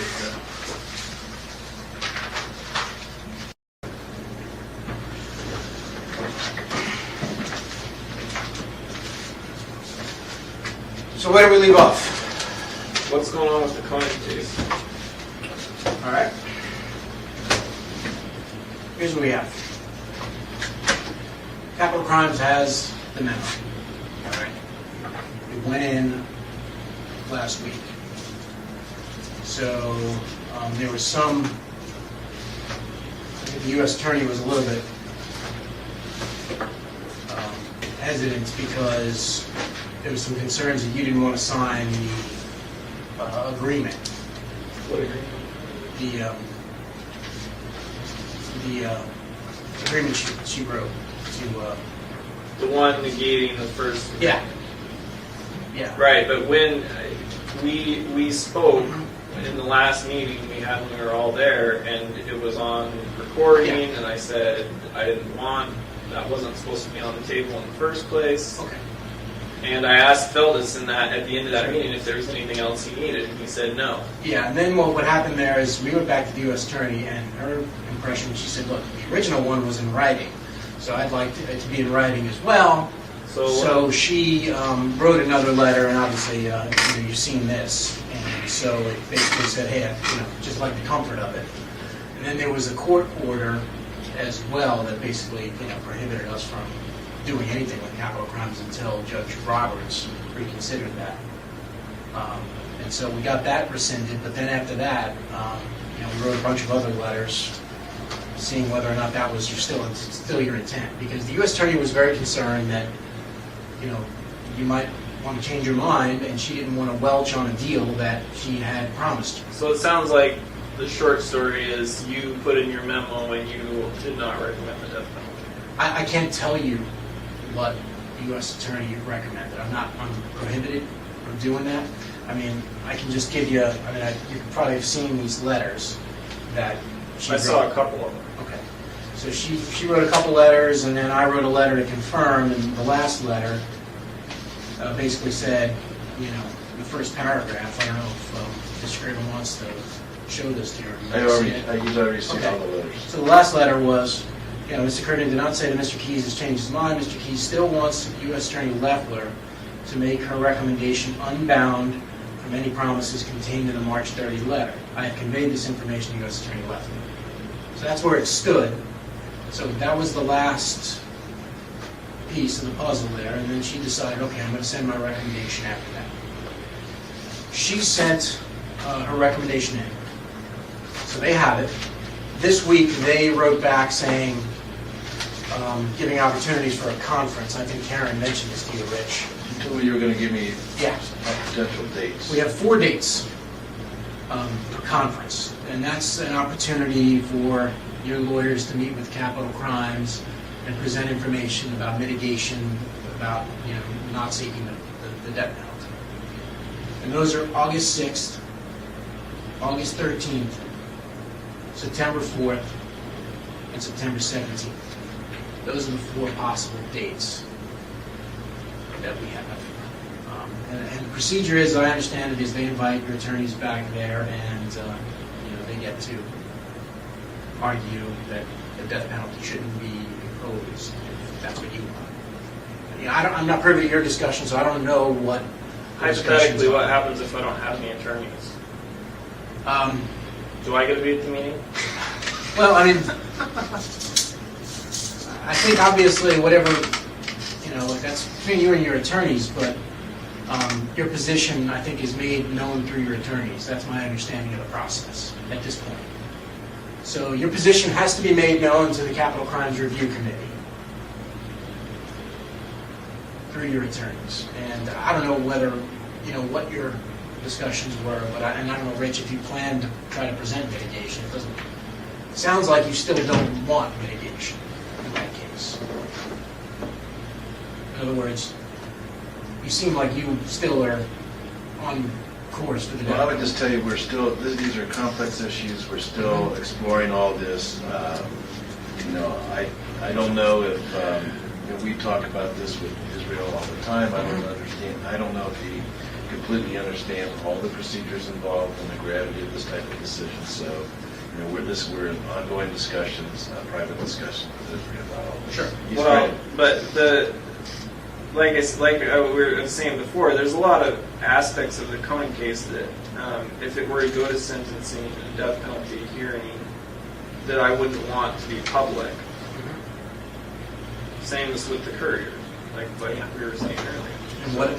But I have no, it doesn't matter what I sign or what deals we work out. It sounds like there's no way you can give me any assurance as to whether or not those issues are going to come up at a hearing. That can be something, as I told him before when we got here, we can discuss in the context of the global south. He's concerned about the details coming up in open court. All right?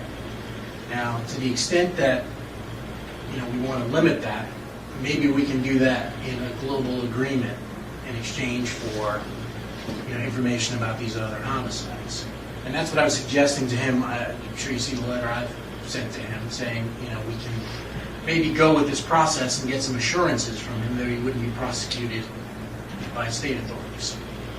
And he just brought up this morning, well, I'm concerned that the details are going to get out no matter what. Well, they've already been out. I mean, did you see the video from Vermont? I mean, the whole 6-minute video about everything, Of what? couriers and. I mean, I didn't think that they came out, it was one news station reporting it. Yeah, In fact, and everybody that I know of has seen it. well, I mean, But it's basic information, it's not the details that Israel's concerned about, I don't think. And none of the information that he's concerned about getting out has gotten out. And he's talking about the details of the crimes, not the His crimes. family saw it before I did, and that's the whole purpose. Well, that's a concern too, but I mean, that, as far as the Vermont, that's another concern I have somewhat, is if, hypothetically, if I give you details on other crimes in other states, what's ultimately going to happen? At what point does that information become public knowledge as well? Or does it? Does it have to? What's the procedure for that? Is there some way we can work it out to where if I give you this information, it stays sealed or at least limited release or something? I don't know. I don't even know what the options are. Sure. But it just seems like in Vermont, as soon as they had the information, they, of course everybody wants to know, and it's going to be the same everywhere else too. So I think we can work with these other jurisdictions by getting those assurances. As I've said sort of before, Vermont was something we weren't really sure about the scope of things.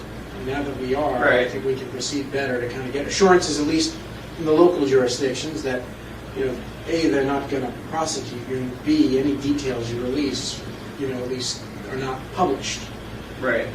Now, Okay. in terms of what comes out in court, that was your other concern, right? Right. Well, I mean, not that's- just what comes out in court, but I'm also concerned about the Koenig case in that, it's a high-profile case up here, and what's going to happen is, as soon as it gets to the point where I plead to that, then all the media is going to want, it's going to be the same thing. They're all going to be clamoring for details, like what happened and all of that. So what efforts are going to be made to control that, if any, and I'm suggesting to you that we can come up with a global agreement which effectively limits what we put out in public in exchange for information about the other non-states. So if we don't put that out in a court of law in public, the right. media wouldn't learn of it. So that's my suggestion as to sort of a global thing to wrap Koenig into couriers and everything else. I mean, obviously, Israel's expressed that he doesn't want to be dragged back to Vermont, which, we're trying to work with him on, and we're trying to work with Vermont on. It's become a little bit difficult because things have slowed down a little bit. We'd like to wrap that in and keep him here and keep him in one place, but we're going to need some sort of assurances for them that he's going to continue to operate. I mean, that's what Vermont has wanted. So, in order to kind of... I don't care about what comes out about the courier. I guess my point is, I can try and limit the information that comes out on all this other stuff, but if the details of the Koenig case come out, it doesn't matter how many other details we suppress on Sure. the other crimes. And that's what I'm suggesting to you, is sort of a global settlement where there's an agreement to only go into certain details of the Koenig case and the Courier case. Even though you've told them about them, there's been no limitation on those. We now put limitations on those.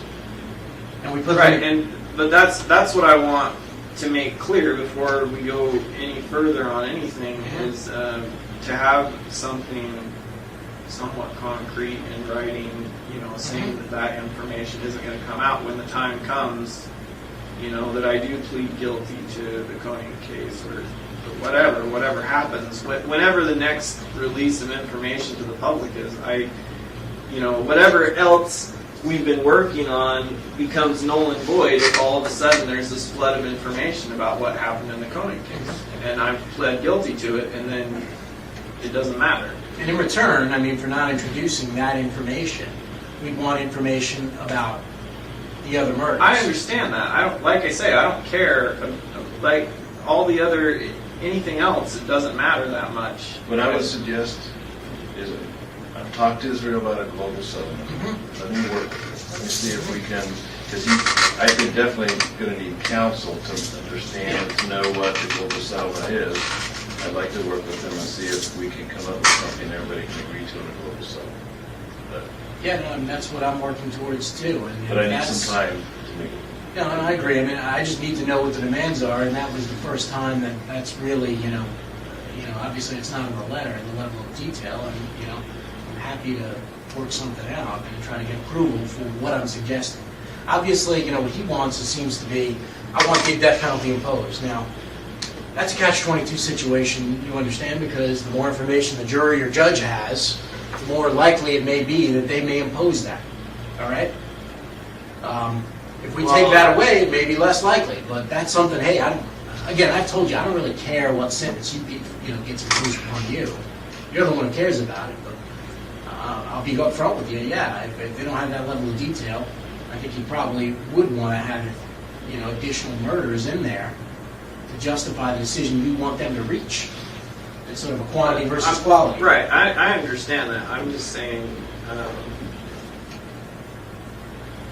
yeah, so they have all the numbers. That's fine. But that's the only thing they need those numbers for is the sentencing. Yeah, no, it would only come out at the sentencing, but we'd have to get something in return. I mean, right now, yeah, we know about how many people you killed. I mean, that's pretty clear.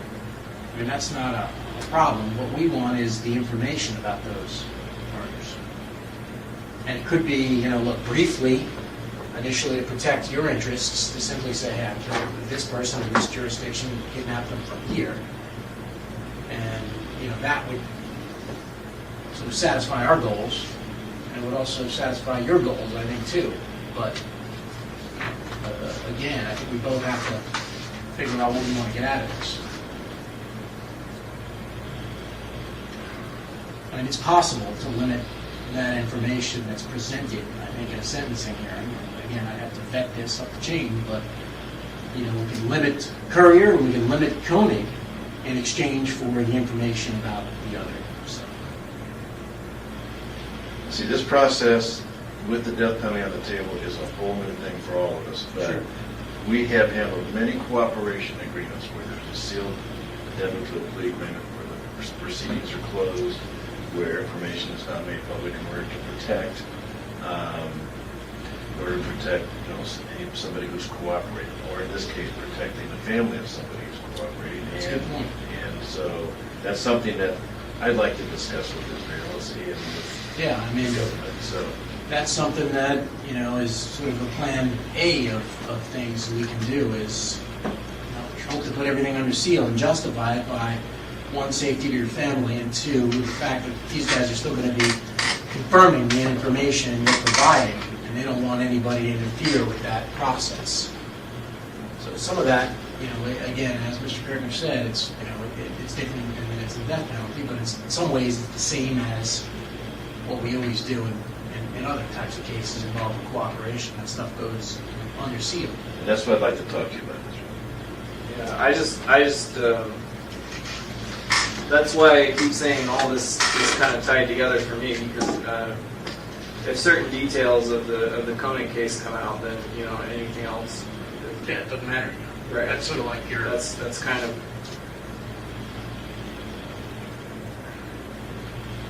worst case scenario. Then everything else I did before that is automatically going to be assumed just as bad. So. It's a fair point.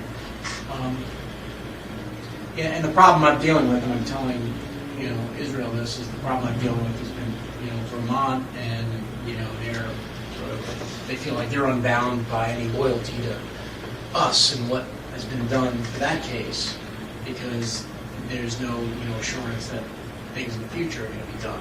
What I'm trying to do is kind of put their charging decisions off and try to give us some breathing room to figure out how to wrap all this stuff up rather than do it two different jurisdictions, or perhaps three.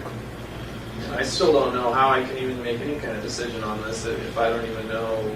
First of all, you know, you say you can't tell me what your recommendation was. I made it clear what I wanted it to be, and so you're expecting me to make a decision on everything You say you made it else. clear, I mean, you didn't sign the the agreement, so that wasn't exactly I clear. made it verbally clear. Yeah. I, Was there a reason you didn't want to sign this? I didn't get it.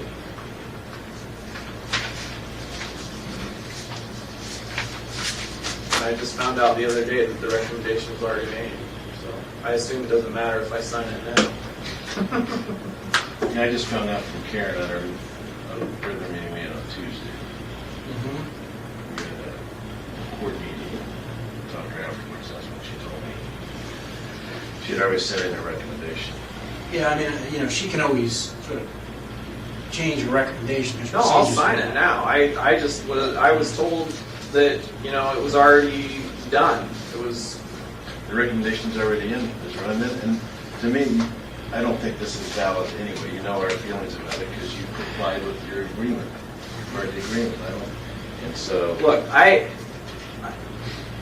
the bottom line, so we already all know how this ends, so, you know, it's, all I care about is what happens between now and whenever it ends. And if, you know, if things don't go the way I want, I don't need you guys. So let's just talk about it, okay? I mean, let's see if we can resolve it. I mean, you know, look, this whole thing is just turning into... no, I mean, I think that there is, you know, look, the U.S. Attorney can always provide additional information to capital crimes, additional, you know, information you'd like to provide, your attorneys would like to provide. She's made that clear in her letters. You know, I think. And what's you know, with this? Why do they have to go back and meet with? What did you call it? Mitigation? Yeah, it's Whatever? essentially I mean, that's going to be between you and your attorneys, but the process typically is, and in the typical case, is the attorneys argue that, you know, death penalty shouldn't be imposed. Right. Let's just nix that whole meeting. That's They your don't between show you up. and your attorneys. No, I'm telling you now, if they show up, then they're not authorized to be there. Yeah, you can discuss that with them. I mean, we're required by our policies to give them an opportunity, and you an opportunity to do that. So you know, you talk to them about what you want them to do. That's between you guys. All right. So, but I mean, to the extent that this letter, I mean, this, you know, I think the U.S. Attorney would appreciate it, ratification, if you did sign this letter. Yeah. And I just got to put on record, this is against my advice, Israel. Don't worry about it. I don't want to go that far. Have you read that letter? Please. Why don't you read it? Just make sure you understand it. Yeah, it's words on The it. same one that, Same one have you you've seen that before?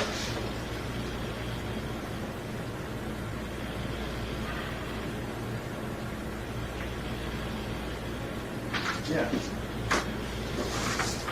Okay. So the date of this, just to sort of put the date on, is 7/26. Six. I mean, I'll forward this to the U.S. Attorney as well. But I think these dates are pretty quick, and they're, you know. What's the first one? August 5th? August 6th. 6th. That's, I mean, whatever your attorneys and you tell us, I'll tell them, I'll write them back, you know, today and say, all right, here's the date that you can conference this. And what happens next? Then, Like if then they it don't, goes to the no, Attorney if they General. don't, if they don't show up. Then it goes to the Attorney General for a decision. All right. So are there any dates that, Rich, that, Well, they don't need to be there. Let me talk to other counsel. yeah, I mean,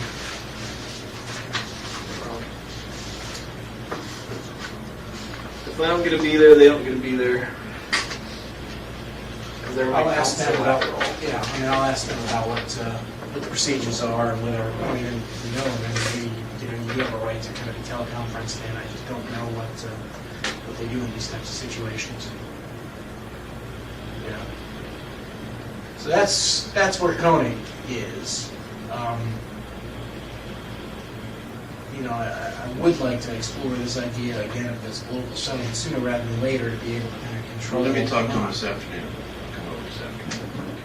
Yeah, we can talk about it, but I mean, I want to make it clear that from here on out, the Koenig case gets incorporated in whatever information is exchanged. Koenig case gets what do you mean by that?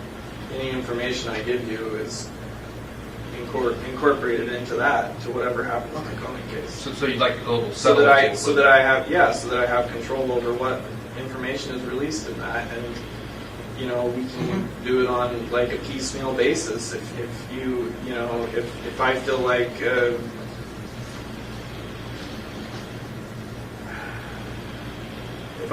things don't work out at any point, then you know, obviously, then I'm not going to be given any more information. I just don't.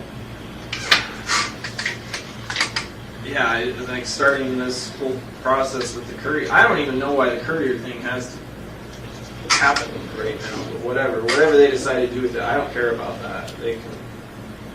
I'm more concerned about what happens with the Koenig case. That's the one that.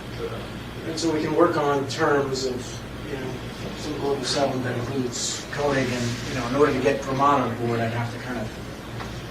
Well, whatever they want to do. No, I know, but I mean, you don't want to be in a situation where we solve everything else and then Courier's still out there, correct? No, I mean. Yeah. So that's why I'm trying to keep them, you know, I'll tell them when I talk to them, I'm sure I'm going to have to talk to them this week, is that, you know, you're considering and talking to your attorneys about the idea of a global settlement, you know, to give you some time to do that. Right. Yeah. I'll see what I can do. I mean, I don't understand, like I say, I'm sure they want to do a press release about me or whatever, but I don't understand why they're even concerned that I'm charged with it. It's not like I'm going anywhere. no, I know, but it's, you know, it's a community thing for them, and I understand their position, and I'm, you know, been staving them off all this time by telling them, look, you know, he's cooperating on other crimes, and you know, that's his intent. But again, me telling them that Israel's going to tell us this information about, you know, that doesn't hold much weight.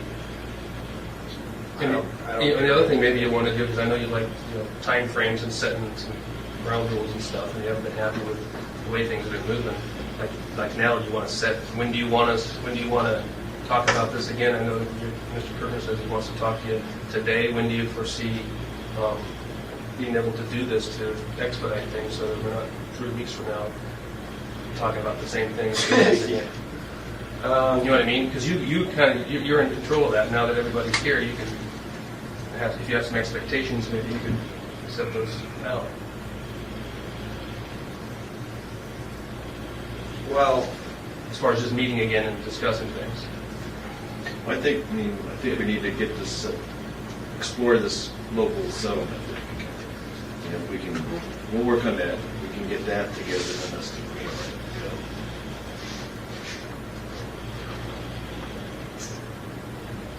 Because without that, I don't see us going anywhere.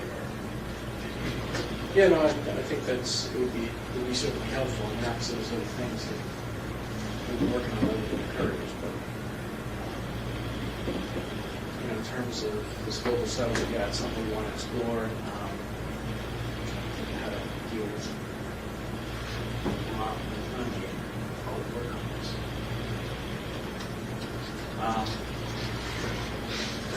Well, I mean, this was What I can put say, together at least, pretty it sounds like, you know, I can advise capital crimes that August 6th is sort of a workable date if his mind doesn't change. Well, I mean, for me, at my schedule, September 17th would be working. But yeah, I yeah, don't know but exactly. it doesn't even have to happen. So why do we even need a date?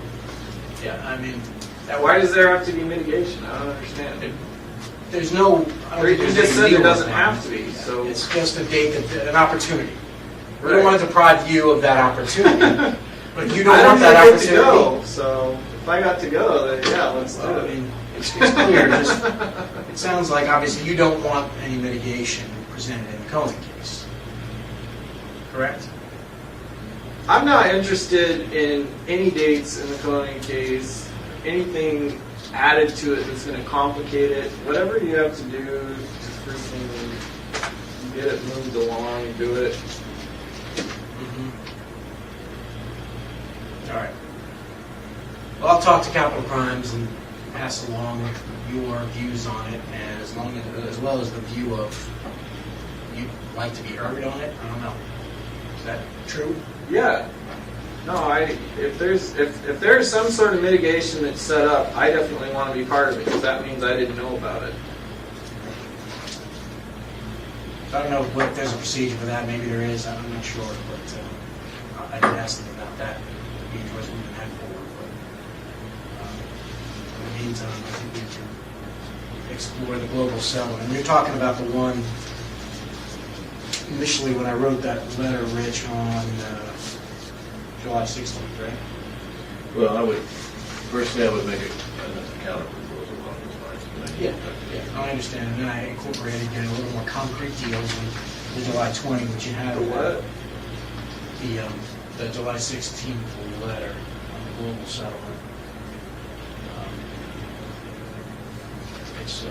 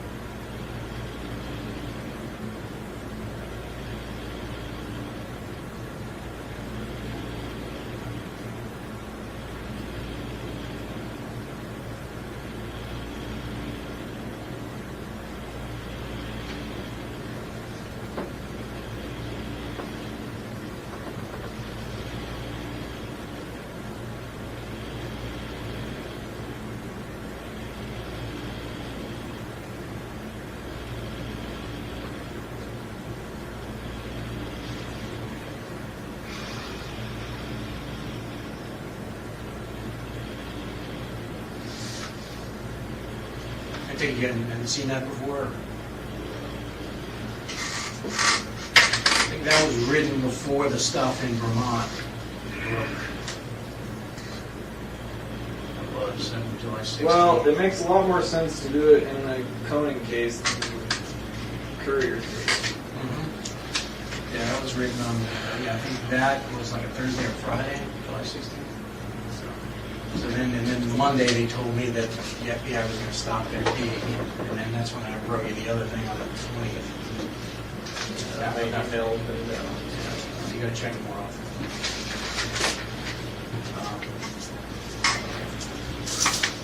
All right. Any other questions, Israel, while we're all here? Any idea, any timeframe you'd like to see met here for our next meeting?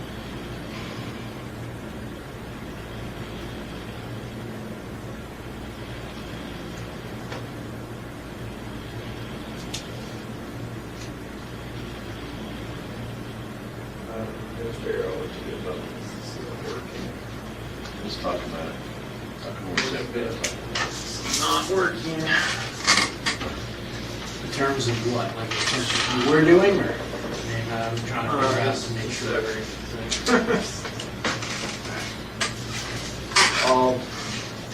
You taking him back now? When he's ready. Okay, so, you ready, Israel, to return? Go back? Yeah, yes. I'll be over this afternoon, right?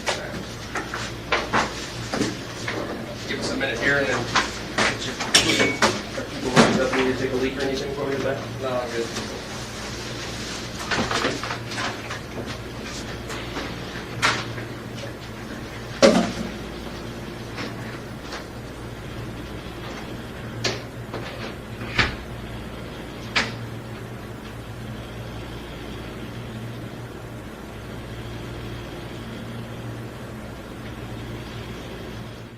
Yeah, the other ones are really old.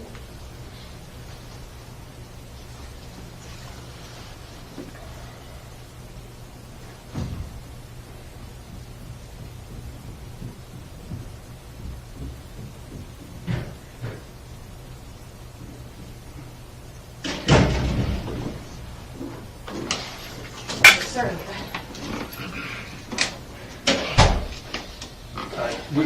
We came in, we're just going to start by advising you, giving you Miranda rights, and then you have the right to remain silent. You understand that? Yes. Okay.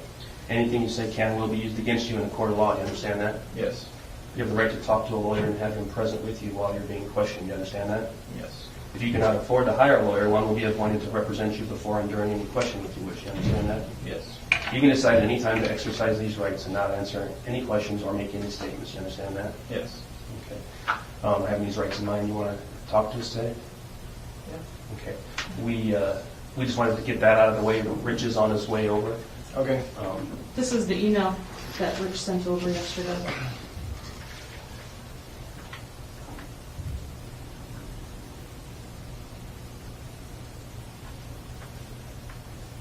No? All right. So he is on his way. Anything you want anything while we're waiting? He shouldn't be for a few minutes, but we can get you something Something to eat. No, I'm fine. thanks. candy bar or nothing. You done with the newspaper already? What did you do? Just swear off those candy bars? It's it's in the fridge. I don't know. Well, yeah, I'm going to eat it. So, anyhow, we'll be back out over here when All right. Rich gets here, all right? I won't go anywhere. All right. Promise?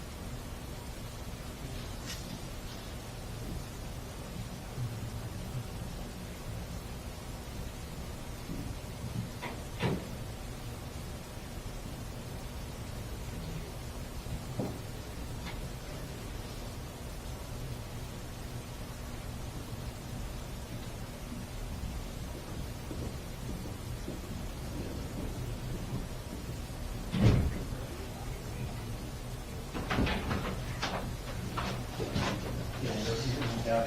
Well, Morning, Israel. Scare off my little lawyer. How are you doing today, Israel?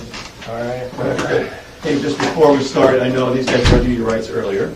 Yes. Okay, and then you were just meeting privately with Rich Berger, your Yes.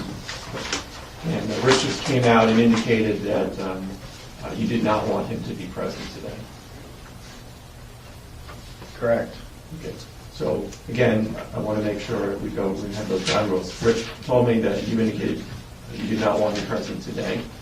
So we will take you at your word on that. And if at any time you would like us to call Rich back or any other attorney to be standby counsel, please let us know, okay?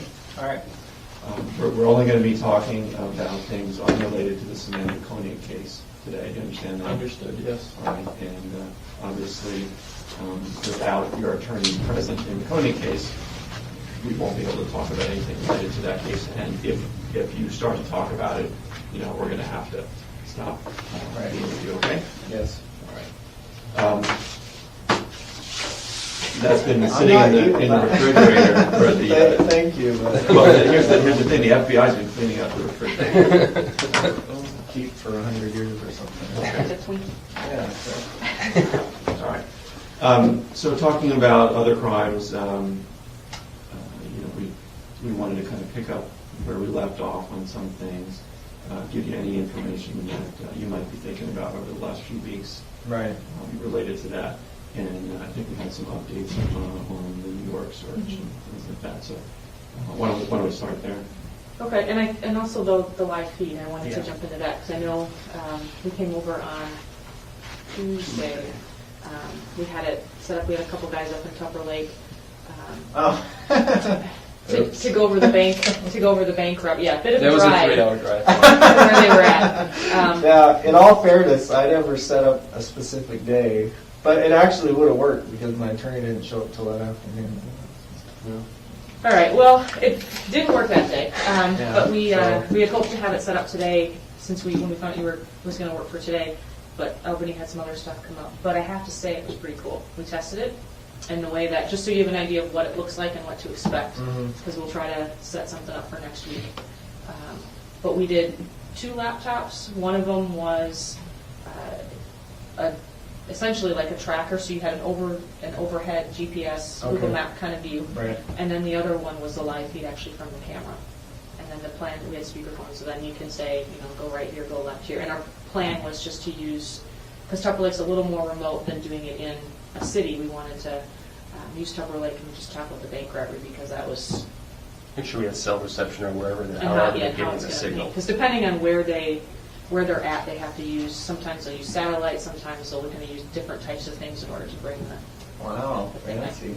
It's kind of CSI. I assume some of these places we're going to go are going to be cell phone only, so. If Finally that, living up to people's expectations. Yeah. All those CSI shows. They still can't usually get the thing solved in 20 minutes. Yeah, Really? it's an hour show, but I'm picturing the Google Earth car, we're driving Yeah. around. That thing. Right. Yeah, you guys should get one of those. so we'd like to still do that. Yeah. And I don't have a day yet. I don't know a Is there specific snow day. there yet? Um, Probably is, right? there wasn't much. I mean, it wasn't something. East Coast. But Yeah. typically the morning works for you, right? Because that's for the 4-hour time. Typically.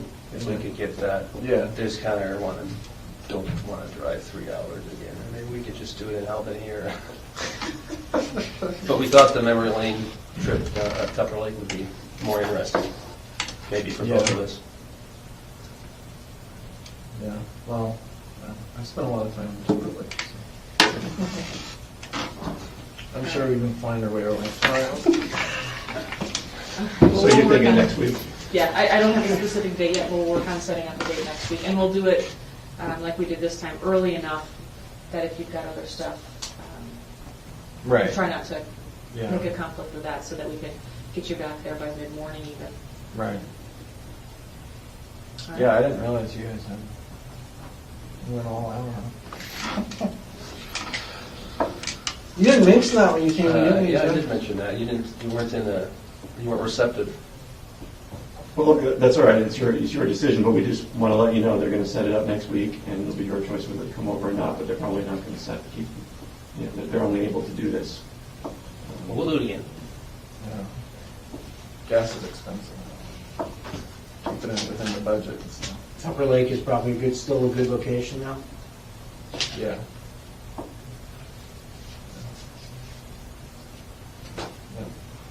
And the other thing was New York stuff. Show you what they took from the property in New York. All right. Show you that. This is the list. Some of it's pretty, kind of generic in terms of the description of what it is wrote, but I'll show you the old property. Wow. I'm gonna be going way back now. What stuff?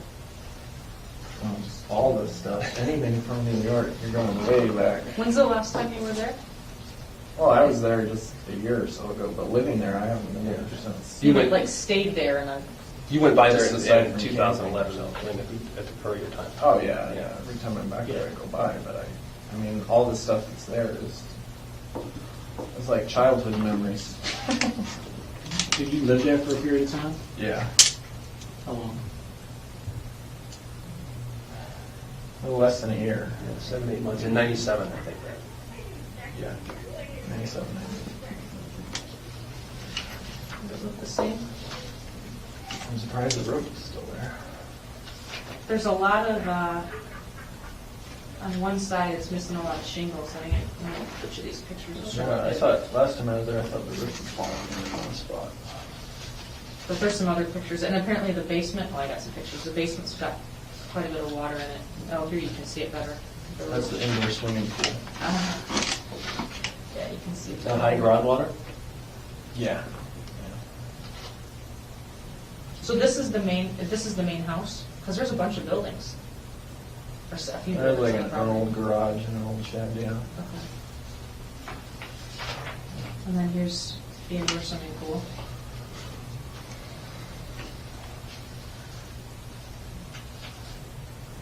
In one of these pictures, you can, maybe it's this one, or maybe it's just the angle. One of the support beams Yeah. is coming down, and so it's not super stable. Surprised they were able to get down there. That's through the window. Oh. Came down, put a ladder down through the window, Okay. and went down that way. Yeah, those stairs went Is that the kitchen of the main house? Yeah. I don't know, maybe other.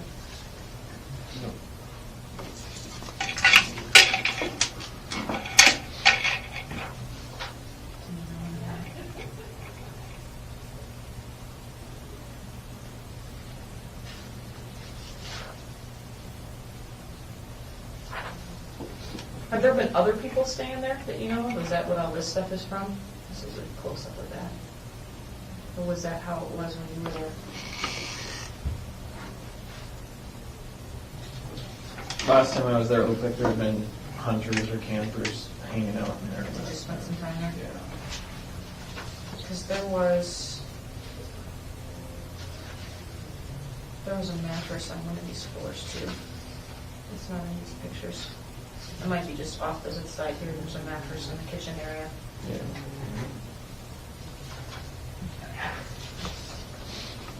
And then what building is that? What's the garage?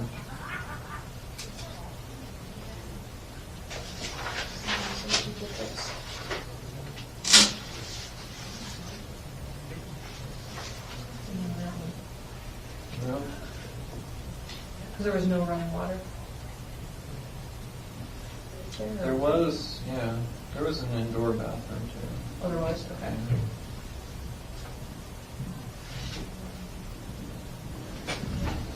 And then you got a third building. Yeah. Did you guys have animals there at one point? Not like dogs and cats, but like animals in one of these. There it were was crows like a there, barn. yeah. Yeah. That's what they said it looked like. It because there was some hay or straw and stuff still around.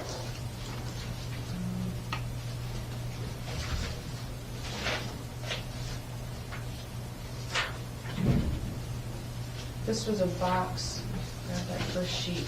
There's a receipt on there, you can't really see it in the picture. Alright. There was an invoice for some guns and ammo back in 1994. On top. Do you remember what that was for?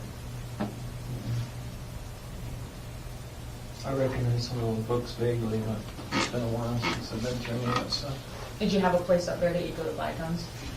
No, not in New York. I never bought guns officially. I was always under the table. Okay. We'll get the invoice, because they said the invoice was in your name in March of '94. I had a gun on it? That's what I thought. I thought it had a gun on it. That was my interpretation, but I'll have them send up the invoice so we can look at it.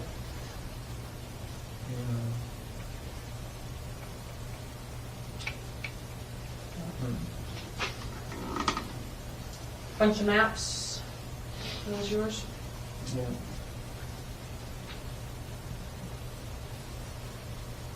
Anything we should be Before the looking days for? of computers. Any X's on them anywhere or anything? No. Anything we should be looking Put for? X's on my map. Highlight. Highlight. I don't highlight maps either. The only map you found that had highlighting on it, I didn't believe highlighting. So, Who did the highlighting on that one? I don't know. I just found that map around the house. What about the map that when you I think were, there was one in the car that was highlighted. When I was arrested, yeah. Yeah, but I didn't do the highlighting on it. That's all I'm saying. I know that's what they were thinking. That's what it sounded. Well, it was the interstate that was highlighted, and Right. you don't seem to really be an interstate kind of person. No, that's just pointing the point. A couple other things. There's a mattress out in the woods. Yeah. Do you know what that is from? No. There were some clothes under it. There were some women's clothes under it. Well, I mean, you're not going to find anything relevant on that property. That's a picture of the clothes, actually. They were underneath it. Kinky. And then this is a photo from the fire pit area behind the house. Oh, yeah. It's a ring. It's like a men's ring. And these are some like beads from a necklace. Huh. Yeah, I haven't burned anything in that pit for a long time, so. Is any, Anything that you found in there is probably from hunters or somebody who's camping there. So, I mean, there hasn't been any. I put a gate across the road. As soon as my folks moved out of that place, but it only stayed up for a year or two, and then hunters cut it down. And What are they hunting? What's there? Whitetail. was there ever a time that you burned anything of significance in that fire pit? No, not of Grace. Anything related to crimes? Possibly, but nothing. This is all Nothing ancient. like this. Yeah, no, this is all ancient history stuff. This is before I mean, I haven't really spent much time there ever since I was in the army. Okay. So this isn't going to be a ring to somebody that we need to be worried about. So, no. All right. I think the rest of these are all just duplicates of some of those. Do you have any questions about this stuff? We're going to get all of this up here, and so once we get it up here, we can pull it out. Like we'll grab this stuff to see what that is, what the invoice is, Okay. some of this other stuff. Okay, pretty a little interesting. Do you know who's that belongs to? Yeah. We'll bring it in when we get it. Sure.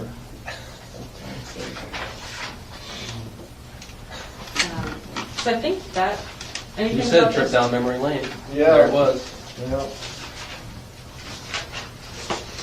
Okay, anything? I didn't even realize I still had anything in that. I'm Yeah, that's guessing all what I that did. stuff was in the garage or something? Or? It was spread out. I think the box was in the garage. I don't remember where some of the other, like the road, some of the other specific stuff, but I know the box, pretty sure the box was in the garage. Huh. And I think, you jump into this quick too, so I had this stuff laid out to show you. Does this place look familiar? Yeah. I think we maybe even showed you these before. I don't know No, if I we did saw or the not. ones with the guns. Okay, yeah, Was these that were, as they found it? yeah. They might have pulled something away. Just so or- you could see where Okay. about where it was. I Yeah, was gonna say, I thought it kind of camouflaged it. yeah, that was, so like walking up on it, you can see Okay. it. We got a report, we got all this stuff, sent it into the lab, that's what we do with everything that we get, and, on the tray that holds the ammo in there, there's a perfect right thumbprint. For his keys. Yeah, right. No, there is. I don't have the lab report yet. Wow. So, more CSI stuff. Yeah, I'm impressed. Well, I'm disappointed in myself mostly, but I'm excited. The lab examiner called me. I don't have the report yet. When I get the report, though, I'll show you the report. But I'm not BSing you. It was on one of these two on the plastic tray inside. Huh. Plastic tray, huh? Like these pieces must be the plastic, like a bottom view of it, Yeah. or top view of it. Okay. It slides into that cardboard sleeve. Well, it was kind of in a hurry, I guess. Whatever. I'm too lazy to even dig a hole for that one. Just piled rocks on top of it. Were you planning on going back for that? Yeah, this summer.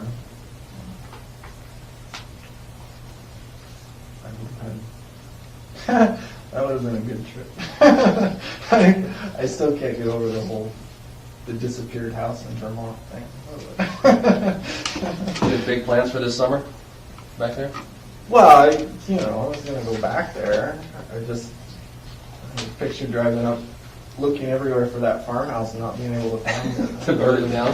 Yeah, that would have been funny. But whatever, you guys did that for me. Speaking of Vermont, Yeah, speaking of Vermont, we were talking to Vermont on Monday. And they want to know what's going on.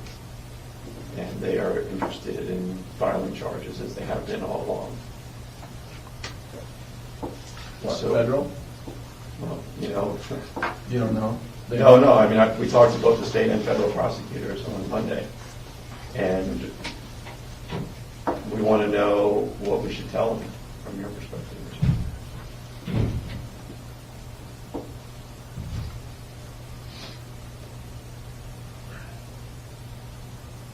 Well, it's a little hard to talk about my general overall perspective right now for obvious reasons, so. Well, just tell us your perspective. I understand that, and we're not going to do that, but we are interested in your perspective on the Courier murders, because that's what they're interested in. And They're also interested in, your cooperation on other crimes and where that stands and whether you intend to follow through on some of that. And so that's the kind of thing, that they're looking for from us. Well, like I've said all along, my cooperation on other crimes is dependent on what's going on with crimes that I'm already charged with. So. And I've said that all along.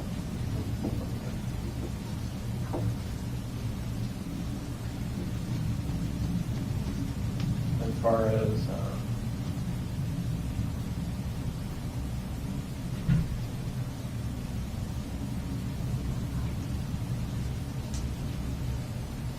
I'm losing interest in the legal process, I guess you could say.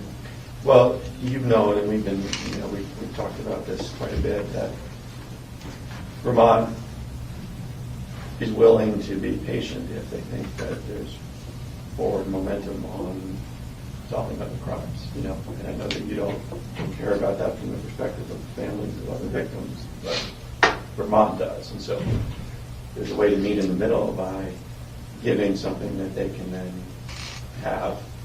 No, they don't need to know the details of it, but they need to know we've gotten some details so that they can continue to hold off.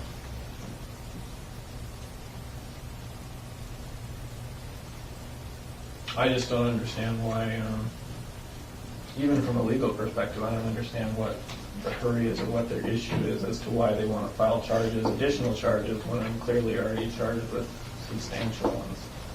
Well, in Vermont, you've got state prosecutors who right now have an unsolved, according to the public, unsolved murder of the couriers. Right? So the law enforcement is under a lot of pressure. They get calls from the press, they're telling us every week, it's a little different. State prosecutors are elected, so I think they probably feel more of an obligation to, inform the public than, people who are appointed to lifetime prosecutors. Right.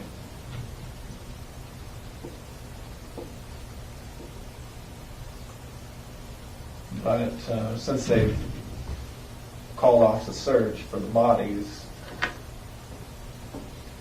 as far as the public knows, they can't even definitively say that it was a homicide. I know they already told everybody it was. They know that. Vermont knows that. Right. They know. So Vermont, let's just be a really realistic approach to it. If you're a state prosecutor in Vermont, you want them to come out and say, hey, here are the charges. We've got the guy, case solved. That's what you want to do. Right. So you need to give them a reason to say, don't do that.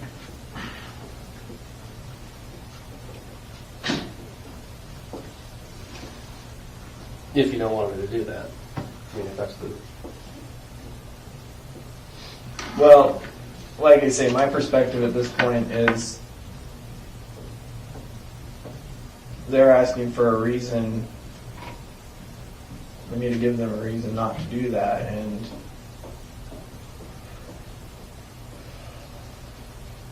I have no reason to suspect that at this point that any information, any further information I give is going to be used or portrayed to the media in the way that I'm told it will be or won't be, just because that's the way it's played out so far. So if they're saying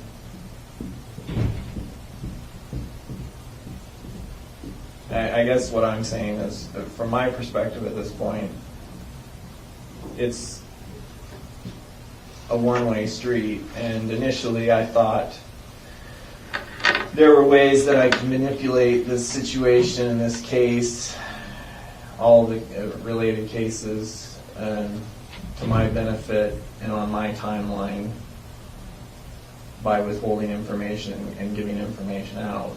And obviously, over the last few months, I came to the realization that I can't do that, not realistically. So, Is that your real reasoning?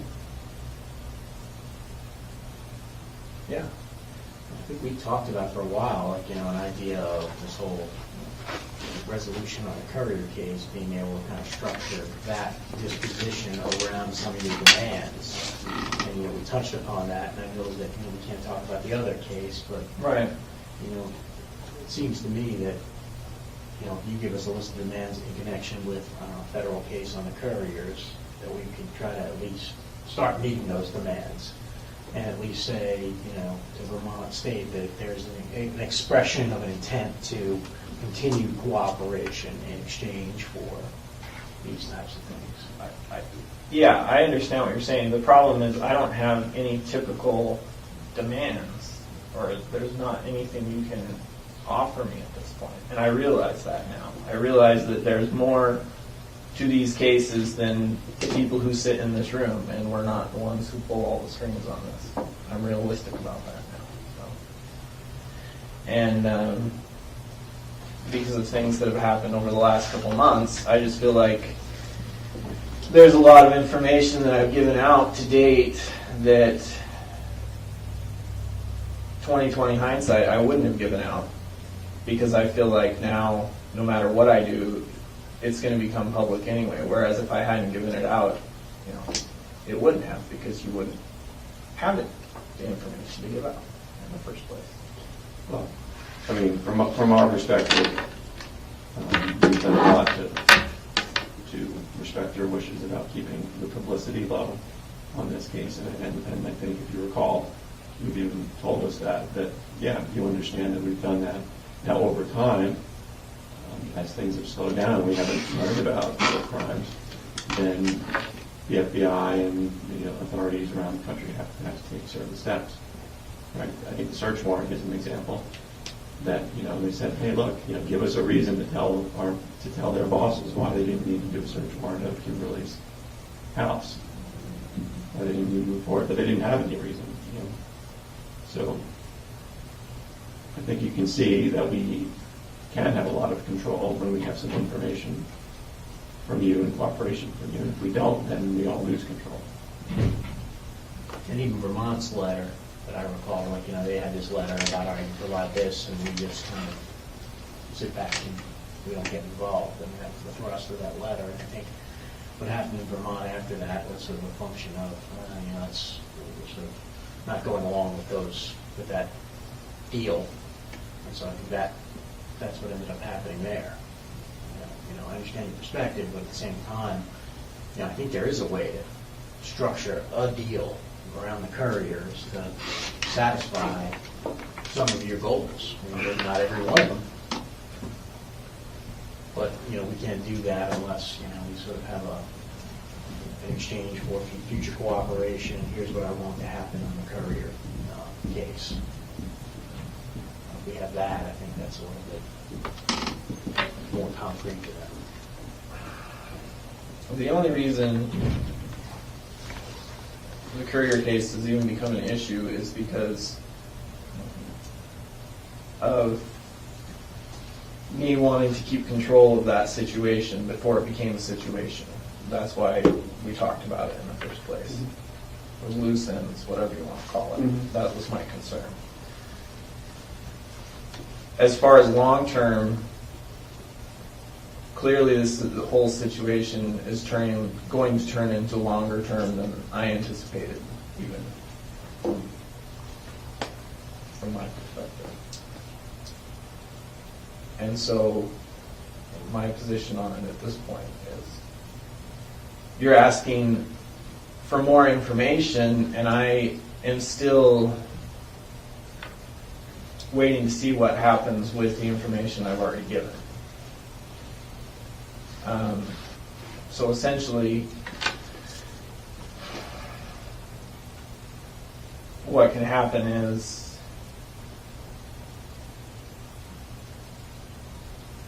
it becomes a one-way street until I see what comes out the other end on some of these other issues.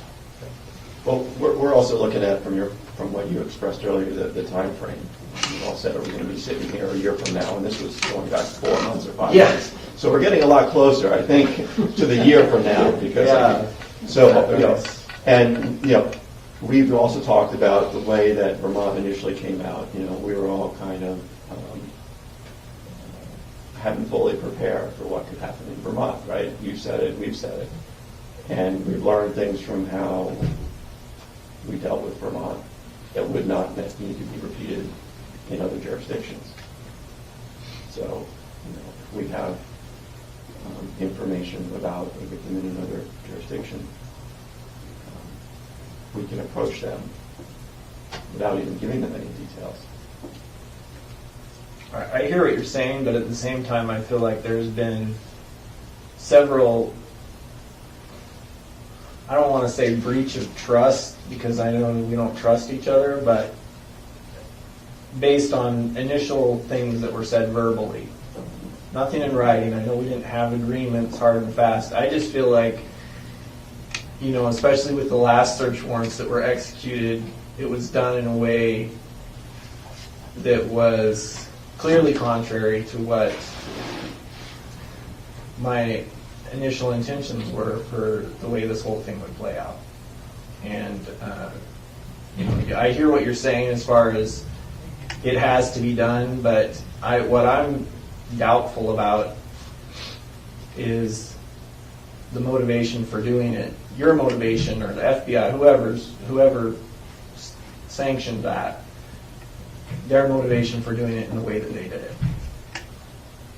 Well, hey, like you said, you're going to be suspicious of us, we're going to be suspicious of you, but frankly, when we've sat down in this room, everyone here has tried to play straight with you. And I think if you understand the reality of the situation, and you're a pretty reality-based guy, you understand how the world works, is, once you stop telling us significant information about other crimes, then these guys couldn't control what the rest of the FBI is going to do. And the playbook says, if you've got a serial killer, you're going to have to go through that house, right, with a fine-tooth comb. Even though they can say, hey, Israel's told us there's nothing there. Well, they're going to do it. And the only way to hold that off is to say, well, look, he's cooperating, he's giving us information. But when you stop, then there's going to be consequences. We're trying to be as reality-based about this thing. We've always given you what we thought was actually going to happen in the real world. And it's the same thing from Vermont. If we had had more information in Vermont, I bet you Vermont would have been a whole lot more quiet and cooperative. As it is, they've been really cooperative, right? They haven't filed any charges, but how long can we hold on to them without another piece of information?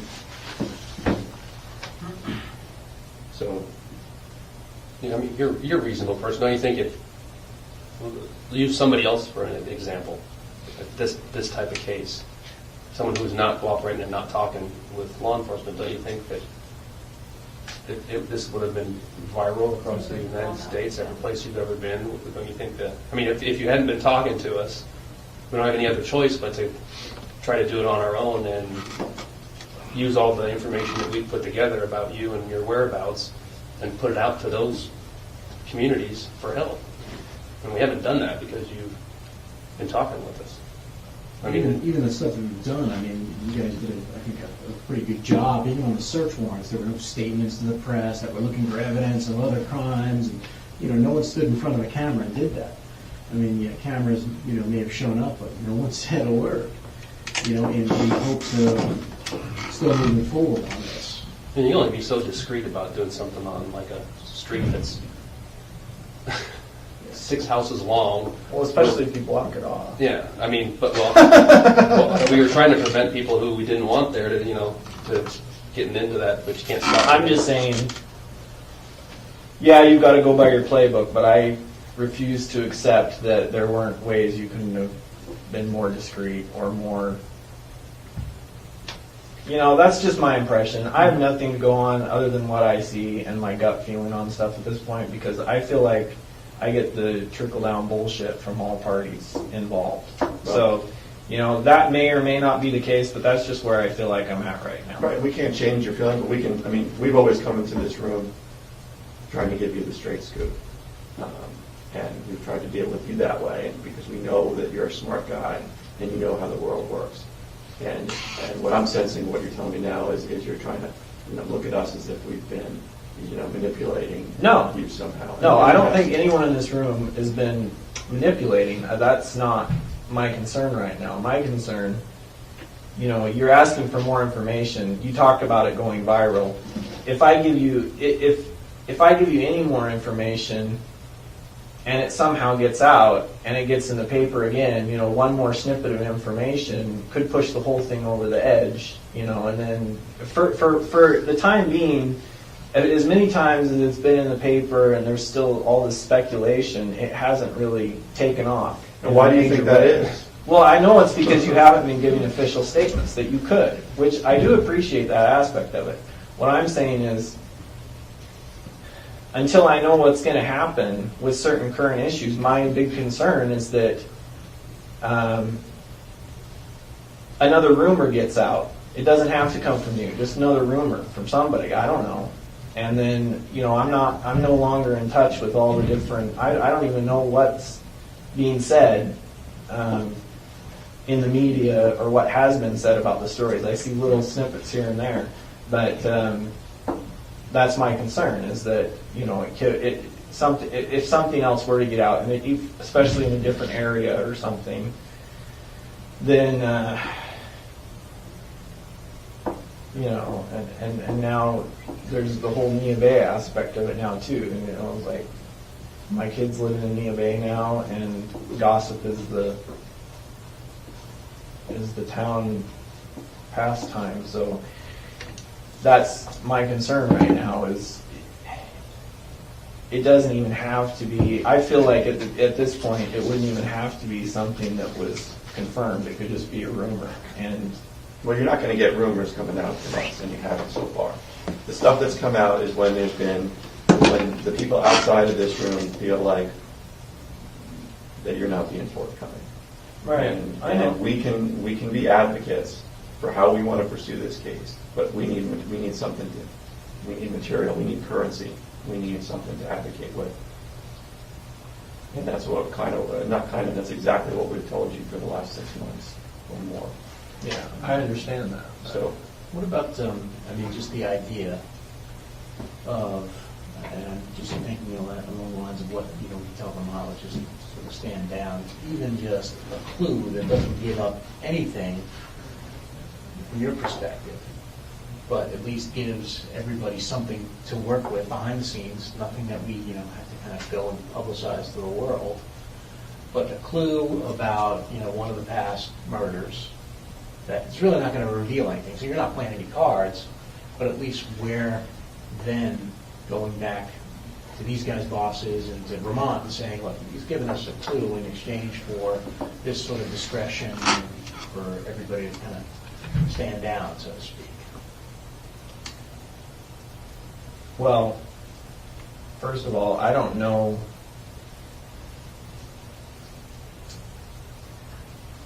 You already have. Sure. You already have a lot of clues that I don't know about.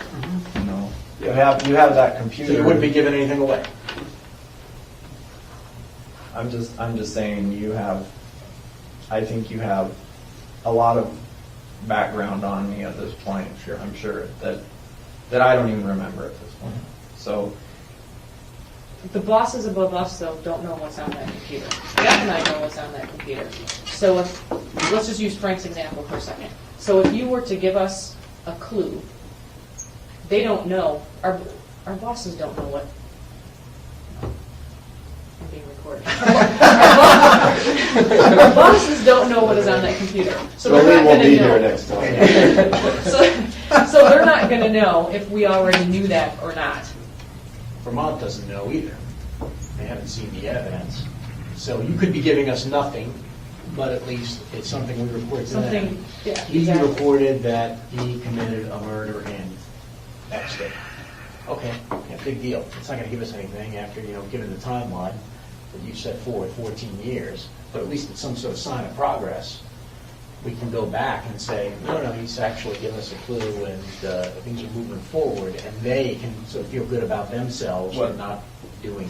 When you say clue, are you talking about giving you names or No. what? Keep the name, but give us the name It was of a the state or something. state and a time frame. Hey, You already know some of the states. sure, Sure. but give us something that we Doesn't matter. progress from where we were months ago. Is what we're looking for. I mean, Frank hadn't talked about this clue idea, but something that we don't. Obviously, you can tell us something we already have discussed in here. That's not progress. Because everybody knows what's been discussed in here, but, let's assume it's something from your perspective, you're not giving us anything because you think, hey, we already have it, it's a clue, and it's just something that gives us credibility that we can report, even though, maybe this is just a fiction. You give us, New York, New Jersey, all right, well, you told us New Jersey. Or, something other thing that we can kind of report back that, allows us a little bit of credibility with the people that we have to deal with. Something. Did you find any knives in New York or in the boat? folding knives. They're about 6 inches long. I don't know. I think there might have been in the boat. You think- told I us can there was, you find thought out there was quickly, knives in the though. boat, right? I think it was a knife. There's 2 knives that were not in Kimberly's house, and I don't know where they were. I thought they were in that bucket. I thought that they were. I may have left one in New York, or I thought there might have been one in the boat.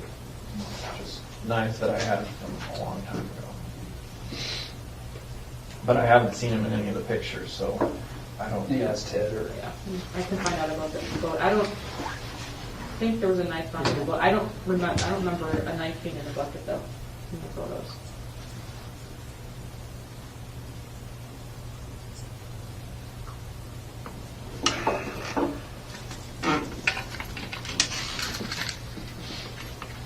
The knife. Well, there was a folding knife. Years and years ago.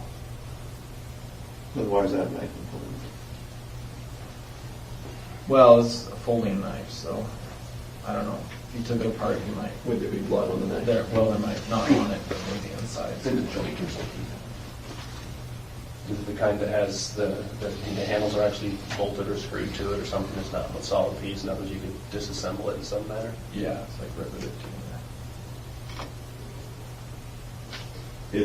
Would the blood be from a long time ago or just the knife?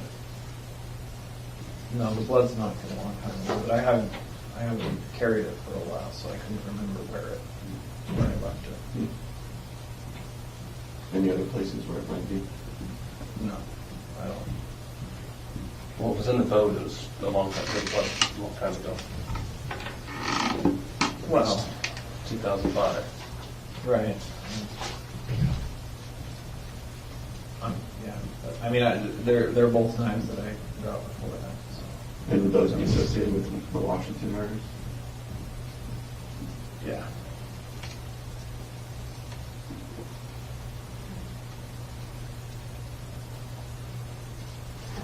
On those lines, while I'm waiting for Ted to respond. Ted's the guy that you met with one time he was up here. He's the one who did the boat search. From Ted, on those lines. We talked to someone out at the lab when we were talking about, when the time comes when you decide that you want to give additional information so that we're prepared on what we need to do to be able to respond quickly. We asked about, what are the chances of if there is someone that is, if there's a body at the bottom of the lake, what are the chances of that body still being intact 7 years later or that kind of thing? What are we going to be looking for, and what do we need to have in place in order to be able to find that? And one of the things that they said, which might be of interest to you, is depending on how the body was put down there, it's possible that the body is actually very intact. If the body was just tied to something and dropped it to the bottom of the lake, there's definitely still going to be long bones and that kind of stuff. You won't have finger bones and that kind of stuff. There'll be femurs and long bones and that kind of thing. If the body was contained in something, even a bag of some sort, it's very possible that the body could still be intact, depending on the depth of the lake. All of that determines the kind of equipment that we would need in order to locate the body.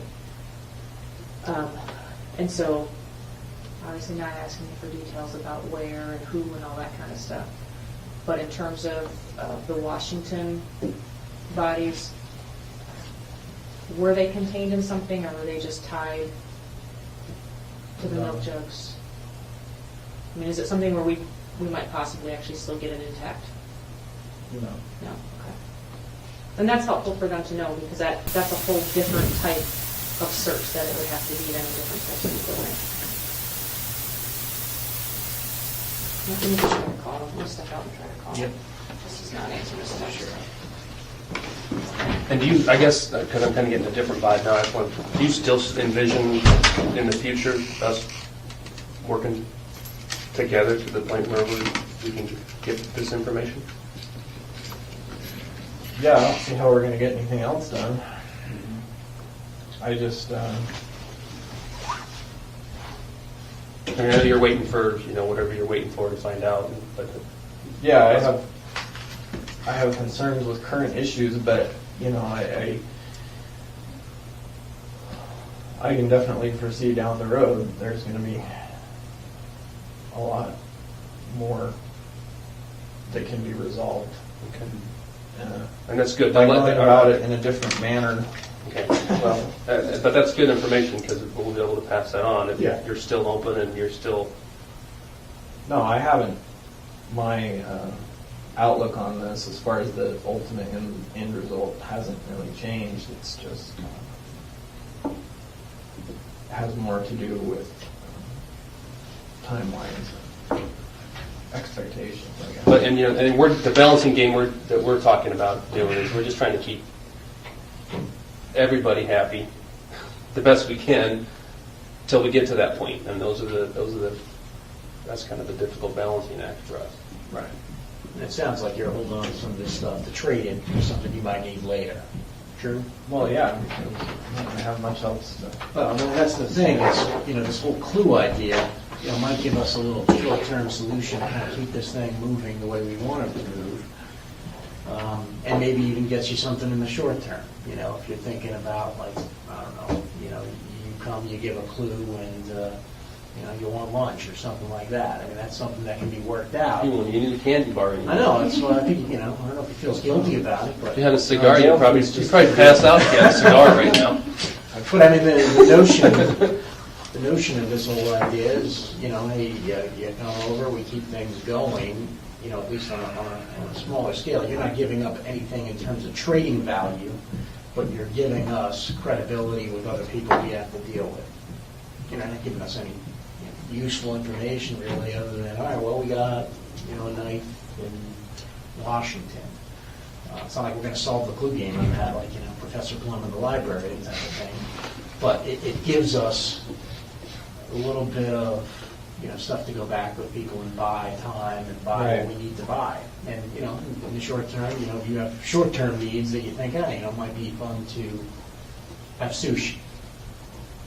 That's something that, can be arranged. We're not talking about, huge clues here.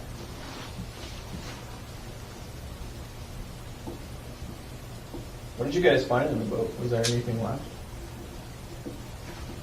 I thought we went over, Yeah. Ted and Cole, we went over that. I saw the list. There was no knife. Oh, you mean in terms of the lab? Yeah. It has not, everything has not gone to, finished up at DNA yet. So it's possible that there were still, there were some areas that did test positive for blood, just when they do like they call it a presumptive test, when the people that were searching it. So those things went into the lab, and some of those things were like the screws from holding the carpeting in and that kind of thing. Those have not come back yet from DNA. The little, there were some little fragments that they thought might have been bone fragment, was not bone, did not test positive for bone. That one's come back. Sand or something. Yeah, we didn't ask what it was, but it wasn't bone. Right. There's some hair that is not yours, but the way they figure out hair. I was mostly curious if they found any blood. Yeah, there I was. just wasn't sure how long, because it's been sitting there in the rain for so long. I was curious if there was. I mean, I know there was when I parked it. But whatever. Yeah, there was.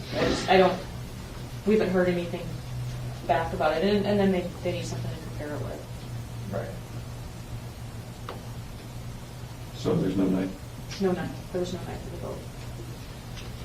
It may have been.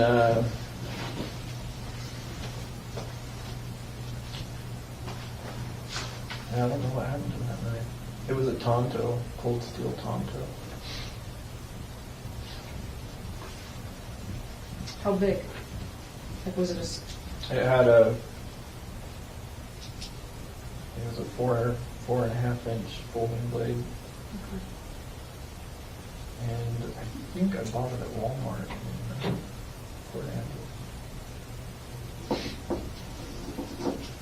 Do you remember what color the handle was? It looks very similar to the one that I had on me when I was arrested. just a different blade style, same company and everything, I think.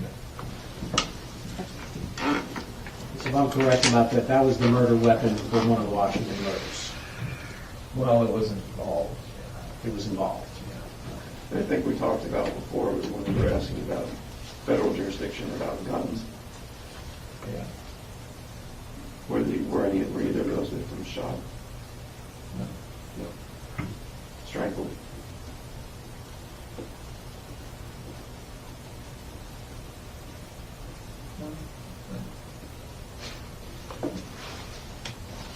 We'll get the whole story eventually. Right, we're just going to get parts so that we can move. No, the only person I ever shot was Bill Courier. Everybody else is strangled. Yeah. Or, I don't want to have the wrong impression, so everybody else was strangled, or was there something else?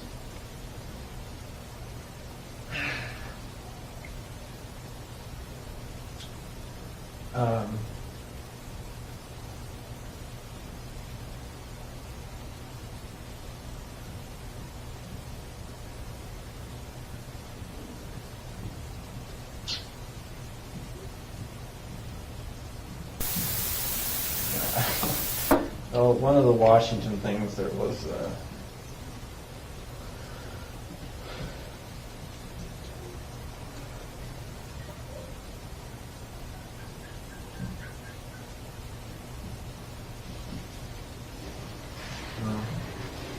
doesn't matter. It's just no, it wasn't strangled. It was,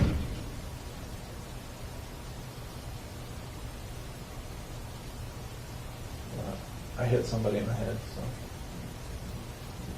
Did you mean to kill them or they died? Was there a struggle and you hit them and they died, or did you mean to kill them that way? No, I wasn't trying to kill him. I just took him out of action. I think we read that in one of those letters with the male or female couple. Yeah. I saw it. I don't know. Rich mentioned that they gave you all that stuff. So, I should have asked them to give me copies so I know which ones you have. We could go over that together, and you could fill in the blanks at some point in time. Well, we know in I Washington. didn't realize they were allowed to take stuff out of my cell that I wasn't mailing. That was a pretty big mistake on Well, we know from that there was a couple in Washington State, a male-female couple. We read that in the bill. Are those the same couple that you took to the boat and dumped in the lake? Or are there others? They went in that hole. No. Yeah. You're married.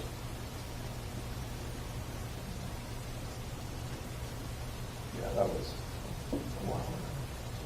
That was a long time ago.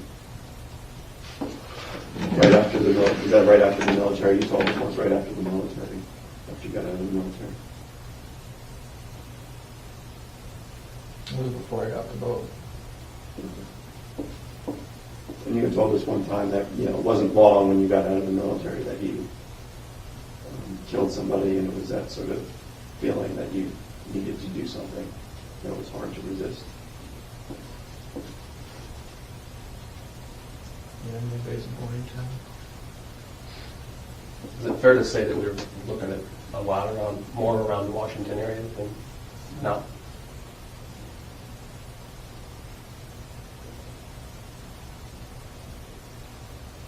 Just the two in Washington? No, there's a couple. There's a couple in Washington, and then the two related to the boat. Is that right?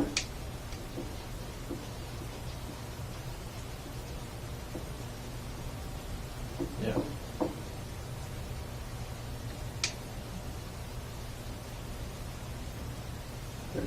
So if we can't find this knife, I guess unfortunately that doesn't give us much to go on.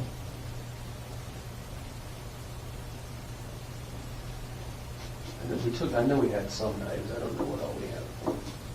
I think you got some from Kimberly's. Is it possible it was at Kimberly's? I don't think so. I haven't seen it for several years. Could be in a different Washington cache. No. No, I don't think we're doing that so much. The Wyoming one you talked about? No.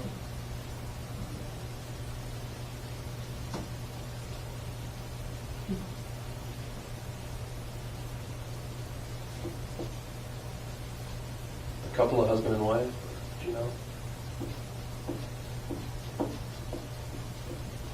I'm not going to talk about that. What about other caches, like another cache?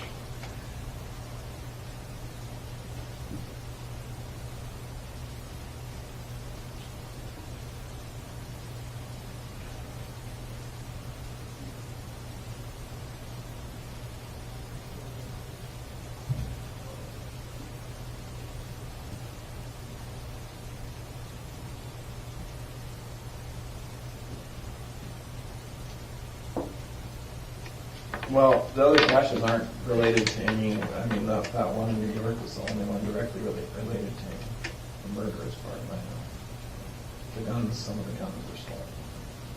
Well, that would give us something to go on if there was a cache that they could go and retrieve.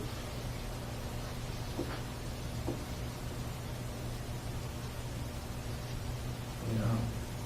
Well, That would keep, Everybody I think likes that would very keep the treasure. FBI busy. yeah.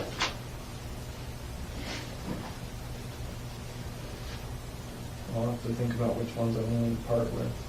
That's right. That's right. If you thought It all still belongs to me. Have a so you have a know candy about bar. it. if you thought of one that you wanted to give up, that maybe we might be able to work something out with our video. Oh, yeah, that's a good idea. Well, that's another issue, is there, the others I can't find just with satellite map, so We'd have I to can do give you that. general areas. Yeah. Well, if you gave them a general area, they could probably get some. We just have to have enough information to get a hold of, the attacked person. That covers that area. Right. So again, it would be a cache, it's not related to anything, so you're really not giving up any of your cards to trade with. Well, that's the issue, they're all related to stuff, they're just, yeah, I just have to think about it. Well, I you want want to try and remember what's in. Yeah. Well, it's sort of interesting for you too. You'll get to see what's in there, and you'll get to see them again. Yeah, and then it'll That be may like one of those oh shit moments. Once you dig it up and I see what's in there. Israel, there's been too many ocean. Yeah, well, I've had enough, I've had my share for the year. Well, this is just the way. Well, why don't you, if you were able to do that, I think that's going to buy us and give everybody something to do, and people like to have something to do. If they can be digging up a cache, and then you'll get to see how the video works, and you'll get to see what's in there.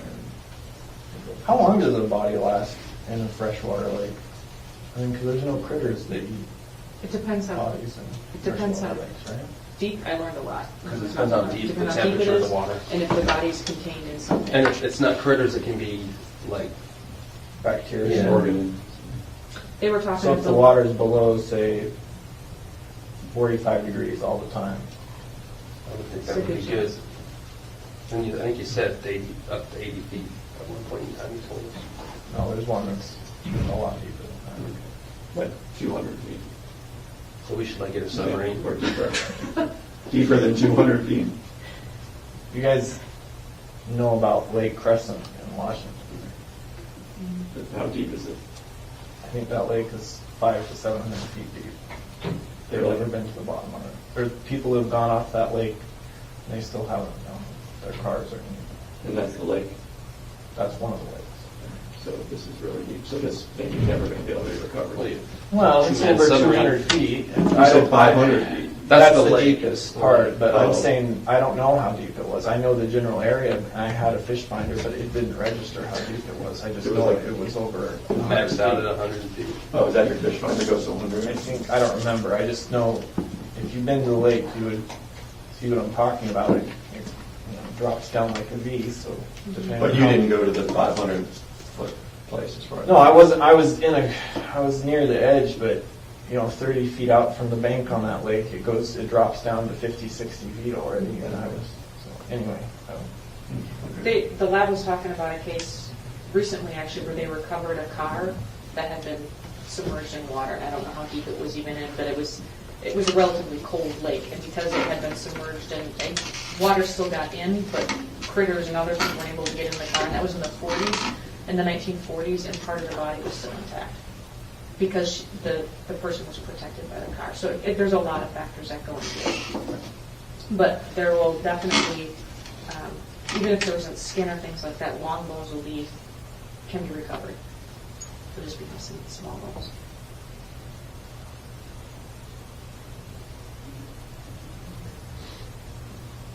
Yeah, I know they tend to move around. But if there's other specifics in terms of things that you know of depths and temperatures and that kind of stuff, you can certainly make some phone calls and find out what. Well, I figured you would have guessed that, like, that was pretty obvious. But, I always have been curious as to what it would look like. I would think as deep as that lake is, it's probably sitting there just exactly as it was when it first touched down. Could be. I know most freshwater lakes that deep, there aren't even that many fish that go down that deep. But that one's not in anything, it's just ropes or something holding it. Is that the milk jugs that you said? Well, that's what the weights were. Milk jugs, how many milk jugs? Are they going to move around? No, I don't. How many milk jugs are you talking about? At least 4 or 5, I would think. Just for one bottle? Yeah.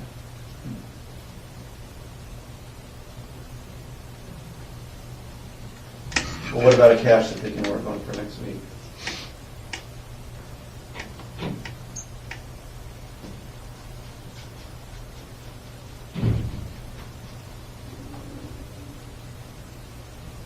Well, the easiest would be Washington. So I know my way around there a little better. The agents are ready. But I have to, I'll have to think about it. I'm trying to remember what's in it. Do you want them to line? Do you want them to line it up? That's the thing. We can't make the decision that day because they won't have time to. Yeah, they won't have time to line it up. You think Oh, about you it mean over the the live weekend. feed? Yeah, Yeah. yeah. But if you think about it over the weekend or something, Yeah. And if there's anything you want, like, Could you give me like an hour on the internet, maybe? Before we do this. You want an hour on each? You do a little research first. I've been an info blackout for too long. I think that's, you think about that, and if there's anything you want short-term in terms of... I was joking, I wouldn't do that anyway. No, I'm not talking about the internet. I'm talking about, like, if you want some sort of, all right, I'm going to do this, but, you wouldn't do that on the internet if we set a computer down here? You Oh, wouldn't do because I know you're just going to go right to everywhere I went. I wouldn't do that to you. But yeah, no, anything, to kind of satisfy any short-term goals you have, even if it's just food or coffee or, whatever. Obviously, it's coffee anyway, but, again, it's sort of a situation where I think you're not giving up anything, just giving us help with wherever we need to persuade. And Right. I think No, I can see I see your point of view, I do, on this, but at the same time, I have my own frustrations right now as well, so. But even like this is productive. This will be viewed as productive. I mean, you said you came over, we got stuff, and so It's only productive from a non-prosecuting attorney's point of view. it's productive to us. Fellas, you already got me on enough stuff. It's okay. It's okay.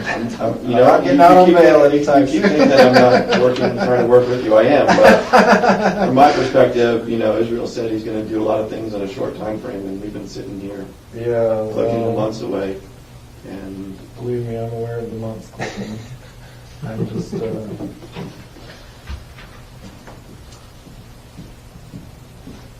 have a new appreciation for things being done at a different speed, that's all. So let me just make sure I'm clear on the cash.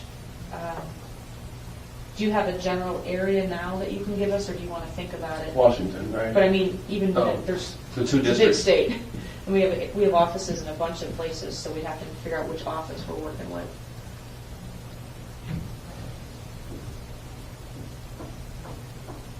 Within 50 or 100 miles of. Is there anything close to Nia Bay or out Well, in that yeah, area? yeah, not near Nia Bay, but in that. That area? Okay. That'd be Ted. outside of Seattle, between Seattle and Yeah. Bay. Right. You already met those agents already, so it's not like Yes, we're bringing new arrange with people. them. Did I see that top picture?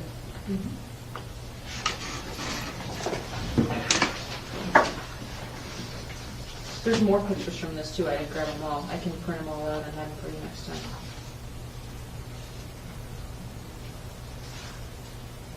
I know there were a couple, a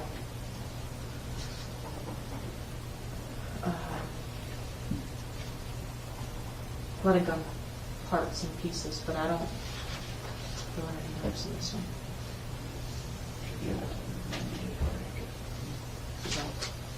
So, I can grab a bunch of the pictures, that's nice.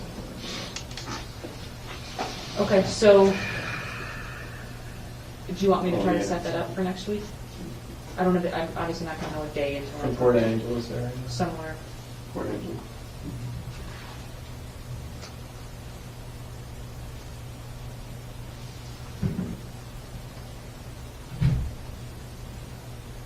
Yeah, I don't set up a time yet. I gotta try and remember. Once you get the computer, you can look right now if you want. Is that going to help An you area. remember? Google. Google, you can look at Google right now if you want. Well, you know the area. Talking right? about- I He's know trying the to. area. he doesn't- I'm he's trying to remember what's in it. He's trying to remember what he has in. That's probably not going to be on Google. No. We can try that together, we'll just open it up and do like Al Capone's vaults. It's not that impressive. It's just, I'm more concerned about the little stuff that might be in it.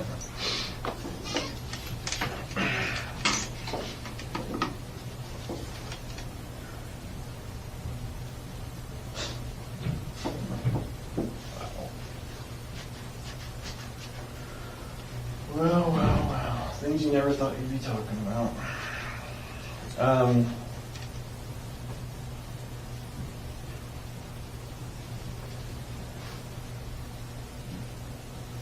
And then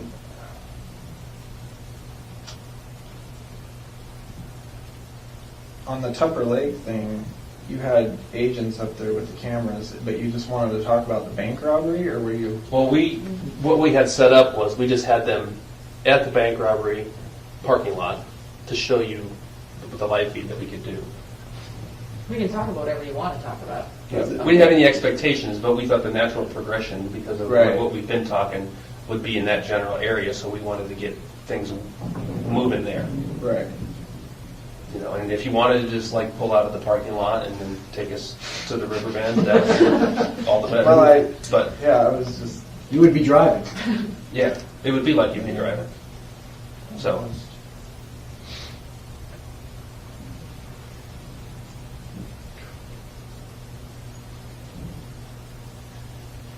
because we thought maybe that's how it's going to have to be eventually, maybe, is that you might have to be in the driver's seat, so to speak, to see, you know, landmarks or whatever you need to see. Yeah.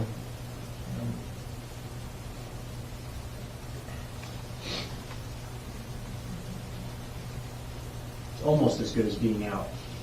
I'd like to tell you we were going to drive you to the dig site and we were going to show you what we were doing, but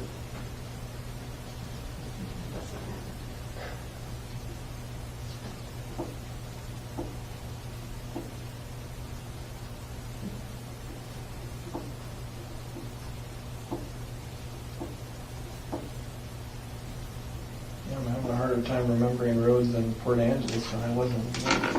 I'm sure I can figure it out. probably need that computer for an hour or two to refresh your. No, I just haven't driven this road.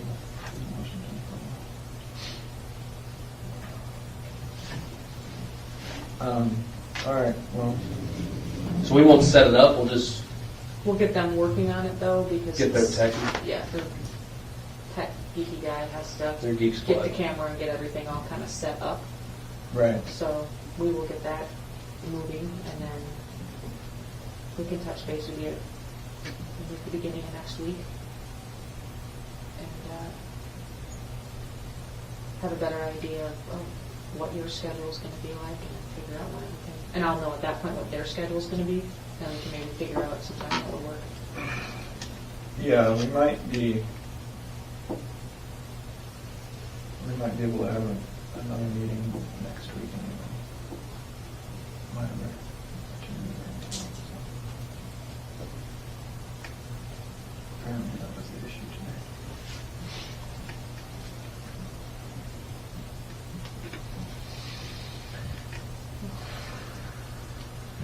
All right, what we may do then, Jeff and I may come by the jail and just figure out that piece that we were just talking about the timing, and then we can go from there.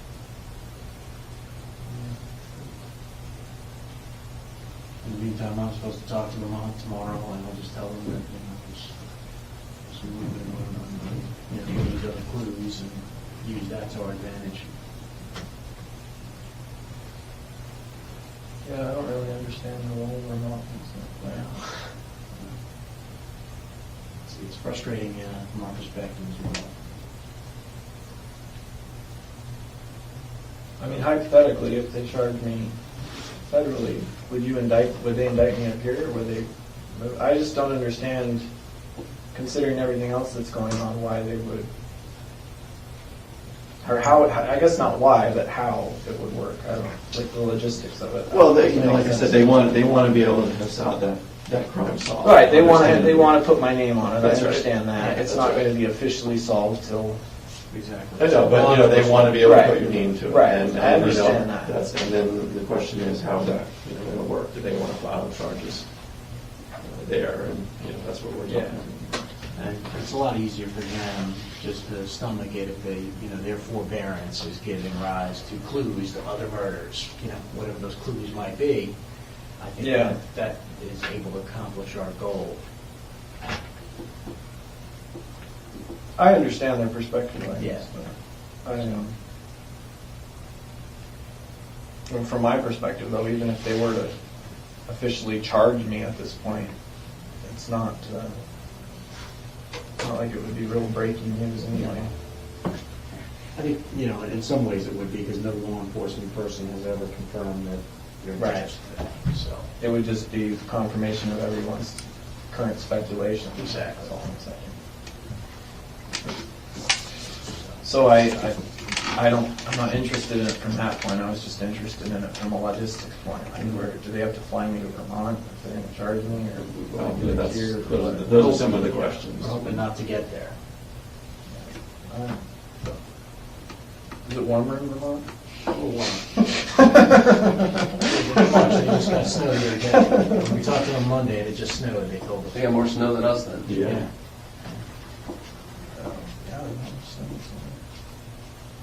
Yeah, got a quota for last year.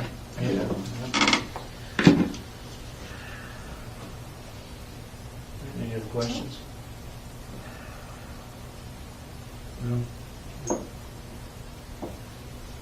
I will run the busy up You and. gotta take a leak or anything before we take them out? You're not gonna eat this? No, I'm good, thank you. You sure? Yeah, I'm sure.